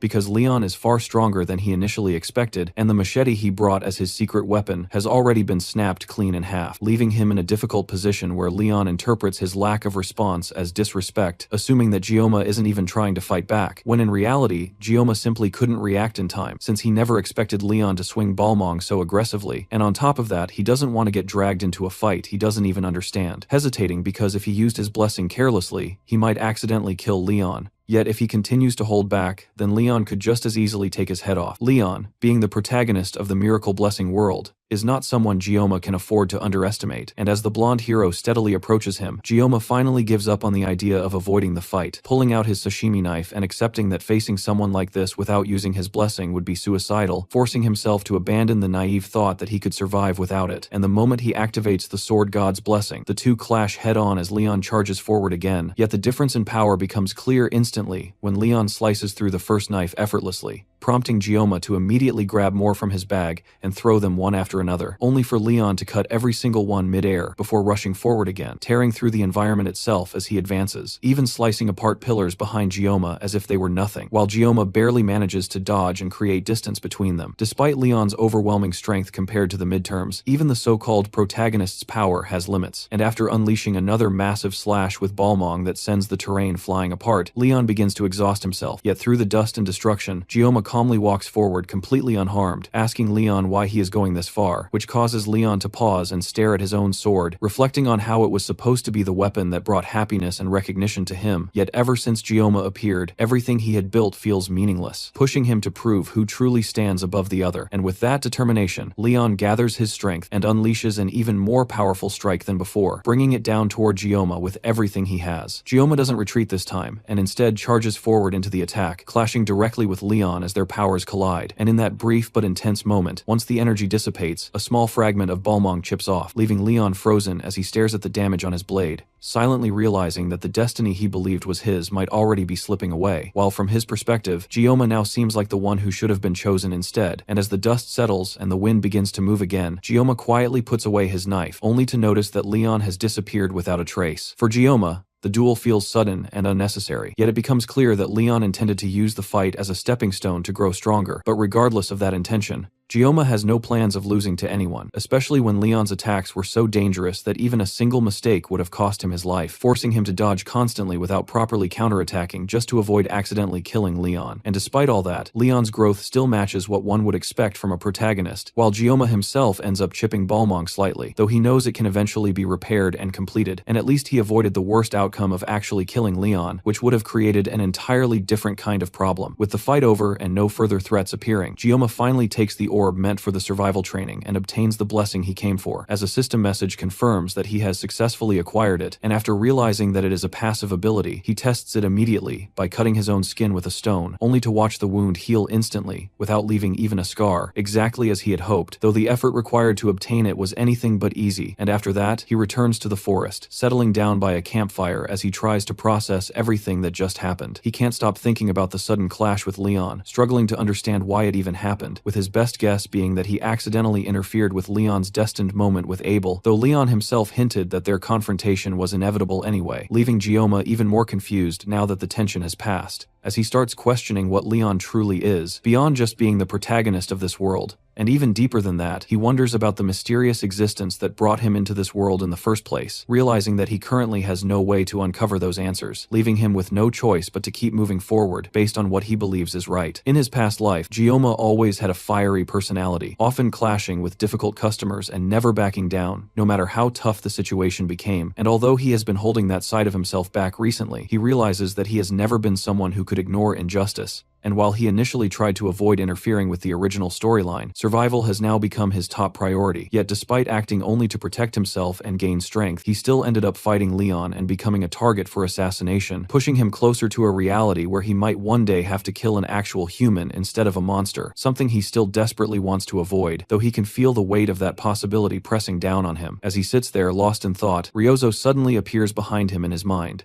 mockingly telling him to stop overthinking and just act naturally instead of talking to himself, causing him to turn around instinctively, only to find that no one is there, making it clear that it was just his imagination. Yet he knows that if she were actually with him, that is exactly what she would have said. And in that quiet moment, as he reflects on the people around him, he realizes that he is thinking about his friends, a word that feels oddly cheesy to him, yet at the same time brings him a sense of comfort he didn't expect. As the night deepens, Gioma eventually drifts off to sleep. Suddenly, the leaves in the bushes around him crunch faintly as a group of dangerous-looking figures quietly surround him, each of them holding sharp weapons, and their leader, Lei Shen, gives a small nod that immediately signals the start of the attack, prompting two of the grunts to throw their shurikens straight toward Gioma, who wakes up on instinct and dodges at the last second, though he still ends up taking a few minor cuts along his arms. Gioma quickly turns toward the group and recognizes them as the Undertaker Syndicate, locking eyes with their leader, Lei Shen, whom he remembers clearly from the story, a character who originally was the daughter of a noble family, but got betrayed and thrown out by her own relatives,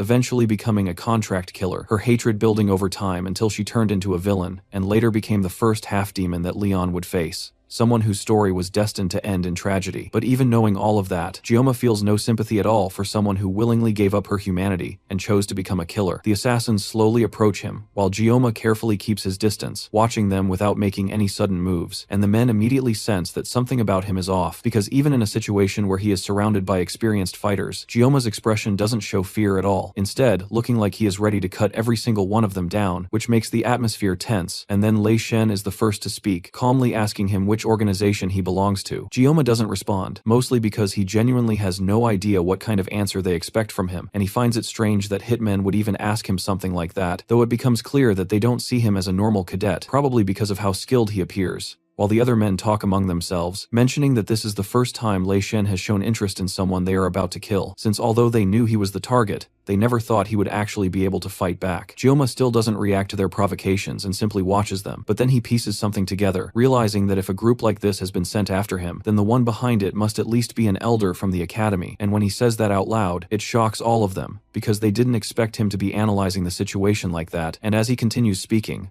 calling them nothing more than butchers who kill for money, the group becomes visibly irritated, their anger rising with every word. Without hesitation, Gioma walks straight up to Lei Shen, stepping right into her personal space and looking down at her in a way that clearly mocks her, and one of the grunts can't tolerate that level of disrespect anymore, immediately rushing forward to attack. But in that exact moment, Gioma activates the blessing of the sword god and cuts him down instantly, so fast that the man doesn't even realize what happened, his head sliding cleanly off his neck while he is still in motion, dying before he can even process that he has been struck, marking the first time Gioma has killed a human outside of the academy's subspace. As the group starts to panic and tries to understand what just happened, Gioma's assimilation rate suddenly begins to skyrocket, jumping rapidly from 12 all the way to 88, and in that instant, his consciousness shifts into something strange, where in another reality, Chef Kim checks his phone and notices that it is already past midnight, deciding that he should quickly find what he is looking for and call it a day, though what he is searching for is his humanity, something he cannot seem to find anywhere. And as he opens the fridge, he sees rows of juice boxes arranged in a peculiar way that spell out the words, "Blessing of the Sword God." As he stares at those oddly arranged boxes, he transitions back into Kang Gioma, yet he still cannot find what he is looking for, and then he notices that the boxes seem to form a message, telling him to cut everything down, no matter what it is, and the moment he reads that message, a bright red light bursts out from the fridge, completely engulfing him and pulling him back into reality. Back in the present, his left eye begins to darken, and a manic intensity spreads across his face, making it obvious that something inside him has shifted, and even then, the remaining goons fail to understand what kind of situation they are in, rushing toward him together in an attempt to overwhelm him, but Gioma doesn't hesitate at all, and charges forward to meet them,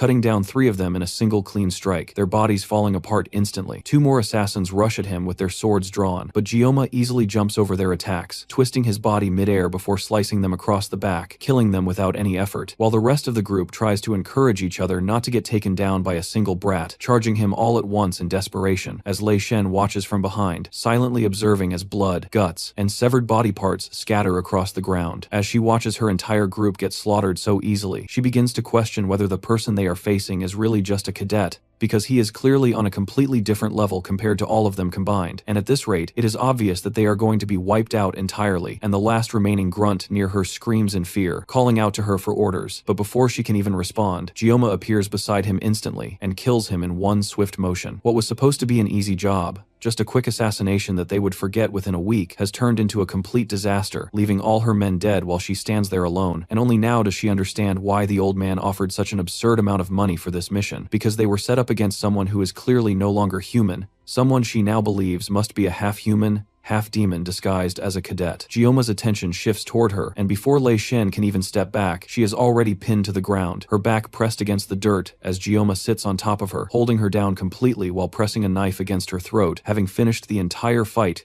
with 9 seconds still remaining on his painless blessing, even though most of his time had already been used up earlier because of Leon and this encounter with the Undertaker group. Even though this was self-defense, Gioma can't ignore that fighting humans feels completely different compared to fighting demonoids, but at the same time, he knows that these people were human butchers who came for his life, so there was no reason to show mercy, and he doesn't feel any regret about what he just did. Now, with only Lei Shen left, and her will to fight completely broken, he ties her hands to a tree to keep her immobilized, and then begins his interrogation, asking her directly who sent her, but even in this situation, she remains professional, and refuses to give him any information, not letting his intimidation affect her. Gioma, however, has no intention of backing down, because this is his chance to finally find out who has been targeting him all this time, and he crouches down in front of her, asking bluntly if she is stupid, pointing out that all her subordinates have already been turned into fertilizer for the forest, and that she will be next if she keeps resisting. At that point, Lei Shen can't hold back anymore and grits her teeth in anger, convinced that Gioma is a demon, though now she also understands why the elder placed a hit on him, and she reveals that before accepting the mission, she tried to investigate him, only to find that all of his personal records had been erased, including any trace of his relatives and even his parents. That statement causes Gioma to freeze for a moment, completely thrown off, and everything else she says after that barely registers, because when he tries to recall his own family, he suddenly realizes that he cannot even remember what they look like, not a single detail coming to mind, and in desperation, he demands that she explain what she means, pulling out his sashimi knife as his tone changes entirely. Originally, his plan was simply to learn the identity of the person who hired them, and then let her go. But now that she has revealed something so disturbing, he no longer has the luxury of holding back, and he tells her plainly that if she refuses to cooperate, then he will start cutting her apart, piece by piece, until she talks, making it clear that as long as she is still able to speak in the end, he doesn't care how mangled her body becomes. Suddenly, the entire area is crushed under an overwhelming wave of magical pressure that forces both Gioma and Lei Shen down against the ground.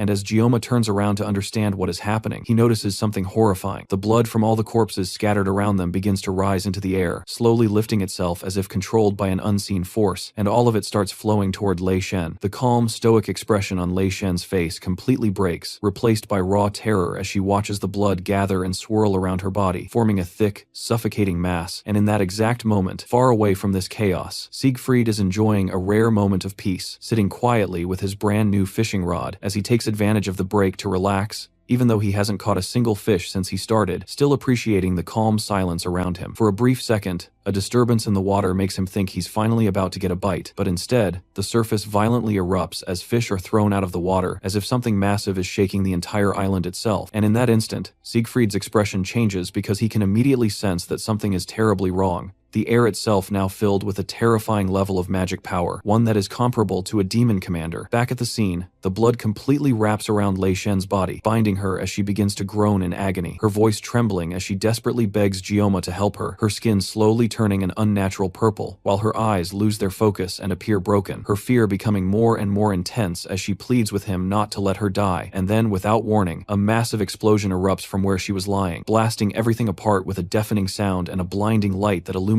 the entire island. As the smoke slowly clears, a figure is revealed standing in the center of the destruction, and although it is clearly the same body, it is no longer Lei Shen, because something else has taken over, her skin now scorched and burning in patches across her body. And the very first thing this new being does is casually stretch, almost lazily, before remarking that it has been 700 years since she last stepped into the human world. The sheer level of magic power radiating from her makes the demonoid mermaid that nearly killed Gioma seem insignificant, like nothing more than a small fish in comparison, and the impure flames flickering across her body confirm exactly who she is, leaving no doubt in Gioma's mind that the entity standing before him is one of the highest-ranking demons, the 5th Legion commander of the Demon King's army, the succubus-type demon known as the Bewitching Flame, Agor. The demon bursts into delighted laughter, and the intense heat radiating from her presence alone is enough to cause birds flying in the sky to drop lifelessly to the ground. As she looks at Gioma with amusement and casually asks if this is not how humans greet each other, mentioning that it has been 700 years since she last left the demon realm, so she is no longer familiar with human customs, and without waiting for a response, she introduces herself again in her own way, even going as far as saying that it is nice to meet him before asking for his name. Gioma remains completely silent, not out of fear, but because his mind is racing, desperately trying to recall every piece of information he can from his past life, digging through his memories in hopes that even the smallest detail might help him understand what is happening and how to survive this situation, since his greatest advantage in this world has always been the knowledge he gained from playing the Blessing of Miracles game. From what he can remember, Agor is a first-type demon, and one of the Legion commanders, someone whose physical strength may not be the highest among her peers, but who more than makes up for it with her overwhelming mastery over mental magic, information he recalls from reading about her on the game's wiki before he quit, but none of that explains why she has appeared in the human world after 700 years, nor why she chose to descend by possessing Lei Shen as a vessel. Before he can think any further, Agor speaks again, asking him if he is the one responsible for killing all the mercenaries scattered across the ground, and from the moment she descended, she had already realized that Gioma is no ordinary human, because the fact that he is still standing there with a clear mind after witnessing her presence proves that he possesses exceptional potential, though she also casually remarks that based on his appearance alone, he still looks like nothing more than a mere whelp, albeit one that could grow into something interesting in the future. With that thought, she presents him with an offer, proposing that he form a contract with her, and as she speaks, she activates her mental magic, her voice and presence beginning to influence Gioma's mind, subtly but powerfully bewitching him as he looks at her, his thoughts becoming heavier and more difficult to control as he tries to ask what she is doing to him, only for her to cut him off before he can even finish speaking. She tells him that he should feel honored, because not everyone gets the chance to become the servant of a Legion commander, and she continues explaining that human society is inherently flawed, where people constantly judge each other, form hierarchies, pursue their own selfish desires, and harm others in the process, painting a picture of a world filled with hypocrisy and cruelty, and then contrasts it with the dream she offers him, a chance to escape all of that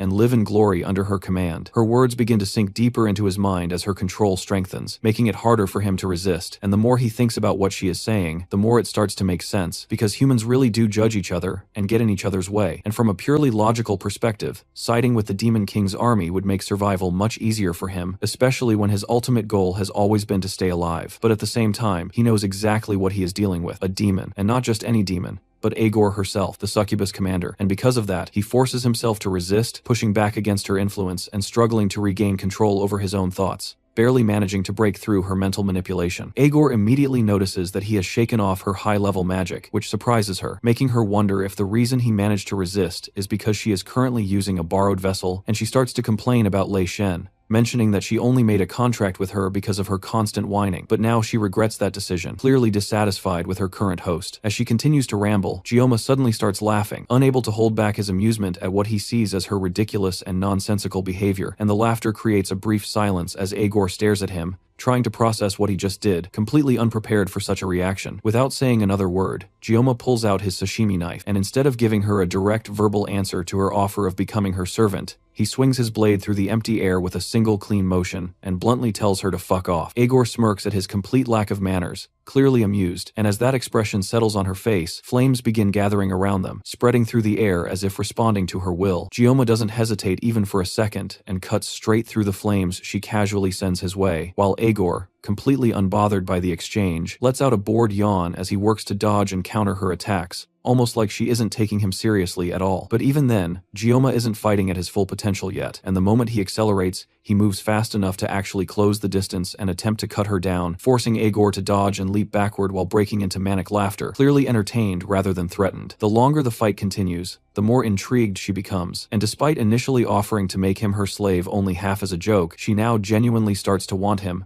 curious about just how far his abilities can really go. Deciding to push things further, she releases more of her power all at once, unleashing multiple fireballs toward him in rapid succession. Yet Gioma slices through every single one of them without slowing down, carving a path straight through the wall of flames as he charges directly at her. His skills only grow sharper and more dazzling as the fight progresses, and instead of overwhelming him, it only makes Agor more impressed, to the point where, as he closes in, she is actually forced to turn and run, something completely unexpected, while he relentlessly chases after her without letting up for even a moment. At this point, Gioma has clearly gone beyond normal human limits, while Agor, despite being a Legion commander, is still adapting too slowly to her current state, even though several minutes have already passed since her descent into the human world. Gioma manages to catch up to her and immediately goes for a decisive strike, aiming to bury his knife into her back, and for the first time, Agor feels genuine concern at how fast he has become, realizing that he closed the gap far quicker than she anticipated. Their clash results in a massive explosion that tears apart the ground around them, sending debris flying in every direction, and as the smoke begins to clear, Agor is revealed standing above Gioma, calmly holding back the knife that was just about to pierce her moments earlier. She comments on how impatient he is, asking if he is in such a hurry, while casually telling him that there is no need to rush since she has all the time in the world for him. Gioma, however, is very much in a hurry, fully aware that time is not on his side, and without wasting another second, he pours all his strength into breaking free from her grip, cutting through it and immediately pushing forward for another attack. His body begins to glow with aura as he forces himself even further, determined to end the fight before his limit catches up to him, because the countdown on his painless blessing is steadily ticking towards zero, and once it runs out, he will be left completely exposed. Agor notices this shift immediately, realizing that despite already surpassing human limitations, he is somehow still getting faster, pushing himself beyond what should even be possible. The two of them continue clashing repeatedly, their attacks colliding and sending sparks of flame scattering across the battlefield, the intensity of their fight growing brighter and more violent with each passing second. However, as time runs out, the inevitable happens, and the moment his painless blessing ends, Gioma's body gives in to the accumulated strain, leaving him completely exhausted as he pants heavily, barely able to remain standing while Agor looms over him. In contrast, she shows almost no signs of damage from the battle, aside from a heavily cut up hand, flames flickering around it as blood drips from the wounds. She looks at her injured hand with a hint of curiosity, almost as if the sight is unfamiliar to her, noting how strange it feels to see her own red blood flowing, as if she has become human herself, and then without any effort, she activates her flames and completely heals her arm, restoring it instantly as if the injuries never existed. With her body fully recovered, she walks toward Gioma, who can barely stand upright anymore, and tells him that it would be a waste to leave someone like him as just a human. She can feel the burning determination inside him, a fire that seems to consume his entire being, and that intensity captivates her interest. Even though he lacks manners, she finds his fiery resolve appealing, and considering his age, she even believes that he might have more potential than the other boy who was prophesied to become the vessel of the past hero. Agor laughs softly as Gioma continues to glare at her with defiance despite his condition, and now that she has mostly adjusted to her borrowed body, she begins to view him differently, wondering if he might actually be the one capable of fulfilling the desires of the demons. To confirm that thought, she decides to give him one final test, wanting to see whether he truly possesses the qualities she is searching for. Agor begins gathering even more flames around Gioma,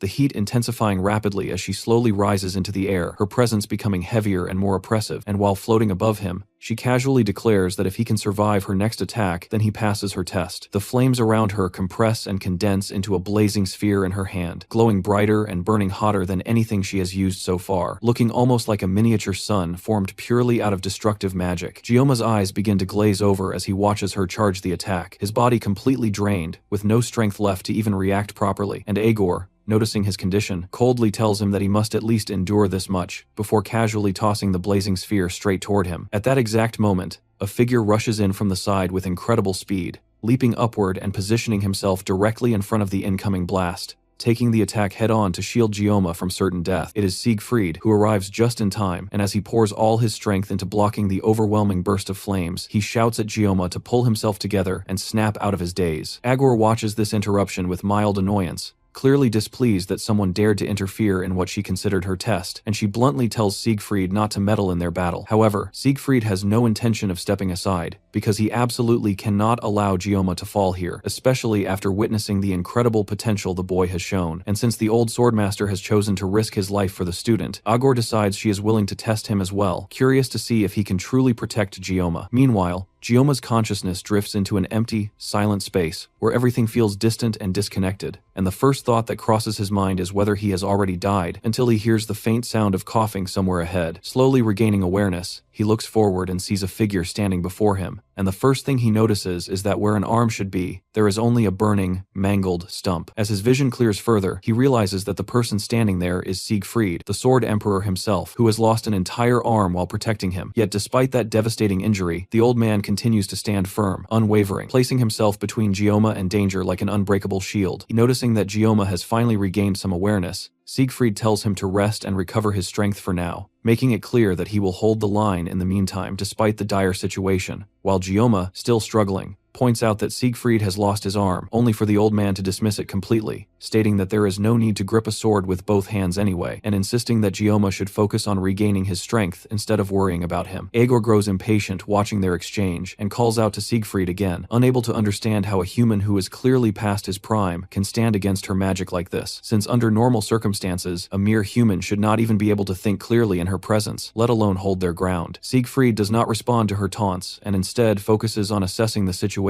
he has stepped into, recognizing that he is facing Aegor, one of the Demon King's legion commanders, and understanding the implications of her appearance, because for a demon of such rank to descend into the human world, a sacrifice of flesh must have been used to weaken the barrier between realms, allowing her to possess a human host as a vessel. Due to the backlash of this process, demons cannot unleash their full power while possessing a human body, but even with that limitation, they remain catastrophic threats, nearly unstoppable once they appear. Fortunately, in this case, it seems that Aegor's compatibility with Lei Shen's body is not ideal, which explains why she struggled against Gioma earlier, and is now even being held back by an injured old man. Aegor, however, cannot comprehend how Siegfried is managing to resist her for this long, but she resolves that her next attack will not end as lightly as before, and with that thought, she launches herself forward again, charging straight at him, while Siegfried responds immediately, rushing toward her with his sword held firmly in his remaining hand. The two cross paths in a single swift exchange, and in that instant, Siegfried manages to sever her arm in retaliation, her flaming limb falling to the ground as Aegor lets out a scream of pain and fury, staring at the severed arm in disbelief, while Siegfried calmly asks if she is afraid now, pointing out that things are finally even between them. That remark only fuels her anger further, and she retaliates by unleashing an overwhelming wave of flames that engulfs the entire area, attempting to burn everything in sight, while Siegfried remains composed, holding his sword steady as it becomes infused with dense aura, preparing to counter her assault. Although he does not know the exact reason for her descent into the human world, he can clearly see the fear beginning to surface in her eyes, something she tries to suppress, and as her flames lash out toward him like a molten whip, he cuts through them cleanly and evades the attack before instantly repositioning himself, moving at a speed that even Aegor struggles to track. Despite this, Aegor continues to underestimate him, too focused on mocking him to fully concentrate on the fight, and because of that, she nearly loses her head when Siegfried suddenly appears beside her and swings his sword at her neck, an attack she barely manages to avoid at the last possible moment. The density of Siegfried's aura is so overwhelming that she cannot properly sense his movements, forcing her to finally take a closer look at him, and in that moment, she realizes his true identity, that he is a descendant of Aron, one of the legendary heroes of the past. Even after recognizing this, Aegor forces herself to calm down before panic can take over, reminding herself that no matter his lineage, Siegfried is still just a human whose body has long passed its prime, and that there is no reason for her to lose composure over someone like him. Aegor suddenly ascends into the sky, creating distance between herself and her opponents, and as she hovers high above, countless flaming spears begin forming behind her, multiplying rapidly until they fill the entire sky. Even if Siegfried is a descendant of Aron, she is confident that a body as worn and aged as his cannot possibly evade what comes next, and the sheer heat radiating from those spears becomes so intense that even the clouds begin to scatter and dissolve under the pressure. She lets out a manic laugh, clearly enjoying the overwhelming advantage she holds, while both Gioma and Siegfried instantly understand that what is coming is going to be nearly impossible to avoid. Without giving them even a moment to properly react, Aegor unleashes the attack, sending a storm of blazing spears crashing down toward the ground like a catastrophic rain of fire. Despite his age and injuries, Siegfried still moves with incredible agility, stepping and leaping with precise timing as he avoids the falling inferno, his movements sharp and efficient, proving that his body may be old but his mastery has not dulled. Meanwhile, Gioma can only watch helplessly, calling out to his teacher, his body too exhausted to even stand properly, let alone join the fight. Every ounce of strength he has is being used just to remain conscious, and even loosening his grip on his sashimi knife feels dangerous, as if letting go would mean losing the ability to fight entirely. Dropping his blessing now would be nothing short of suicide. Siegfried continues navigating through the relentless barrage, dodging and weaving between the descending spears while the ground around him is torn apart by molten impacts, and whenever one gets too close, he calmly swings his sword with his remaining arm, slicing the flaming projectiles cleanly in half. Even Agor, watching from above, acknowledges his skill, though she mocks him by elevating him from a mere nuisance to something slightly more troublesome in her eyes, while still continuing the endless downpour of attacks without pause. However, Siegfried is not simply evading blindly. With every calculated movement, he has been steadily closing the distance between them, inch by inch, until he finally reaches a point where he is within range to strike. As he advances, he openly admits that demons are overwhelmingly stronger than humans, recalling how, in his youth, that realization filled him with resentment, forcing him to accept that effort alone could never bridge that gap. Agor mocks his words as he speaks, dismissing them outwardly. Yet inwardly, she cannot ignore the sheer refinement and experience behind his swordsmanship, something that continues to pressure her despite her superiority. As he draws closer, she studies him carefully, searching for an opening, and finally notices it. The left side of his body, where his arm is missing, is completely exposed, leaving him vulnerable. A smirk forms on her face as she prepares to exploit that weakness, telling him to keep talking as if indulging his final moments. Siegfried leaps into the air, raising his sword high above his head for what is clearly meant to be a decisive strike, and as he closes in, he declares that humans have the ability to grow and evolve even in the most hopeless circumstances, and that very trait is what demons fear the most, which is why they continuously attempt to invade the human world. Just as he reaches striking distance, Agor suddenly bursts into laughter, and with a swift gesture of her hand, a spear of fire erupts from the ground beneath him, piercing straight through his foot mid-leap, instantly disrupting his momentum and leaving him suspended and vulnerable. She does not hesitate for even a moment, closing the gap instantly. She places her hand directly against his chest, clearly done listening to his words, and releases a concentrated blast of fire from her palm that tears through his body, piercing his stomach completely. The attack detonates a moment later, engulfing him entirely in an explosion of blazing flames. As the fire dissipates, Agor casually turns away, already bored with what she sees as a concluded fight, while behind her, Siegfried collapses to his knees, coughing violently as blood spills from his mouth. His condition is devastating, his body engulfed in flames, one arm completely gone, and a massive hole torn through his abdomen, leaving him barely alive. Now completely overpowered, he no longer has the strength to stand, and Agor walks back toward him, placing her foot on his head and pressing him into the ground, asserting total dominance. In his current state, he cannot even muster the strength to respond, his voice gone along with his ability to resist. Agor looks down at him with clear disdain, remarking on how predictable humans are, whether centuries ago or now, always clinging to the same heroic ideals and stubborn speeches. The once mighty Sword Emperor,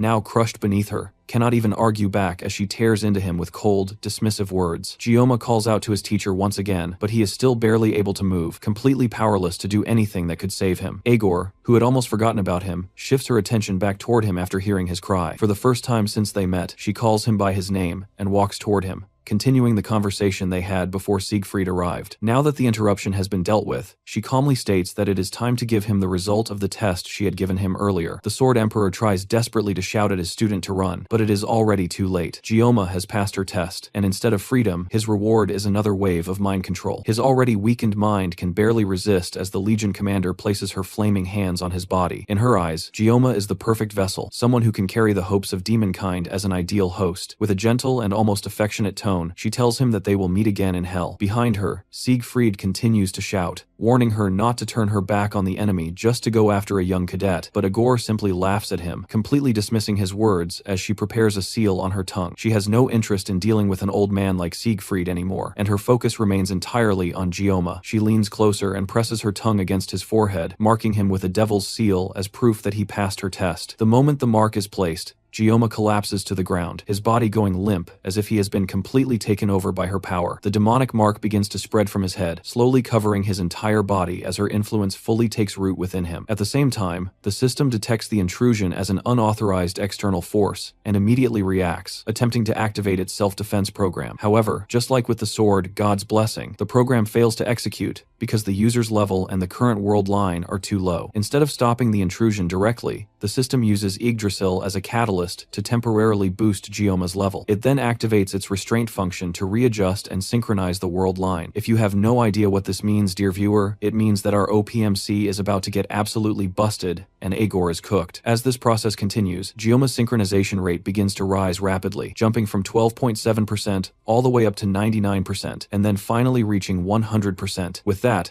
The conditions for unlocking his mysterious sealed power are fulfilled, and Gioma is on the verge of waking up. Meanwhile, Siegfried continues trying to fight against the overconfident demon, but in his battered and heavily weakened condition, he can barely pose any real threat. His movements have clearly slowed down, yet even Aegor can't help but acknowledge that he is still moving despite the extent of his injuries. Still, it isn't something she finds too surprising, comparing him to a bug that keeps twitching even after its head has been cut off. Even so, Siegfried refuses to stop and keeps pushing forward, attempting to strike her, while Aegor casually and almost playfully dodges every attack he throws at her. No matter the cost, even if it means sacrificing his own life, he is determined to take her down with him. His blade begins to shine as his aura flares up, and Aegor immediately notices the color of it. It reminds her of the same aura used by the Sword Saint during the war 700 years ago. His aura surges intensely, clearly a final effort driven by what little life he has left, and Aegor realizes that she cannot afford to let him continue any longer. If she allows him to push any further, he could become a genuine threat. Without hesitation, she charges forward to end things in one decisive clash, and Siegfried steadies himself, preparing to meet her head-on for one last battle. However, before either of them can make their move, everything is suddenly interrupted as a powerful blast of magic descends from above, crashing down onto Aegor and shaking her violently. The impact rattles her completely, forcing her to turn sharply as a snarl spreads across her face while she searches for the source of the attack. The moment her eyes land on the figure approaching, her expression shifts instantly, her eyes widening in shock. For a brief moment, she thinks she is looking at Gioma, but she immediately realizes that this cannot be the same boy. An ancient and deeply unpleasant chill runs through her entire body as she stares at the glowing figure moving toward them, a presence she hasn't felt in over 700 years. At that moment, the system forcefully amplifies and manifests the levels of all of Gioma's blessings, including the blessing of painlessness and the blessing of regeneration. Then, through the blessing of transference, it uses those abilities to suppress and stabilize the pain and damage affecting the world line itself. A low growl escapes Aegor as she fixes her gaze on the being that dared to interfere with her plans, her voice tightening as she calls out to the figure in the sky above them, Joaquin. Gioma then descends from the sky toward them, but the blessing of the sword god is now temporarily disabled. In its place, the system makes an announcement, declaring that the gods themselves should bear witness as he now wields the blessing of pseudo-invocation. Elsewhere on the island, Abel walks through the dense forest with her sword resting against her back, moving steadily as the final day of the training exercise begins. Yet with each step, a strange sense of unease settles over her, something clearly feeling off. It is already close to 7:00 inches the morning, and at another part of the island, Ryozo checks her phone, her face filled with disbelief as she notices something unusual. Speedweapon wakes up behind her and questions why she is already up and walking around when it is supposedly not even dawn yet, but she immediately corrects him, telling him that dawn had already passed long ago. Despite that, the sky remains completely dark, as if it were still the middle of the night, with no sign of sunrise at all. Regardless of this unnatural situation, it is already time for the cadets to start heading back to the academy, as everyone is supposed to regroup at the return point, including Chloe and Rachel, who are still asleep, both dreaming about Kang Gioma. Other cadets across the island also begin waking up,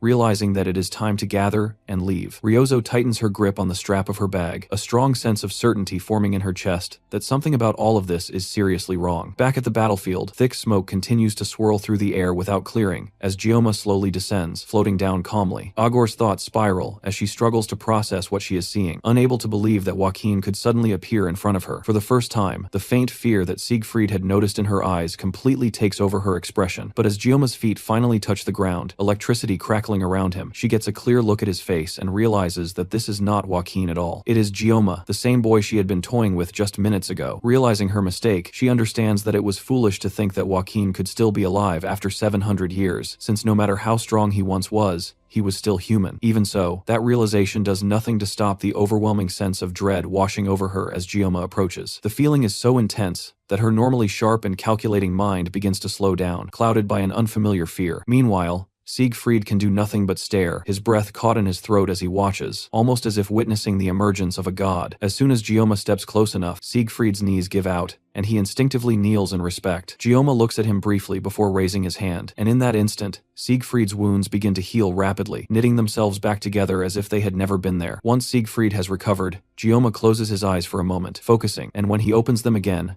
a surge of raw power bursts outward from his body. Electricity erupts around him, spreading across the entire area, and in the next moment, he vanishes. Before Aegor can even react, he reappears behind her and begins walking toward her calmly. She stands completely frozen, unable to process what just happened. happened, her mind failing to grasp his movements or even his presence. It feels as if his very existence has become something beyond her comprehension. She briefly considers whether it is because of the weak body she is inhabiting, but quickly realizes that it is far more than that. At that moment, she becomes certain of one thing: the being standing before her is no longer human. Accepting this, she withdraws her earlier words and apologizes, immediately preparing for a decisive attack as she draws magma from deep within the earth. The ground cracks open as molten energy rises, gathering in front of her before forming into a massive fireball that she lifts above her head. Siegfried watches with wide eyes and clenched teeth, overwhelmed by the sheer scale of the power she is unleashing. Meanwhile, Gioma remains completely calm, showing no emotion as he observes the growing inferno. Agor then hurls the enormous fireball toward Gioma, bidding him farewell and promising that they will meet again in hell. The massive sphere tears through the ground as it flies, its size so overwhelming that Siegfried can only watch in horror, unable to do anything to stop it. Gioma, however, simply steps forward, walking directly toward the incoming destruction. For the first time since his transformation, he speaks, while within him,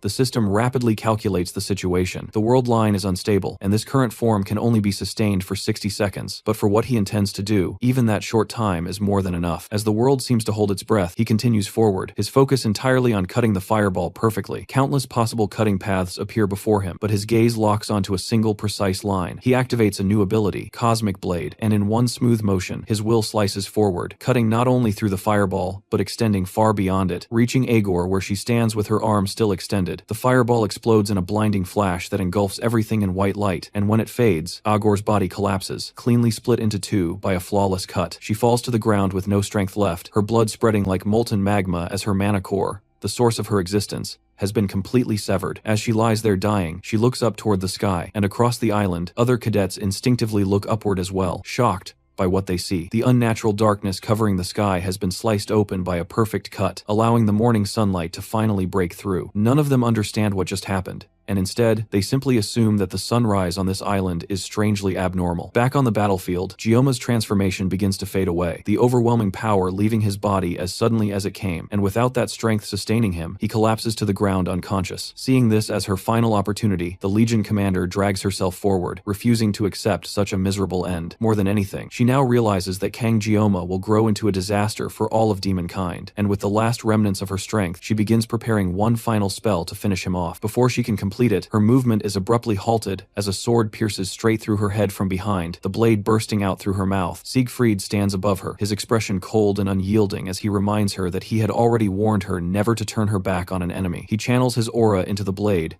and her final screams of resistance are silenced as her body begins to decay, breaking apart until nothing remains. As the last traces of her existence disappear, Siegfried finally speaks into the empty battlefield, declaring that his name is not Aaron's descendant, but Siegfried von Nibelung. After that, he turns his attention to the unconscious Gioma and carefully checks his condition. His breathing is stable, and there are no fatal injuries, meaning his life is not in immediate danger. However, as Siegfried looks at him, a question lingers in his mind about what Gioma truly is. He recalls how his own body reacted earlier, how he had instinctively knelt without thinking, as if compelled by something beyond his control. It was not a conscious decision, but a deep instinct ingrained within him as a swordsman. Since ancient times, humanity has believed that there exists an incomprehensible will within all things, phenomena like storms, comets, and lightning appearing out of nowhere, forces that surpass human understanding. These overwhelming powers have always been feared, yet at the same time, revered. Over time, people began giving them names, calling such existences calamities or even gods. And with that, we've reached the end of this recap and the first season of this manhwa. Honestly, I don't even know what score to give this manhwa. Gioma's journey has been incredible, full of ups and downs, and that fight was just epic. But now, I want to hear from you. What did you think? Let me know your rating from 0 to 10 inches, the comments below, and tell me what your favorite part was. Thanks for watching, and I'll see you in the next one.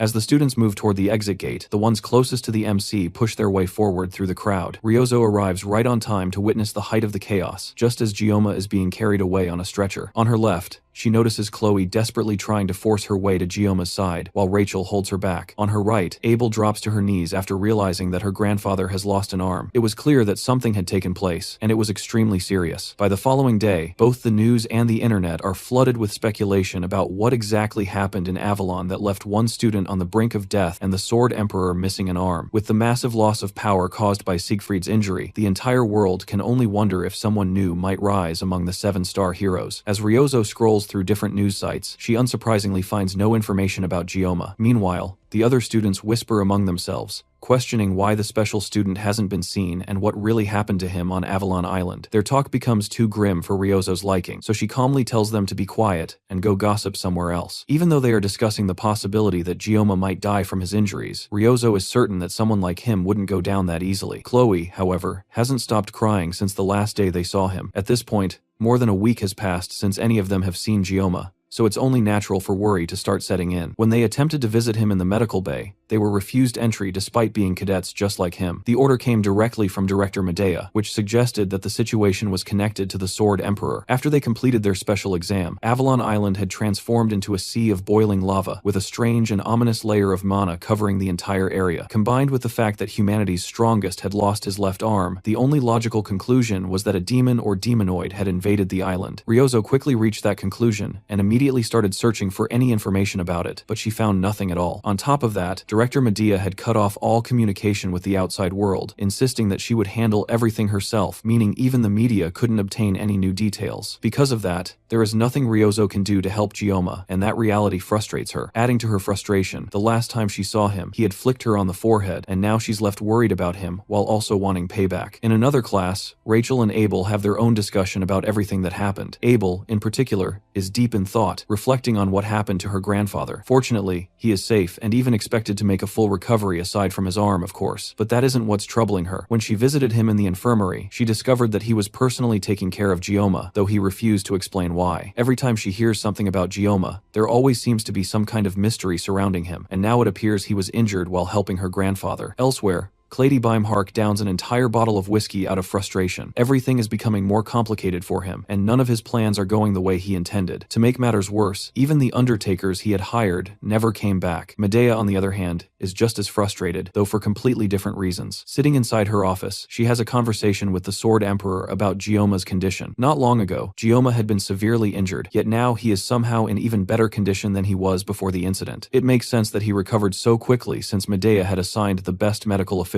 to treat him. However, Siegfried is a completely different matter. Despite having lost an arm, he appears perfectly fine. Even the doctor who treated him cannot explain how Siegfried managed to recover from everything, including the illnesses he had prior to going to Avalon. All of this only gives Medea a headache, as she cannot figure out what is going on. On top of that, Siegfried has been behaving strangely, and has not left Gyoma's side throughout his recovery. Now that Gyoma has finally woken up, she hopes Siegfried will at last explain what really happened. Siegfried himself has also been trying to organize his thoughts, since a lot truly happened on Avalon Island. Now that things have somewhat settled down, he finally begins explaining. He tells her about Agor appearing on the island, and then quickly reveals that Agor was eliminated. Medea immediately jumps from her seat in shock, because that makes no sense to her. There is no way Siegfried could have defeated Agor alone, leaving only one possible conclusion: the one who defeated Agor was Gyoma. Siegfried promises that he will explain everything in detail once everyone is together, but for now, they deserve a bit of rest. Outside in the school courtyard, Speed Weapon tries to lift the mood of his clubmates by creating new posters to recruit members. The club had always depended on Gyoma to keep things running, but with him absent, they now have to handle things themselves. Unfortunately, the poster turns out to be incredibly ugly, and Chloe immediately tears it apart. As Chloe and Speed Weapon start arguing, Ryozo absent-mindedly touches the empty space beside her, missing Gyoma. Even the Yangang she once enjoyed no longer tastes as sweet as before. While she sits there feeling down, the atmosphere suddenly shifts as Chloe and Speed Weapon excitedly run towards someone who has just arrived. Turning her head, Ryozo sees Gyoma standing there with them. She quickly stands up, rushes over to him, and flicks his forehead the moment she gets close enough, then smiles as she welcomes him back. At another moment, Gyoma stands in front of the school, gazing over the entire courtyard. The ground around him begins to tremble, and powerful winds threaten to push him backward. Soon after, several knives, identical to his own, shoot out from within the school, flying straight toward him. Gyoma reacts instantly, parrying and blocking every knife aimed at him. By the time he finishes deflecting the barrage, space itself seems to tear apart. Above him, a massive knife slices through the sky, descending directly toward him. Gyoma raises his own blade and cuts through it, while a voice echoes in his mind, urging him to take something and pick it up. However, he has no idea what that something is. In fact, he does not understand what is happening at all. Suddenly, his eyes snap open, and he wakes up in his room, confused, with sunlight shining onto his face. It is not the first time he has had this dream, and he has never been able to understand its meaning. His phone vibrates beside him with a message from Speed Weapon, showing off his terrible poster design that Chloe unfortunately failed to destroy completely. Aside from the fact that his club is basically doomed to never gain a new member again. His physical condition has improved more than ever since his recovery. Ever since his battle with Agor, he has been resting in a VIP treatment room, all of which has been paid for by the Sword Emperor himself. As he gets dressed to return to school for the first time in a while, his thoughts drift back to everything that happened on the island, and he can only wonder how things will unfold from here. Ryozo had told him to do whatever he wanted, but nothing has been that simple so far. When he arrives at school, the first person to greet him with a smug expression is Ryozo, and the two of them walk to class together. She immediately gets straight to the point, asking him to explain what exactly happened in Avalon and why he was hospitalized for so long. It is not an easy subject, and no matter how much she presses him, it is not something he can simply reveal. Gyoma ignores her persistent and rather annoying questioning, instead distracting her by sending her the picture of the posters Speed Weapon had made earlier. That successfully shifts her attention, and he sends her off to deal with it. Elsewhere, Medea and Siegfried meet once again inside her office. This time, Gyoma politely steps in to join them, arriving just as their discussion is about to begin. Medea looks at him with concern in her eyes and immediately gets to the point, bringing up how he managed to defeat the 5th General Commander, Agor. Even though it clearly happened, Gyoma himself remembers the entire event as if it were nothing more than a strange dream. Noticing his unease, Medea attempts to steer the conversation in another direction, but Siegfried brings it right back, firmly confirming once again that Gyoma truly was the one who defeated the demon general. After all, he personally witnessed it, and as the world's strongest, he has no reason to lie. Beyond that, Siegfried explains that the demons have likely already sensed the disturbance, because until now, no human had ever been capable of standing against a demon at the level of a general. How Agor even managed to enter the human realm in the first place remains unknown, but her purpose is fairly obvious. She must have come to stop something, and if she came, then remaining idle would only make matters worse. Based on Siegfried's prediction, another war would likely break out within a few years, and this one would be on a completely different scale compared to the one from 50 years ago. In fact, the only reason the demons have not already launched an attack over the death of one of their generals is because Siegfried has not yet made any public statement, meaning there is no time to waste. The reason Siegfried called for this meeting becomes clear. Given his current condition, he can no longer fight on the front lines. With that established, he announces that he plans to step down from the 7 stars in the near future. Even Gyoma, who is usually calm, rises from his seat in shock upon hearing this, but Siegfried reassures him, making it clear that this is not a hasty decision. He had thought about it repeatedly while he was hospitalized. Even if he has carefully considered it, the public and the press will not respond with the same patience. A press conference will need to be held in a few days to announce everything and settle the matter at once. Although Medea had remained composed up to this point, hearing him speak so casually about it finally pushes her over the edge. She grabs the collar of his shirt and shakes him aggressively. Gyoma watches the scene with an uneasy smile. Up until now, he had worked hard to keep the story from straying away from its original plot, and he used to panic whenever characters acted differently from how they did in the game. But now, everything has changed so drastically that trying to control it feels selfish. These people are no longer just characters in a game, they are real individuals with their own thoughts and choices, and he has no choice but to accept whatever happens next. However, the next thing Siegfried says is something Gyoma finds difficult to accept. Clearing his throat, Siegfried addresses him directly. The Sword Emperor intends to pass his 7-star seat on to Gyoma. Later, after the intense discussion comes to an end, Medea quietly curses her old friend under her breath. Of course, Gyoma will not immediately take over the position, since he should still be allowed to enjoy his life as a student at the academy. Even so, this is still a major decision. Medea is worried that such responsibility might be too heavy for a 17-year-old boy. Despite that concern, she cannot deny that no one is more suitable for the 7 stars than Gyoma. They have not made his achievements public, but if even half of what he has done were to be revealed, it would throw the entire world into chaos. As she thinks about him, Medea cannot help but recall Balor Joaquin. She stops herself before fully saying the name out loud, but the thought lingers in her mind. It is not that she fails to understand Siegfried's decision after all. The absence of a 7-star hero could create unrest in both the human and demon worlds. Even so, they still need approval from the Association and the other 7-star heroes. This whole situation is bound to become a massive headache. Meanwhile, out in the hallway, Gyoma and Siegfried walk out of the administration quarters together. This is the perfect moment for Gyoma to question him about the decision to give him a 7-star hero seat, and Siegfried is already aware of that. The older man apologizes for how suddenly everything has been decided, and begins by asking whether Gyoma knows why there are only 4 seats filled among the 7-star heroes. The obvious answer would be that it is out of respect for the fallen allies, but that is not the full truth. The real reason those seats remain empty is because no one has ever been worthy enough to take them. Demons are far stronger than humans, and even in the game Blessing of Miracle, demons possessed overwhelming stats that made fighting them extremely difficult. Because of that, it only made sense for the heroes to accept individuals who were truly strong enough. If even one 7-star hero were to fall to a demon, humanity itself would face destruction.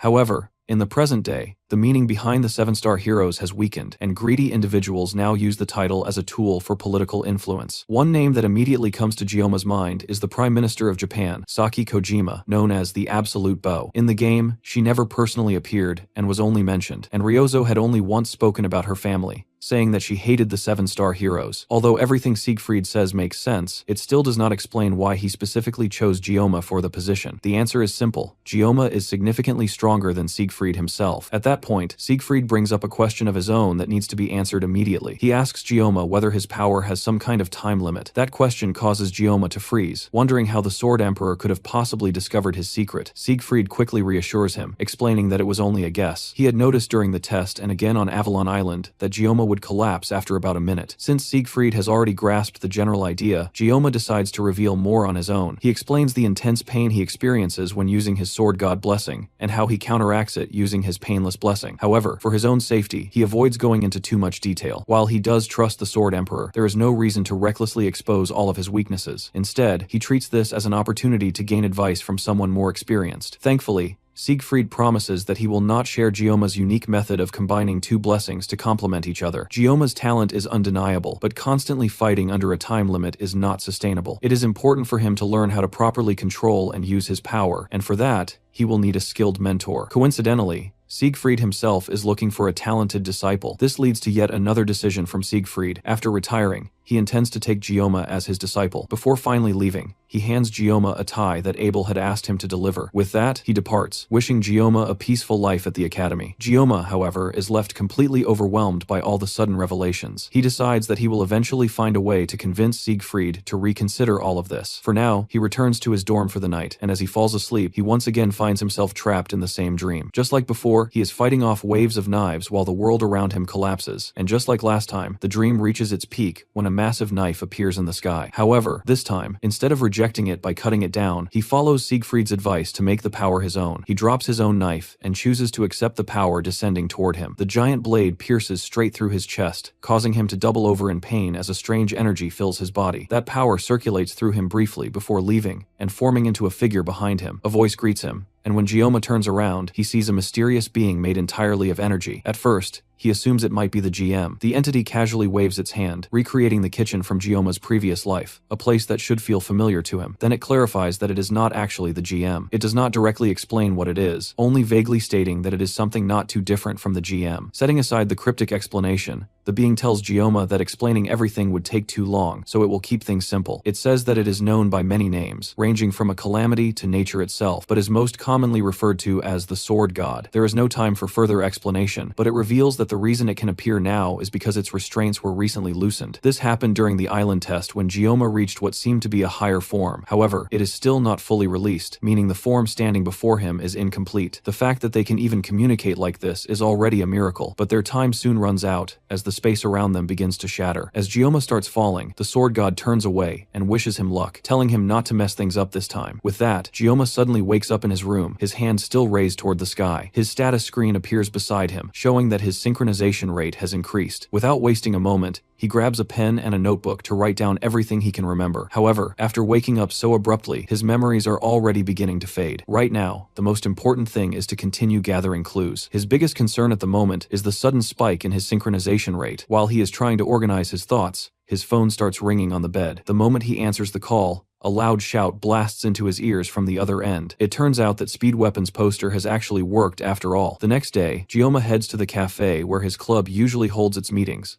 planning to wait for the new member. Chloe sulks because she wasn't able to remove all of the posters in time, while Gyoma wonders what kind of weirdo would even decide to join a club after seeing something like that. Even Speed Weapon himself looks surprised that his poster actually managed to work. Meanwhile, Ryozo remains highly suspicious about the intentions of this new person and declares that she will interrogate them thoroughly. There is nothing wrong with being cautious, especially since they still have no information about the female instructor responsible for the dungeon break and whatever she might be planning. From Gyoma's perspective, the new recruit could even be a spy sent to kill him. Since they are about to gain a new member, the club will finally be officially established, and at the same time, They want to celebrate Gioma's recovery, so they decide to go to a sushi restaurant. Gioma himself is not particularly excited about it, but the others are interested because it is one of the most famous places in the academy. Getting a reservation there is difficult, especially since the Japanese students seem to enjoy it a lot. While they are discussing these plans, a girl walks into the room and asks if this is the travel club. Speedweapon excitedly invites her to sit down, while the rest prepare to question her. She appears much more normal than Ryozo had expected, especially considering she joined because of that poster, though compared to the rest of their rather strange group, appearing normal is not very difficult. Speedweapon attempts to start a casual conversation, but Ryozo immediately cuts it off and switches to interrogation mode, asking the girl to begin with a brief introduction. The girl introduces herself as San Hana, a second-year student from the ordinary class who comes from Busan. The Korean name catches Gioma's attention, as it connects to his own place of origin. However, the surname San feels unfamiliar to him,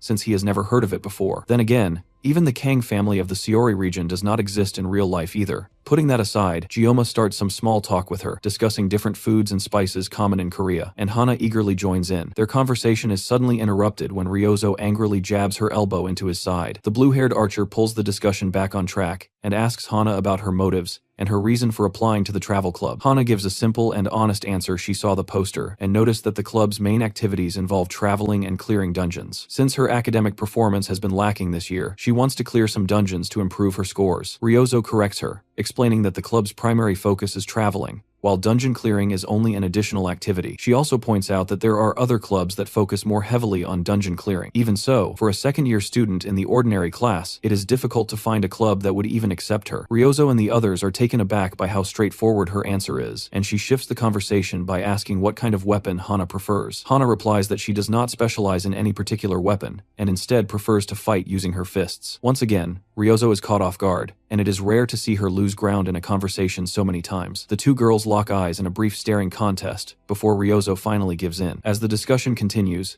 Gioma observes Hana carefully. From his past job, where he dealt with many customers, he developed the ability to categorize people based on subtle habits. Relying on his intuition, along with small signals he notices from Ryozo, he decides to welcome Hana into the travel club. Now that she is officially part of the group, Gioma tells her to speak more casually, and she immediately drops her polite tone. Hana also mentions that she does not want to be treated like a senior just because she is a year older, so everyone can speak casually with her as well. Speedweapon hands her a form to complete so she can officially join the club. While filling it out, she notices that the club's chaperone is the school's director, Medea. Seeing that, Hana gives a subtle, cryptic smile and says that she is definitely going to enjoy being part of this club. After that, she leaves the cafe, and Gioma remarks that she reminds him of someone, although he cannot quite figure out who. As they continue chatting, Gioma's phone suddenly rings with a message from Medea. When he checks it, his eyes widen as he sees information related to his student records. After reading the message, he leaves the meeting early. The information reveals that everything about his background, from his relationship with his parents to his personal history, has been completely erased. This means that the current status of his parents is unknown. On top of that, all of his records have been wiped clean, not just details about his parents but even his broader family connections. The only information that remains is from after he enrolled in the academy. Even when he tries to recall his own memories, it leads nowhere, as it feels like his entire life before entering the academy has been erased. His only remaining option is to try contacting his parents directly. He has not spoken to them since before his midterms because he did not want to worry them, but now he has no other choice. Taking out his phone, he dials the familiar number, but the call immediately disconnects, and an automated voice informs him that the number does not exist. At that moment, Gioma's fears are confirmed. He walks to a nearby bench as rain begins pouring down around him and looks at the photos of his family. Even those images are slowly fading, leaving him with no proof that his life before the academy ever existed. His parents now seem like nothing more than constructs created to help him adapt to this new world. Someone has clearly set up this entire situation like a chessboard for him to play on, whether it is the GM, the sword god, or perhaps both. One day, he is certain that he will uncover the truth behind everything. Elsewhere, as the sky darkens over the school, Rachel walks through the hallways with her usual crowd of simps following behind her. Before stepping into her classroom, she turns around and calmly rejects every one of them, then heads inside. As the guys continue arguing outside, Rachel lets out an annoyed sigh and takes her seat beside Abel. The blue-haired girl quickly notices that something feels off about her seatmate today, but Rachel is the one who breaks the silence first,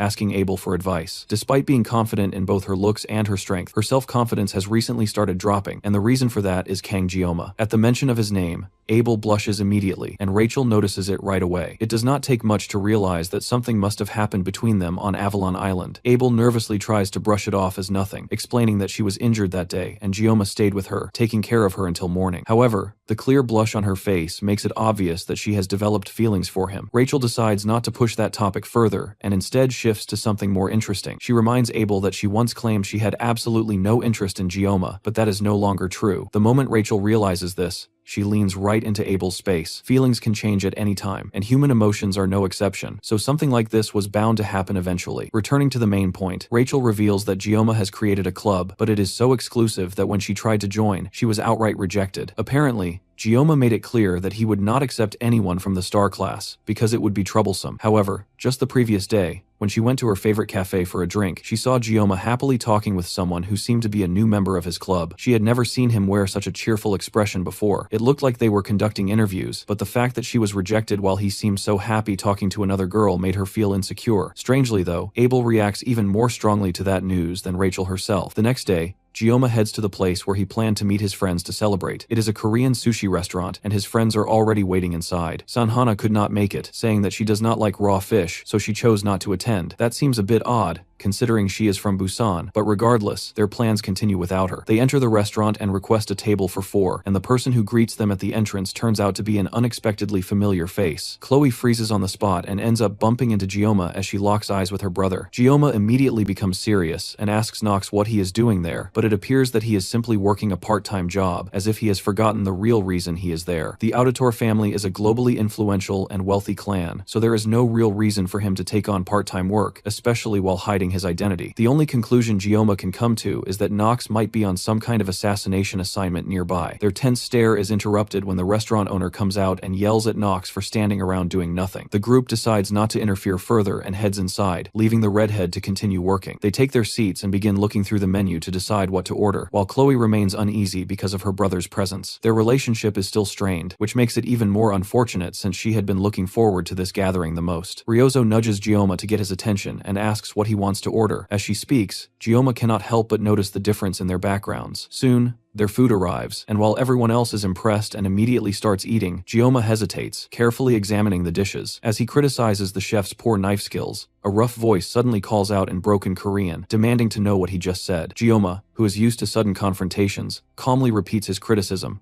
which only angers the man further. The chef then challenges him to come to the kitchen and demonstrate proper knife skills himself. Jioma remains composed, though he wonders how the man managed to hear him so clearly. Regardless, he is not the type to back down from a challenge involving food, so he stands up and accepts. The chef laughs at his confidence and raises the stakes, saying that if Jioma can prepare a better dish, he will let him eat for free. Confident that Jioma is out of his depth, the blonde chef underestimates him, but Jioma escalates the challenge further by requesting to work with red snapper, one of the most expensive fish to handle. The chef tries to stop him, but Nox intervenes and holds the man back, stating that if there is anyone who can be trusted with a blade, it is definitely Kang Jioma. Jioma walks into the kitchen, almost as if he has returned home, removes his jacket, picks up a knife, and begins working. In no time, he produces perfectly sliced sushi, leaving the chef sitting on the floor in complete defeat. In his 12 years of wielding a blade, the chef has never seen such skill in preparing sushi. Completely overwhelmed, he even asks Jioma to accept him as a disciple. Jioma quickly tells him to stand up, even as the man insists on calling the 17-year-old his master from now on. Although Jioma does not want a disciple, he still offers the man some advice on improving his technique. After finally standing up, the chef listens as Jioma explains how to better handle a blade and gain more experience before attempting such work again. Even from this brief guidance, the chef can tell that Jioma is a true master. With the challenge settled and advice given, the chef honors his promise and allows Jioma and his friends to eat for free. He goes even further, declaring that everyone in the restaurant can eat for free that day. Jioma then continues working tirelessly in the kitchen, skillfully preparing fish with a smile on his face. From their table, his friends watch him, wondering if they have ever seen him look like that before. Seeing how hard he is working, Speed Weapon suggests that they go help him, and Ryozo agrees, calling for Chloe to join them. Just as Chloe is about to get up, her brother appears beside her and offers to teach her how to work in the kitchen. By the end of the day, Jioma stands outside as the gathering finally comes to an end. It was originally meant to be a simple club celebration, but he ended up getting carried away and could not resist showing off a little. Even so, 50 seconds was enough time for him to prepare 3 fish. After spending so long cutting down demonic beasts,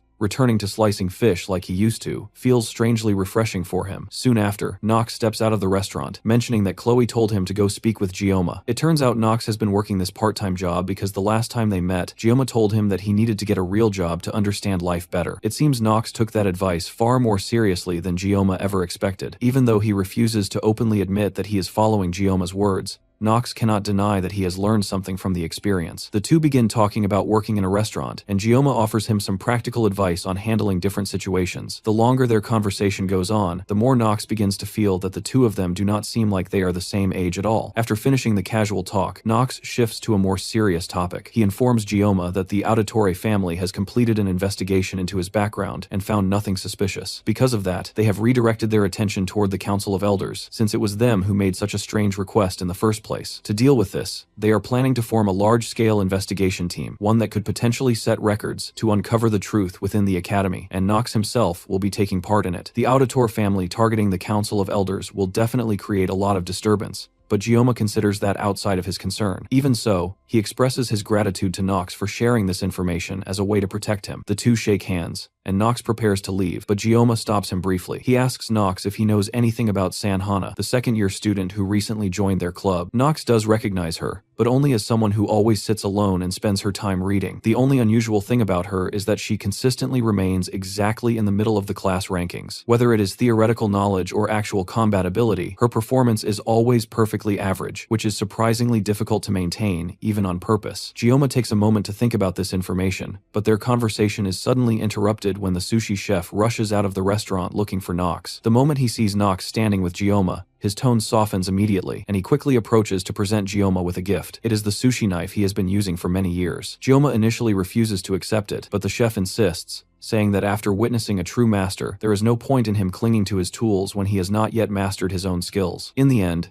Gioma reluctantly accepts the knife and examines it closely. At first glance, it looks extremely expensive, and seems to be crafted more like a weapon than an ordinary kitchen knife. He spends some time staring at it, thinking about what he should name it. Then, a memory of his family and his past life surfaces in his mind, and he decides to name the blade Everfrost as a tribute to his past. Elsewhere on the school grounds, a group of suspicious-looking individuals moves together toward a dark alley, where a masked man is already waiting for them. He greets them calmly, and thanks them for taking the time to gather. Then, he reveals himself as the professor. One of the people present is clearly unimpressed by the dramatic entrance and impatiently demands that the masked man quickly explain what he wants, since they are all busy. The professor simply laughs in response, which only angers the man further, prompting him to demand what is so amusing. To the professor, the man is nothing more than someone intoxicated by newly gained power. Hearing that, the man loses control, activates his ability, transforms into a massive beast, and charges at the masked figure with the intent to kill him and anyone else present. However, he has completely misjudged the strength of this mysterious individual. With nothing more than a casual wave of his hand, the professor reduces the raging beast to a few floating limbs in less than a second. Everyone present is left stunned by the display of power, and the professor calmly states that this was merely an introduction. With that demonstration out of the way, he suggests moving on to more important matters. Among the group, Instructor Kim immediately recognizes that this man is the second general, Kuran. As soon as that thought crosses her mind, the masked man calls her forward and asks her to explain the situation. Instructor Kim, who was a disciple of Agor,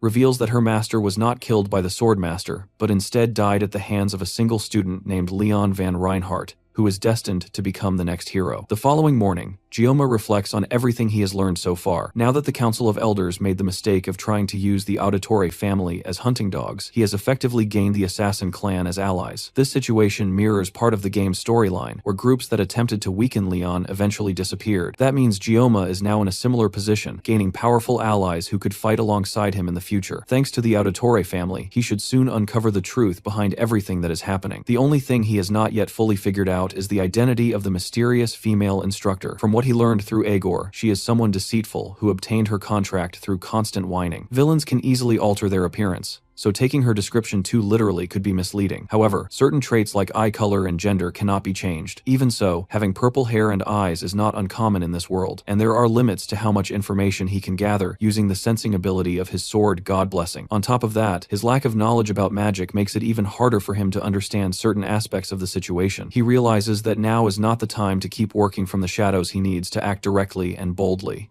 To do that, he must begin by learning new things, and that leads him to consider visiting Professor Damien. While he is still thinking things through, his club members suddenly burst into the cafe, with Ryozo and Speedweapon arguing loudly about something. The source of their argument is the upcoming anniversary of the day Balor Joaquin sealed Lycan. This occasion is significant because several important figures are scheduled to visit the school for the event. Among them is one of the strongest assassins, Altair Auditore, along with the next successor of the Iron King family, Mao Lan. And finally, there is the Pride of America, and a candidate expected to become one of the 7-star heroes, All Mute. Speedweapon suggests that they should get some work done to keep the principal satisfied, but Ryozo immediately sees through him, knowing that he just wants an excuse to enjoy the festival. As the two continue arguing, Chloe turns shyly and tries to ask Gioma if he has any plans for that day. However, before she can even finish speaking, Speedweapon suddenly shouts that they should set up a tasting booth. Chloe clearly does not appreciate being interrupted, and she stands up, ready to cut Speedweapon down for what feels like the 5th time this week. Gioma quickly steps in to save him by agreeing to the tasting booth idea, which shocks everyone in the group. Ryozo, in particular, immediately confronts him, getting right in his face and demanding to know why he would agree to something like that, even questioning if he just wants to show off in front of important figures. In reality, Gioma simply wants to use this opportunity to enjoy the festival, since they might not have many chances like this in the future. That statement instantly alerts Ryozo, making her realize that Gioma might know something about what is coming ahead. Without realizing it, he had been thinking about the second human-demon war that would happen in 3 years.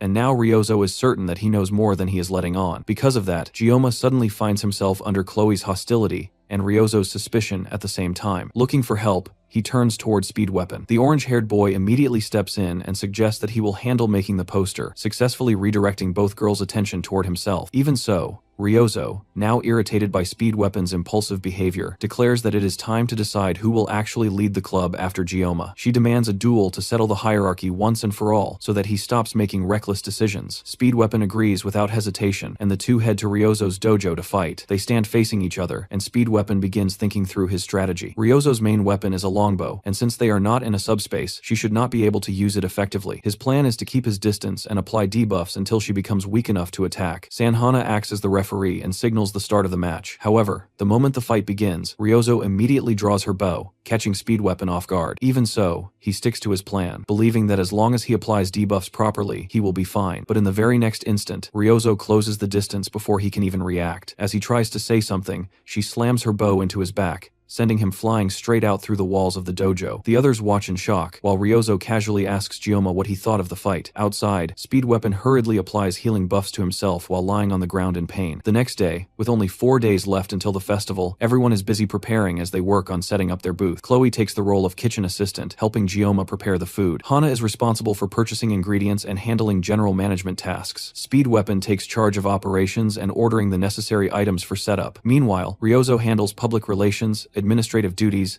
and the design of promotional materials. Despite the short time frame, they manage to organize themselves efficiently, and everything begins progressing smoothly. In his previous life, Gioma never had the chance to truly enjoy a festival. He had been working since the age of 17, leaving him with no time for leisure. Perhaps that is why he was so drawn to the game Blessing of Miracle, because deep down, he had always wanted a simple and ordinary life. However, those hopes in this world were shattered the moment Leon Van Reinhardt caught the attention of the demons during their second year. That also means this will likely be the last festival he ever experiences at the academy. His thoughts become visible on his face, and before long, Hana approaches him and asks why he looks so down. For a moment, Gioma wonders if she can somehow read his mind, but he decides not to mention it. Instead, he tells Ryozo that he will step out for a while to take care of some matters. Gioma then heads over to the office of Professor Damien and finds him calmly brewing some Russian black tea. Gioma declines the offer to try it and immediately gets to the point, asking about the phrase he always sees whenever he draws his weapon, "May the blessing of God be with you." The topic is something that troubled the professor enough that he personally traveled abroad to research. During his journey, he went all the way to Russia, where he discovered a book containing information about that very phrase. According to the book, blessings are divided into 4 tiers: dead spirits, guardian spirits, elemental spirits, and soul spirits. Each category is determined by the type of spirit that grants the blessing. However, when it comes to gods, it is already known in the current era that no gods exist anymore. That said, this only applies to the present age. In ancient times, during what is referred to as the Mythic Age, there were countless gods. These gods were not like the spirits known today. Instead, they were closer to pure concepts,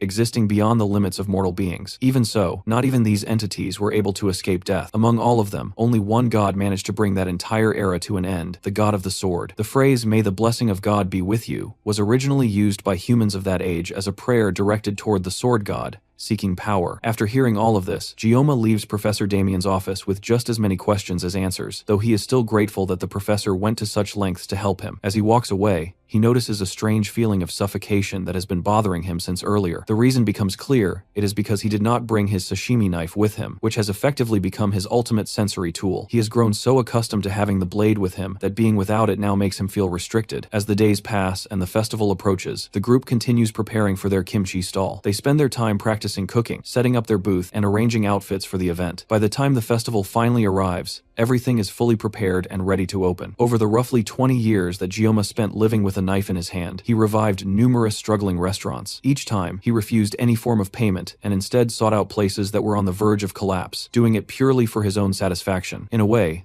this became his own form of romance. Perhaps his sudden desire to participate in a festival is simply a late manifestation of a youthful phase he never experienced. Now, with only 10 minutes remaining before they open their stall for the first time, his club members arrive to begin their shifts. Knowing that this might be the last festival they will experience together, Gioma makes up his mind to enjoy it to the fullest. Elsewhere, Rachel and Abel walk through the festival while wearing disguises and taking pictures together. The atmosphere around them feels surprisingly festive, and the main reason for that is most likely because so many important figures have shown up for the event. Abel mentions that her grandfather was supposed to be one of those people attending, but since he has already retired and does not enjoy these kinds of gatherings anyway, he decided not to come. As they continue walking through the fair, Rachel notices a flyer lying on the ground that advertises kimchi hot pot. Meanwhile, the heroes begin appearing on stage one by one, which causes excitement to rise among both the crowd and the students watching. Eventually, All Mute makes her way through the crowd, and the moment people even catch a glimpse of her, they go wild. Among those reacting is Speed Weapon, who immediately starts shouting in excitement as soon as he sees his hero step onto the stage. While doing that, however, he ends up squeezing and crumpling the flyers that Ryozo told him to hang up earlier. Ryozo quickly notices this and comes over to scold him right away. She grabs him by the tip of his ear and starts dragging him back toward their booth, but along the way, he suddenly trips over someone's boot. Both of them look up at the same time and see Rachel and Abel standing right in front of them. Meanwhile, back at the travel club's booth, customers are slowly starting to come in, but business is still moving at a slow pace. Inside the kitchen, Chloe is handling the vegetables with skill, cutting them cleanly, while Gioma focuses entirely on cooking. He only showed her a small portion of his technique, but even from that, she has already become very good with a knife. As the amount of work begins to increase, Gioma starts wondering where Ryozo and Speed Weapon went, and not long after,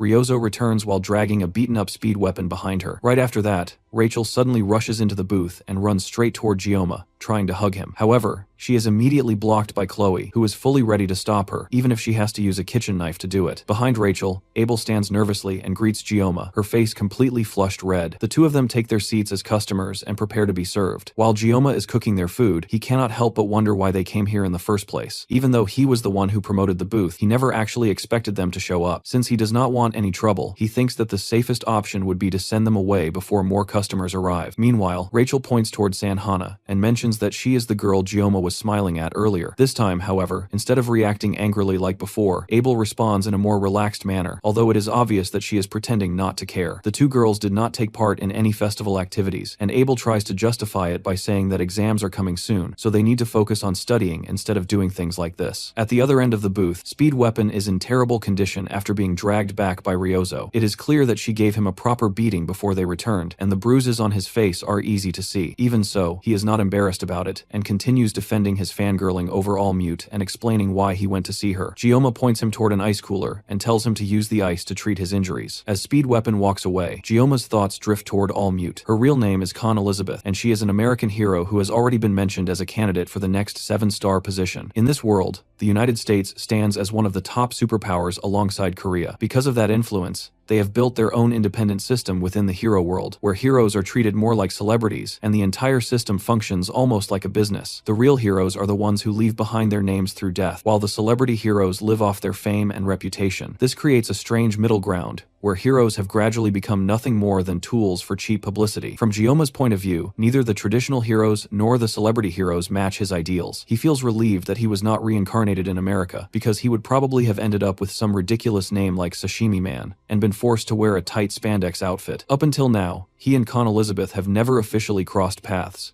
Even after the Sword Emperor named him as his successor, he already plans to refuse that position, but until then, it would be better for him to avoid All Mute entirely. The safest way to do that is to stay quietly at his booth and continue making kimchi stew for the next 3 days. After all, someone of her level of attention would never come to a small stall like his just to eat stew. Meanwhile, Ryozo confronts Abel over her earlier comments about working at the booth during the festival. She does not like how careless and biased Abel sounded. Abel, however, defends herself, explaining that it is not about the activity itself, but that she feels embarrassed because of the maid outfits. As their argument continues to escalate, an unexpected visitor suddenly walks into the booth. Everyone turns their attention toward the purple-haired woman as she walks straight toward the kitchen area without even bothering to take a seat like a normal customer. She heads directly up to Gioma and looks him over, identifying him as the one who defeated her brothers. Gioma immediately recognizes her as the sister of the infamous Mao twins he fought during his admission exam. She is known as Mao Lan, the iron-legged warrior. With a simple snap of her fingers, she signals one of her followers to bring over a chair and a footstool for her to sit comfortably. As she settles in, Gioma notices the S-rank weapon on her feet, Storm Greaves. The fact that she arrived wearing full battle gear makes it clear that she came prepared for a confrontation. Chloe immediately steps forward to defend Gioma, but he raises his hand to stop her and silently signals both Ryozo and Sanhana not to interfere. Surprisingly, Mao Lan does not seem interested in revisiting past conflicts. Instead, she explains that she came to personally see what kind of person Kang Gioma really is. While she admits that her brothers have terrible personalities, she also acknowledges that they are still quite skilled. However, ever since their encounter with Gioma, they have developed seizures whenever his name is mentioned. She clarifies that she is not here for revenge. In her view, Gioma actually did her a favor. Her brothers were reckless and impulsive,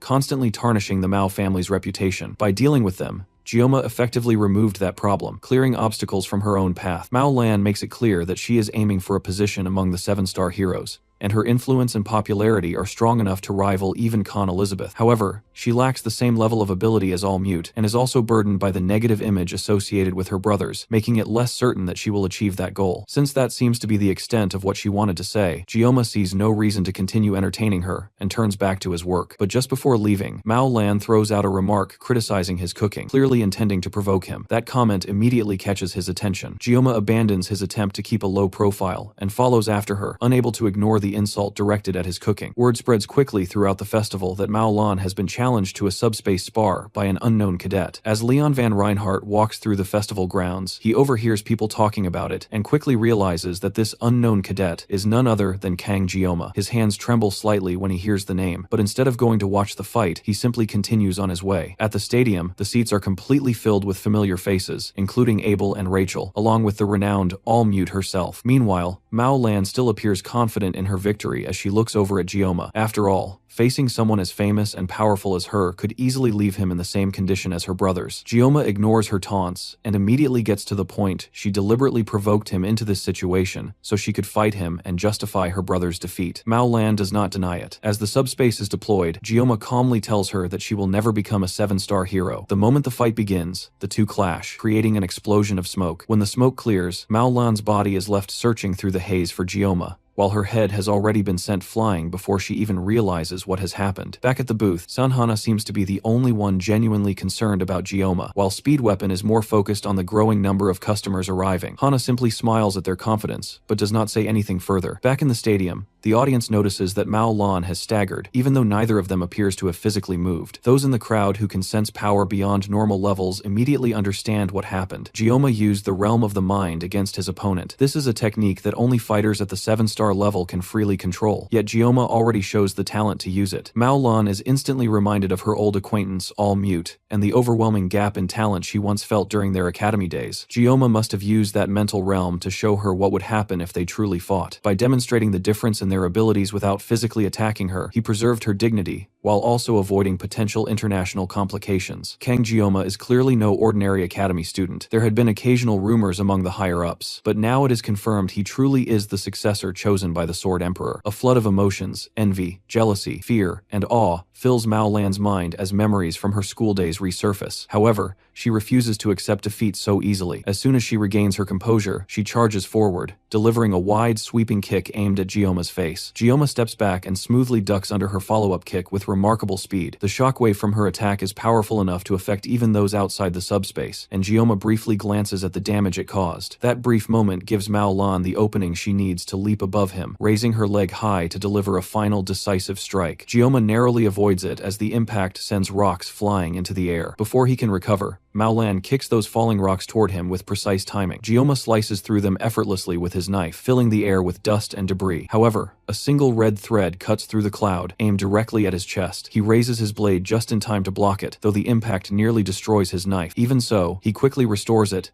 and immediately shifts to offense, moving at speeds that Mao Lan can no longer track. In an instant, despite her attempts to predict his movements, Gioma effortlessly slices off her arm, leaving her confused about what just happened. She screams in pain and turns toward him, only to see figures of equal strength standing alongside him. Gioma assumes a fighting stance as Mao Lan prepares to make one final attempt, but before she can even move, he dashes past her, and her head is sent flying once again. The entire stadium watches in stunned silence as the winner of the subspace duel is declared Kang Gioma. Back at the booth, the cheers from the stadium are loud enough for Ryozo to hear. She does not need to be present to understand what happened, and she claps her hands to gather everyone's attention, announcing that Gioma will be returning soon. Meanwhile, Abel and Rachel leave the training hall, appearing far less surprised than the rest of the crowd by Gioma's victory. In the end, they never even got to taste his stew, but Abel says that she already feels satisfied. After witnessing a fight like that, she feels like she does not need anything more. Meanwhile, Mao Lan slowly makes her way out of the arena. Physically, she is completely fine, but the situation is going to become a massive issue for her on a global scale. She has just publicly lost to a 17-year-old. Even so, she is not someone who will be crushed by a single defeat. Kang Gioma possesses overwhelming potential, and he is only going to grow stronger as time goes on. When that happens, she is certain that she will still gain recognition for having fought him before he reached his peak. With the level of strength Gioma has already shown, it is only a matter of time before even All-Mute is forced to bow before him. Mao Lan has witnessed many geniuses throughout her life, including Khan Elizabeth during her training days, and even the 7-star heroes after graduating. However, Gioma is moving along a path that cannot be reached through effort alone. The only way she can describe him is as a monster. News spreads across the internet at an incredible speed. Very quickly, everyone hears about the newcomer who defeated one of the continent's rising stars. No matter how many times people watch the footage, they cannot get over how impressive it is. Before long, the video surpasses 20 million views, and crowds begin gathering outside Gioma's booth. The situation becomes so overwhelming that the travel club is forced to hand out numbers just to manage serving people fairly. Meanwhile, Ryozo struggles to hold back intrusive journalists who are trying to push their way in to interview Gioma. Behind him, people are taking photos and uploading them online, tagging him as the Sashimi Sword Saint. By now, countless articles and videos have been released discussing his battle. Gioma had expected attention, but what he did not expect was to be given a new title. The title of Sword Saint is not something that can be obtained in the game Blessing of Miracle. Only the Sword Emperor eventually receives it, and since he has stepped down, the title should have disappeared. Yet somehow, it is now being attached to Gioma, with sashimi added in front of it. Ryozo has not stopped teasing him about it since it started, and although it sounds almost like a joke, the consequences are very real. More than 1,000 people are already lined up outside the food stall, and it becomes far too much for them to handle. On top of that, Chloe is reaching her limit and is on the verge of hurting herself due to the workload. Things become so overwhelming that Gioma even considers using a sword to keep up. At that moment, the sushi chef he met earlier suddenly appears at the stall, accompanied by Nox. Gioma begins to explain that they are too busy to talk, but the chef clarifies that they are not there as customers. Instead, they came to help after seeing how much attention the stall was receiving on the news. With the additional help, the situation quickly improves, and the workload becomes much more manageable. By the evening, the crowd finally disperses, and everything settles down completely. Gioma heads to a quiet spot to rest and enjoy a small snack. It is not something he would want to go through again, but he admits that the experience was still enjoyable. Not long after he begins relaxing, Nox approaches him, and Gioma thanks him for coming to help at the stall. Taking advantage of the calm atmosphere, Nox asks whether Gioma will be available the next day. He explains that the head of the Auditore family wishes to meet him. This man is known as the greatest assassin of all time, someone who maintains order from the shadows. His name is Altair Auditore. For someone like him to request a meeting, Gioma can only assume that it is related to the Council of Elders who attempted to have him assassinated. There is no way Altair did not witness his battle against Mao Lan, which means he must have also seen Gioma use the realm of the mind. According to Nox, This is the first time the old man has shown interest in someone outside their circle. Not even a 7-star hero is considered worthy enough for him to personally appear. Nox is certain that Gioma would want to meet him as well, and he would not be wrong. There are many things Gioma would want to ask. After all, he still owes both the sushi chef and Nox for their help, and this meeting could serve as a way to repay them. However, after thinking it over in silence, Gioma ultimately decides not to go. He is simply too tired and unwilling to deal with something like that right now. As he leaves, he thanks Nox once again for helping out at the booth. Elsewhere, inside Medea's office, a knock echoes at the door, and she calmly allows the visitor to enter. The person who steps in is someone she has not seen in quite a while, all mute. Meanwhile, much earlier, before the festival had even begun, when the group was still deciding on a theme for their restaurant, Speed Weapon had managed to secure 3 maid outfits. Chloe appeared excited at the idea of wearing them, but Ryozo strongly resisted, refusing to wear something that she considered too strange. Because of that, Speed Weapon revealed that he had also prepared a backup option 5 Christmas-themed outfits that he believed would suit the girls perfectly. However, before he could even finish explaining his idea, Ryozo knocked him straight to the ground in anger and immediately declared that she would rather wear the maid outfit instead. Back in the present, Medea rises from her desk and personally welcomes Con Elizabeth into her office. It has been 5 years since Elizabeth graduated, and this is their first meeting since then. However, there is no need for small talk, as Medea already knows the reason for her visit. She is interested in Gioma. Elizabeth does not waste any time and directly asks about Gioma, specifically how he was able to use the realm of the mind during his battle. Medea casually avoids answering the question, which only irritates all mute. In response, Elizabeth slams her fist into the wall behind her in frustration. Medea, however, does not tolerate such behavior and immediately releases her aura, overwhelming Elizabeth with pressure and forcing her to stop. For a brief moment, all mute freezes as she experiences the power of the headmistress, someone even the elders cannot oppose. She recalls the rumors from the hero world about Medea's former title before she became known as a Grand Sage. She was once called the Tyrant Medea. With Elizabeth now subdued, Medea calmly tells her to sit down so they can speak properly. She admits that she does not know what kind of rumors about Gioma led Elizabeth to become so curious, but as the headmistress, she must treat all of her students equally. She also reminds Elizabeth that she has told her many times before, if she wants to know something, she should find out for herself. With that,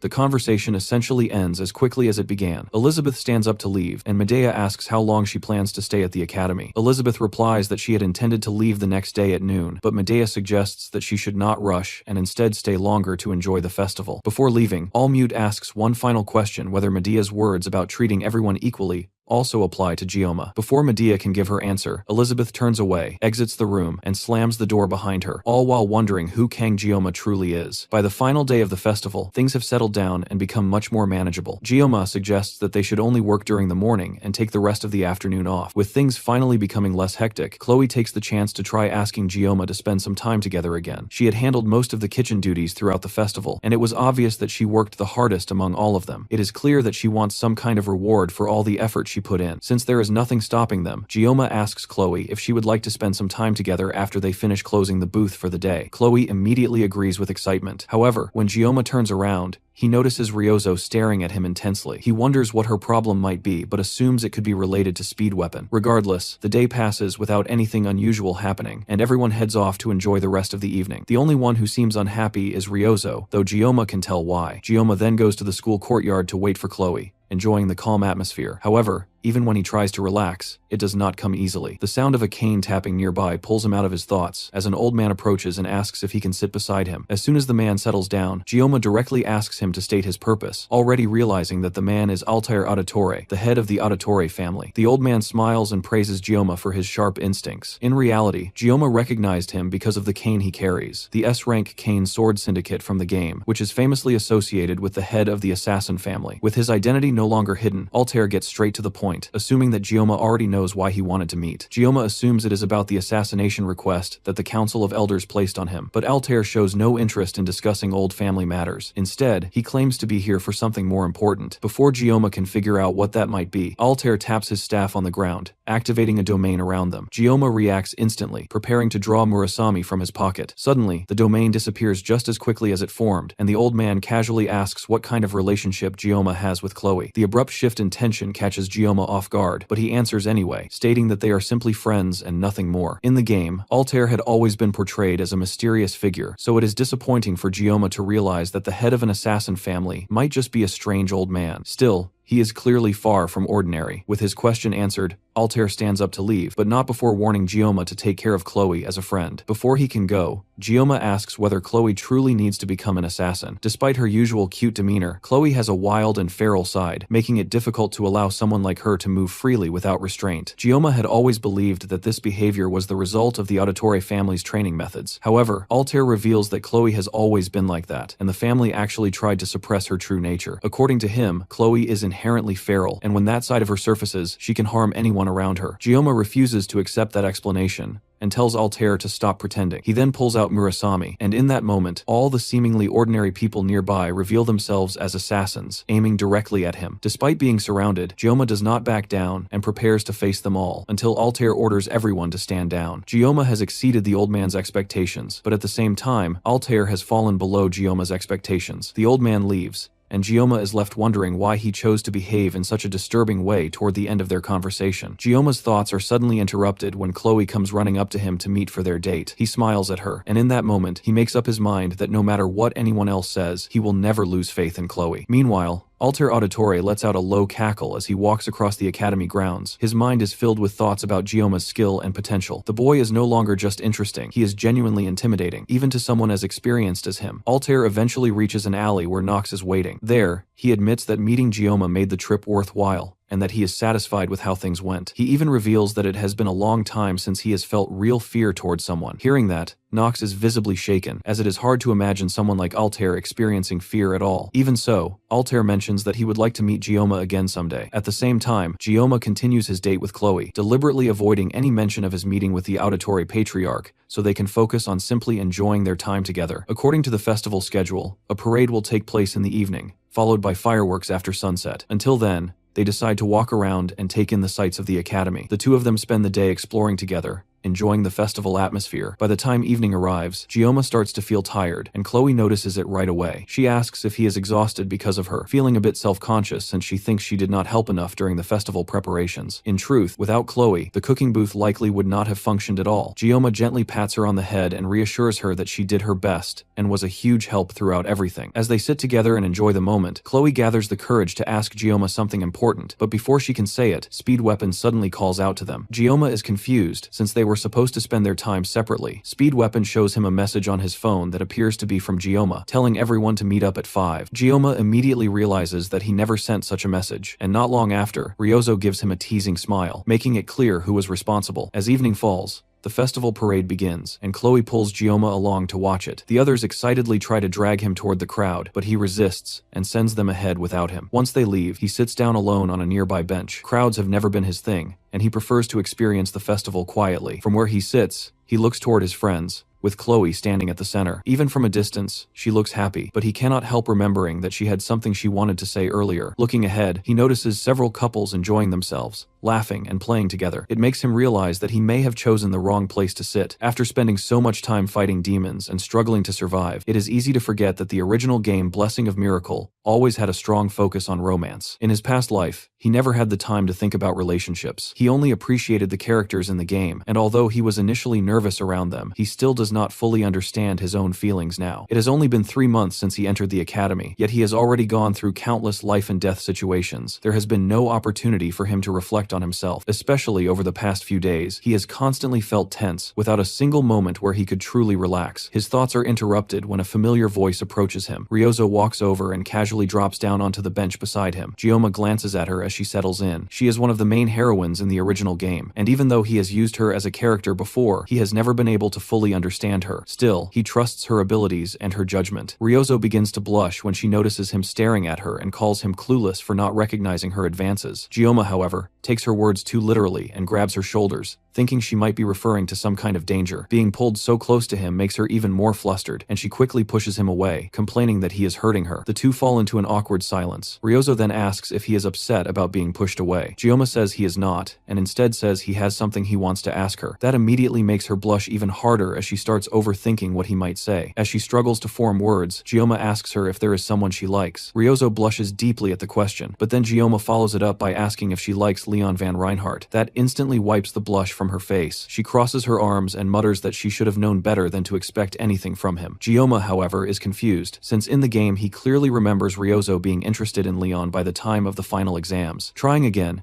He asks if the person she likes is Speed Weapon, which immediately earns him a slap across the face. He walks away to tend to his injury, wondering how someone like an archer can hit that hard. In the meantime, Gyoma takes the chance to look through his blessing window. His armament grade has increased to 6, and that is most likely because of the Everfrost blade that he recently received. But aside from that, his synchronization rate has also gone up, and that is probably because of his battle with Mao Lan. He still does not know whether this synchronization is something that benefits him or something that could harm him, but he is certain that it has something to do with the blessing of the sword god that he currently possesses. As the festival slowly comes to an end, even though the world is filled with monsters and magic, it does not look that different from Earth during moments like these. Gyoma does not miss his past life either, since the only person he had there was his master. Even though he had been abandoned, he still learned how to use a knife for a period of time. Back then, he did not understand why he was being taught those skills, but now he realizes that learning different abilities allows a person to adapt to unexpected situations, so he is able to understand it a bit better. While he is thinking about everything that has happened in his life so far, he suddenly senses someone standing behind him. There is no mana coming from that person at all, which immediately makes him think that the individual must be some kind of villain. He pulls out his sword and activates the sword god's blessing. Then, by using the ground beneath him as a medium, he scans the entire area to detect any intruders, and he is able to locate the person instantly. Before they have any chance to escape, Gyoma makes his move and rushes toward them. The person lets out a startled cry as Gyoma closes the distance at high speed and drives his blade straight into their chest. The woman collapses onto the ground and screams in pain. She turns toward him in fear and hurriedly says that she only wanted to talk to him and did not intend to do anything dangerous. From the way she looks, Gyoma immediately recognizes that she is the same villain who has been targeting him ever since the Water Buffalo dungeon. He forces her to kneel in front of him so that he can question her. She reveals that her real name is Choi Seol-ah, and the reason she had been using the name Instructor Kim was so she could easily infiltrate the academy. She explains that there are others like her inside the academy who are working under different demon generals, but they constantly change their appearances, so even she does not know exactly how many there are. Without even being asked much, she ends up revealing everything she knows. She also mentions that some of the villains are already aware that Gyoma was the one who killed Agor, since some of them have already left. Gyoma then questions her about why she framed Leon Van Reinhardt for Agor's death. She says that she does not know the reason. Gyoma pulls out his knife to intimidate her, and she immediately begins slamming her head against the ground, trying to prove that she is not lying. She explains that there is a professor among them who is responsible for making all the plans, and someone of her low rank would never be told what those plans actually are. Inside her own thoughts, Seol-ah regrets ever coming to negotiate with Gyoma. At this point, if she returns to the villains, she is guaranteed to be killed. Gyoma can tell that she is telling the truth, but that still does not mean he intends to let her go easily. He asks her if she wants to live, and she immediately begs for her life. To ensure that she is not killed, he gives her 2 conditions. First,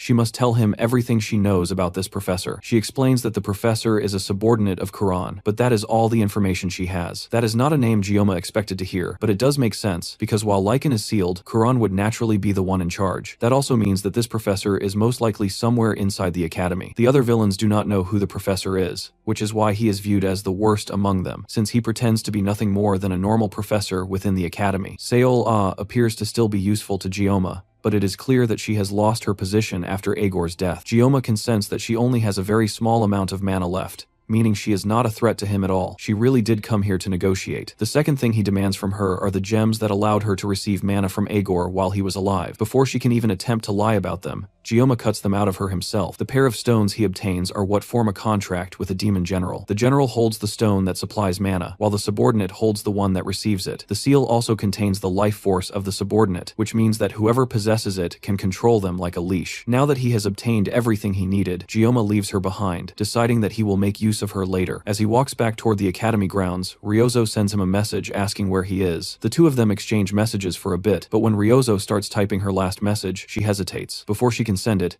the sky suddenly lights up as a massive firework explodes, illuminating the entire area. She deletes what she was about to send, and instead asks him if he saw the firework, then tells him to hurry back to her. Gyoma lets out a small smile before making his way back toward Ryozo, ready to enjoy the final moments of the last festival of his academy life. The next day, the festival has ended, and it is time for exams again. Gyoma and the travel club gather together to plan what they will do over the next few days, but the discussion quickly turns into the usual argument between Speed Weapon and Ryozo. The argument continues until Chloe steps in and beats Speed Weapon up, putting an end to it. At this point, it almost feels like he has been getting beaten up by everyone more frequently lately. Right then, everyone's phone suddenly rings with a notification announcing that the terms of the final exams have been changed. Changing the exam just 3 days before the scheduled date feels strange, but there must be a reason behind it. Originally, the test was supposed to involve clearing the Goblin Dungeon in Gapyeong. Gyoma had actually been looking forward to that, mainly because of the materials he could obtain there. Now, however, it becomes clear to him that the story has started to deviate. Given everything that has happened so far, this change is not surprising. But it also means that Gioma has lost one of his biggest advantages, the knowledge of the future that came from being a player. Because of that, he realizes that he will need to act much more cautiously from now on. Ryozo notices the worried expression on his face, and immediately steps in front of him to check what is wrong. Gioma brushes it off, and instead continues discussing the changes to the exam. Ryozo speculates that the sudden change is likely because a demonoid appeared during their previous external exam, which led to the Sword Emperor being injured in Avalon. With so many dangerous incidents occurring during outside exams, it would make sense for the Academy to move the next test inside for safety reasons. Hearing her explanation helps Gioma calm down, and his thoughts begin to settle. Once that is dealt with, he asks Ryozo for a favor regarding the faculty list she hacked earlier. Although she deleted the data afterward to avoid being tracked, she still has a printed copy. Gioma asks her to hack into the Academy network again. Then he explains the information he has about villains infiltrating the Academy. The reason he wants another updated list is because villains constantly change their appearances. If they can compare a new list with the old one side by side, they should be able to identify inconsistencies and detect potential threats. That kind of information would definitely be useful for them later. Fortunately, the rest of the club agrees with him immediately, so he does not need to explain further for now. The Academy's faculty data is automatically updated every month, and a large portion of data is removed during each update. For someone living in the world of Blessing of Miracle, this would seem strange, but Gioma understands the real reason. It mirrors how the game performs optimization updates to reduce storage size. Ironically, this makes it easier to identify irregularities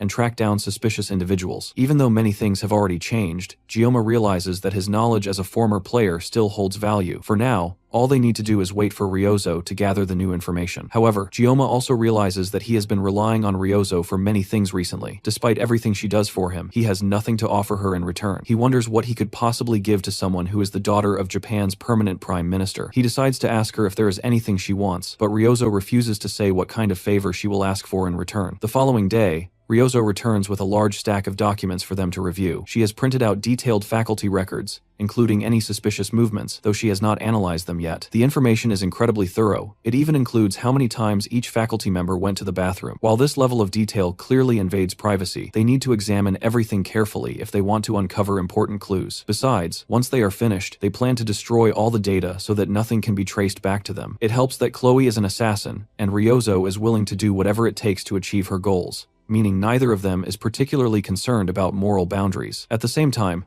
Speed Weapon helps keep things from going too far. The only person Gioma remains uncertain about is the new member, San Hana. After the group encourages each other and prepares to begin, Hana raises her hand and asks where Gioma obtained all this information. He has been avoiding that question because he cannot reveal that he knows Choi Seol-ah or that the villains are targeting Leon Van Reinhardt. Explaining everything would only create confusion and take far too long. On top of that, if Chloe found out, she would likely try to kill the instructor the next time they met. Gioma tells them that he cannot explain right now, but they should trust that the information he provided is reliable. When the time comes, he promises that he will tell them everything they need to know. Even though his answer is vague, Hana simply smiles at him for a moment before they continue their work. Once again, she reminds him of someone, but he still cannot figure out who it is. After spending some time going through the files, Gioma pauses to take a short break, and Chloe walks over to him with some water. He tells her not to worry too much about how things are progressing, reminding her that she is already contributing a lot and helping in ways that the others cannot. It is clear that Chloe had started to feel a bit self-conscious, so his reassurance helps lift her out of that state. Not long after that, Gioma receives a notification stating that he has been assigned to a group with San Hana, while Rachel will be acting as the group leader. Gioma lets out a long, tired sigh, already imagining how exhausting this arrangement will be, though he reassures himself that things should be manageable since Hana will also be there. Ironically, Ryozo then reveals that she has been placed in a group led by Leon Van Reinhardt,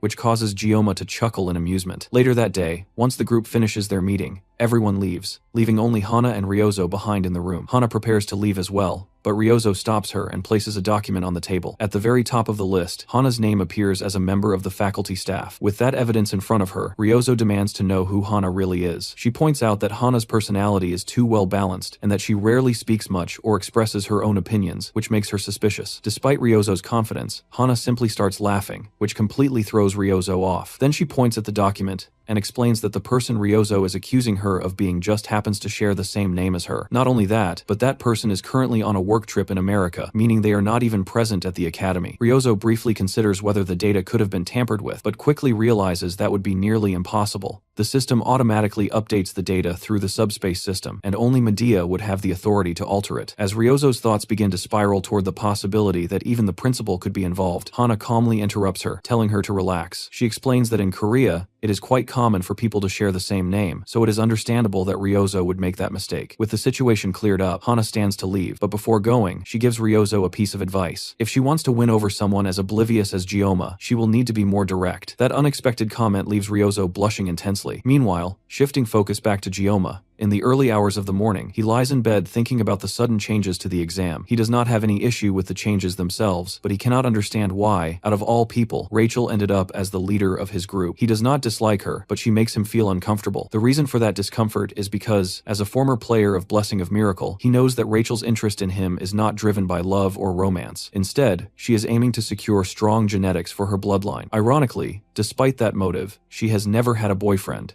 which creates a strange contradiction in her personality. Because of that, she ends up being the last heroine in the game that the player can form a genuine romantic relationship with. While he is lost in these thoughts, his phone suddenly vibrates with an incoming call from Ryozo. He answers it, wondering if something unusual has happened, or if she has discovered something important. Instead, Ryozo sounds slightly disappointed and asks if he really thinks she would only call him for something like that. Even though Gioma can be quite dense, it still feels unusual for her to call him at 5 in the morning, which is why he assumed it must be something important. Ryozo hesitates for a moment before simply wishing him good luck on the exams. Gioma responds by wishing her the same. After another brief and somewhat awkward pause, Ryozo thanks him and ends the call. The entire interaction leaves Gioma confused, but he does not have time to dwell on it. The sun has already begun to rise, and he needs to get ready for school. The exam is being held inside what appears, at first glance, to be just another school building. However, anyone who is familiar with it can immediately tell that the atmosphere around it feels completely different. The building is known as the Joaquin Academy Special Hall, a place designed to replicate the experience of Balor Joaquin during the 20 years he spent in Gehenna. It is essentially a perfect miniature recreation of that environment, except that it does not contain any monsters. Since the Academy places a strong emphasis on giving students practical, field-like experience, it is not surprising that the final exam is being conducted in a place like this. As Gioma walks through the halls, someone suddenly rushes up behind him. He turns just in time to see Rachel crash into him and wrap him in a tight hug. Instinctively, Gioma reaches for his knife, causing Rachel to immediately step back when she realizes just how dangerous he has become compared to before. Sanhana soon arrives after the commotion settles, holding a B-rank armament crowbar. Rachel immediately turns to scold her for being late, but Hana handles the situation calmly and easily, showing that she knows how to deal with Rachel's personality. Their conversation is interrupted when the instructors arrive at the staircase at the end of the hall. They call everyone's attention to explain the details of the special exam. The test is a team versus team event, where each group must pass through the hall's gate and reach a designated checkpoint within 1 hour. At first, it sounds like a simple race, which feels underwhelming for a final exam. However, the instructors clarify that the environment beyond the gate is a recreation of the demonic realm that Balor Joaquin experienced. Inside this replica, there will be no subspace protection at all. Because of this, the use of weapons during the exam is strictly prohibited to prevent casualties. Additionally, each team will be assigned an instructor who will both evaluate their performance and intervene if necessary, to avoid any dangerous situations. As the instructors move to their assigned groups, Gioma's team is unexpectedly paired with Instructor Kim. She visibly flinches in surprise, but quickly masks it by claiming that she only recognizes him because of his impressive subspace duel. Internally, however, she is panicking, terrified at the thought of being grouped with someone like him. Despite her attempt to stay composed, Rachel immediately takes a dislike to her, and the two begin arguing until it is finally time for everyone to enter the gate. On the other side, Rachel immediately begins to struggle as the environment starts affecting her directly. Instructor Kim does not even try to hide her satisfaction at seeing Rachel's discomfort. Even Gioma feels a slight tingling sensation from the environment, though he is not heavily affected. Rachel, however, is extremely sensitive to mana, so the conditions are far more exhausting for her. At the current pace, they will not be able to handle whatever comes next. Meanwhile, Choi Seola, due to her high mana affinity, appears completely comfortable in this environment. Gioma briefly considers whether she might be planning something, but as long as he holds her seal of subordination, there is very little she can do against him. Behind him, Hana also appears to be struggling, likely because she does not have a strong affinity for mana either. It has only been 25 minutes since they entered, and they still have 35 minutes remaining. Given how much they are struggling, failure is becoming a real possibility. If Gioma had his knife, he would at least be able to sense the flow of mana around him. However, without it, he needs to find another method. His attention turns toward Choi Seol,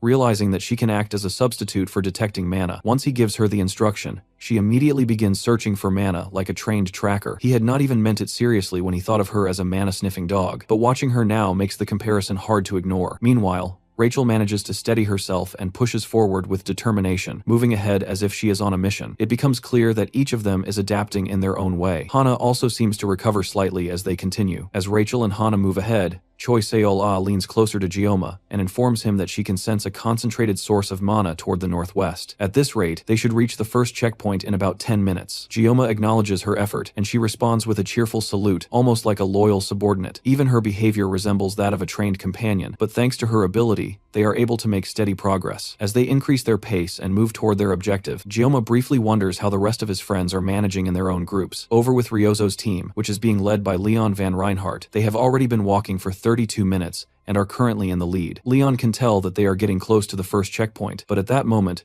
one of their teammates begins to stagger and asks if they can take a short break. Ryozo initially tries to encourage her to push forward just a little longer, but it quickly becomes obvious that the strange mana in the environment is affecting her badly as she starts coughing uncontrollably. Seeing her condition worsen, Ryozo turns to Leon and asks him to stop for a moment since their senior is clearly struggling. However, Leon has no intention of stopping. As the leader of the group, he believes that he has responsibilities to fulfill and a goal that must be achieved. Ryozo continues arguing with him, calling him out for choosing to move forward even while one of their teammates is suffering. Leon suddenly stops and turns to face her directly. He tells her that he has no intention of dragging along teammates who cannot trust him or follow his lead. He then adds that she should not expect him to act like Jeoma. Hearing Jeoma's name only makes Ryozo angrier, and she immediately demands to know why he even brought him up. Before the argument can escalate further, their struggling teammate steps forward and insists that she will try harder. Their assigned instructor also speaks up, encouraging everyone to hold on just a little longer. With that, Ryozo has no choice but to continue moving forward, though she still finds herself thinking about Jeoma. Meanwhile, back with Jeoma's team, they have been traveling for nearly an hour, yet they have not encountered a single other group of cadets. The reason for this is similar to the uninhabited island survival training scenario. Each team was transported to a different starting point through subspace,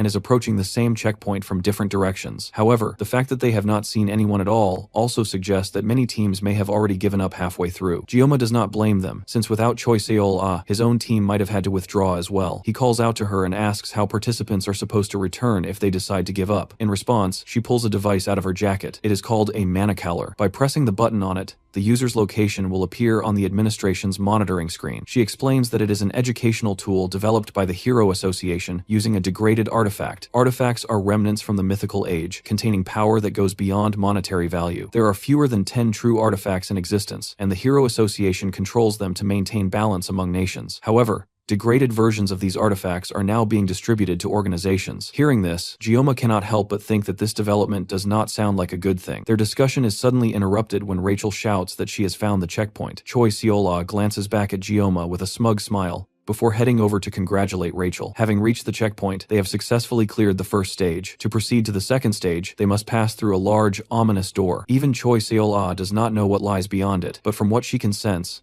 the mana coming from the other side is so intense that it is distorting the surrounding space. Despite how ominous it appears, the next stage cannot begin until they go through the door. With that in mind, Rachel rushes forward excitedly and pushes the door open, eager to continue. However, instead of entering another room, she steps forward into empty space, nearly falling off a massive cliff. At the last second, Sanhana grabs her by the collar and pulls her back, saving her from falling to her death. Rachel immediately turns around and starts arguing with their instructor for not warning them about the danger ahead. Meanwhile, already inside the second stage, Leon van Reinhardt's group continues moving forward through the dark and murky artificial Gehenna, where the ground is soaked with dirty water. His teammates begin to wonder if his fearless attitude comes from having experienced something like this before. However, their instructor can clearly tell that Leon is able to sense mana, which explains how confidently he is moving forward. At the same time, back in the first stage, two exhausted students struggle as they barely manage to reach the checkpoint leading into the second stage. Both of them are on the verge of collapsing, and they quickly apologize to their leader, Abel. Abel looks at the door ahead of them while thinking about what to do next. After a moment, she clenches her fist, realizing that pushing them any further would be reckless. She then turns to the instructor and asks them to officially record their forfeit. Outside in the main hall, Speed Weapon leans against a wall, struggling just to stay upright. The exam has been extremely harsh on him, and he even ended up throwing up the pizza he had eaten earlier that morning. Chloe runs over to him, having also failed the exam. Her team simply ran out of time, Unlike Speed Weapon's team, which got eliminated after wandering around in circles, both Gioma and Ryozo are still inside the exam. While neither of them is particularly worried about Gioma, they are genuinely concerned about Ryozo. Speed Weapon, in particular, worries about how she will handle being in a group led by Leon. To shift the mood, he suddenly suggests that he and Chloe should go hunt villains. Even though it is disappointing that they were eliminated so early, at least they can still do something useful for Gioma. Back inside the second stage, Gioma carefully guides his team through a steep and rocky path. Rachel suddenly takes the opportunity to jump onto his back in an ungraceful manner, but she immediately backs off when she senses his hostility. It seems that she has fully adapted to the environment now. Across from them, beyond a wide ravine, they can clearly see what appears to be the next checkpoint. Even though the destination is visible, they cannot afford to act recklessly. Since they have no subspace protection, rushing ahead could be dangerous. Gioma once again turns his attention to Choi Seol-ah, his so-called mana-sniffing dog. He has already relied on her once, so he sees no issue in doing it again. He approaches her and orders her to cross the bridge ahead of them first. Technically, this goes against the rules, but since they are not being actively monitored, it does not matter. Seol-ah tries to object, saying that she cannot interfere because this is an exam, but the rest of the team sides with Gioma. As she continues to resist, Gioma steps closer to her while she lies on the ground. In a firm tone, he orders her once again to cross first, and then promises that if she does it, he will grant her one wish, anything except removing her seal of subordination. That promise gives her enough courage to move forward. She steps onto the bridge and begins crossing. After making it partway, she suddenly freezes and collapses in fear, crying that she cannot continue. At that moment, she looks less like an instructor and more like a frightened child. Even so, thanks to her effort, the rest of them are able to follow safely. Gioma walks up to her and praises her for doing a good job. His words have a deeper emotional impact on her than he expected, and she almost breaks down in tears before regaining her composure and continuing across the bridge. Rachel laughs at her sudden burst of determination and follows behind her, while Hana and Gioma watch from behind. The two of them seem to have unexpectedly good chemistry, though Hana quietly thinks to herself that it is because Gioma is a sinful man, a thought that Gioma himself has no understanding of. Elsewhere, beyond the third gate known as the Tower of Ordeal, Leon's group has nearly reached the top. Even Ryozo is starting to feel exhausted at this point, and she begins to wonder what is driving Leon to push forward so relentlessly. After all, they have not encountered any other teams, so first place is practically guaranteed already. Behind her, their senior finally reaches her limit and collapses, completely drained of strength. Once again, Ryozo tries to convince Leon to slow down. This time, however, his response is much colder. He blames her for not being able to keep up with him. Everyone, including the instructor, is shocked by how harsh he sounds. That reaction seems to snap Leon back to his senses, and he quickly apologizes to Ryozo. He then suggests that they take a break on the 5th floor of the tower. He decides to go ahead and check the 5th floor first, while the rest of them rest and make their way up slowly afterward. Meanwhile, their senior lies on the ground, crying as she admits that she truly cannot continue any further, no matter how hard she tries. As the instructor attempts to encourage her, Ryozo kneels down and offers to carry her on her back. Since Ryozo can still move, this will allow the senior to rest. In truth, Ryozo herself is not in good condition either, and she never considered herself the kind of person who would go out of her way to help someone else. However, as the senior climbs onto her back and she begins to struggle under the added weight, she starts to realize that she may have changed more than she thought. Suddenly, both girls snap their gaze forward as they sense something ahead. At the exact same time, Gioma also senses something and looks up toward the tower his team is about to enter. Rachel lightly teases him, saying he looks scared, and he brushes it off, but deep down, he knows that something has just happened. Meanwhile, on the 4th floor of the tower, 2 members of Leon's group collapse onto the ground, while a figure stands over them, holding a sword soaked in blood. Ryozo curls up in pain as her consciousness begins to fade, her blood pooling beneath her. The final thought that crosses her mind before everything goes dark is Gioma.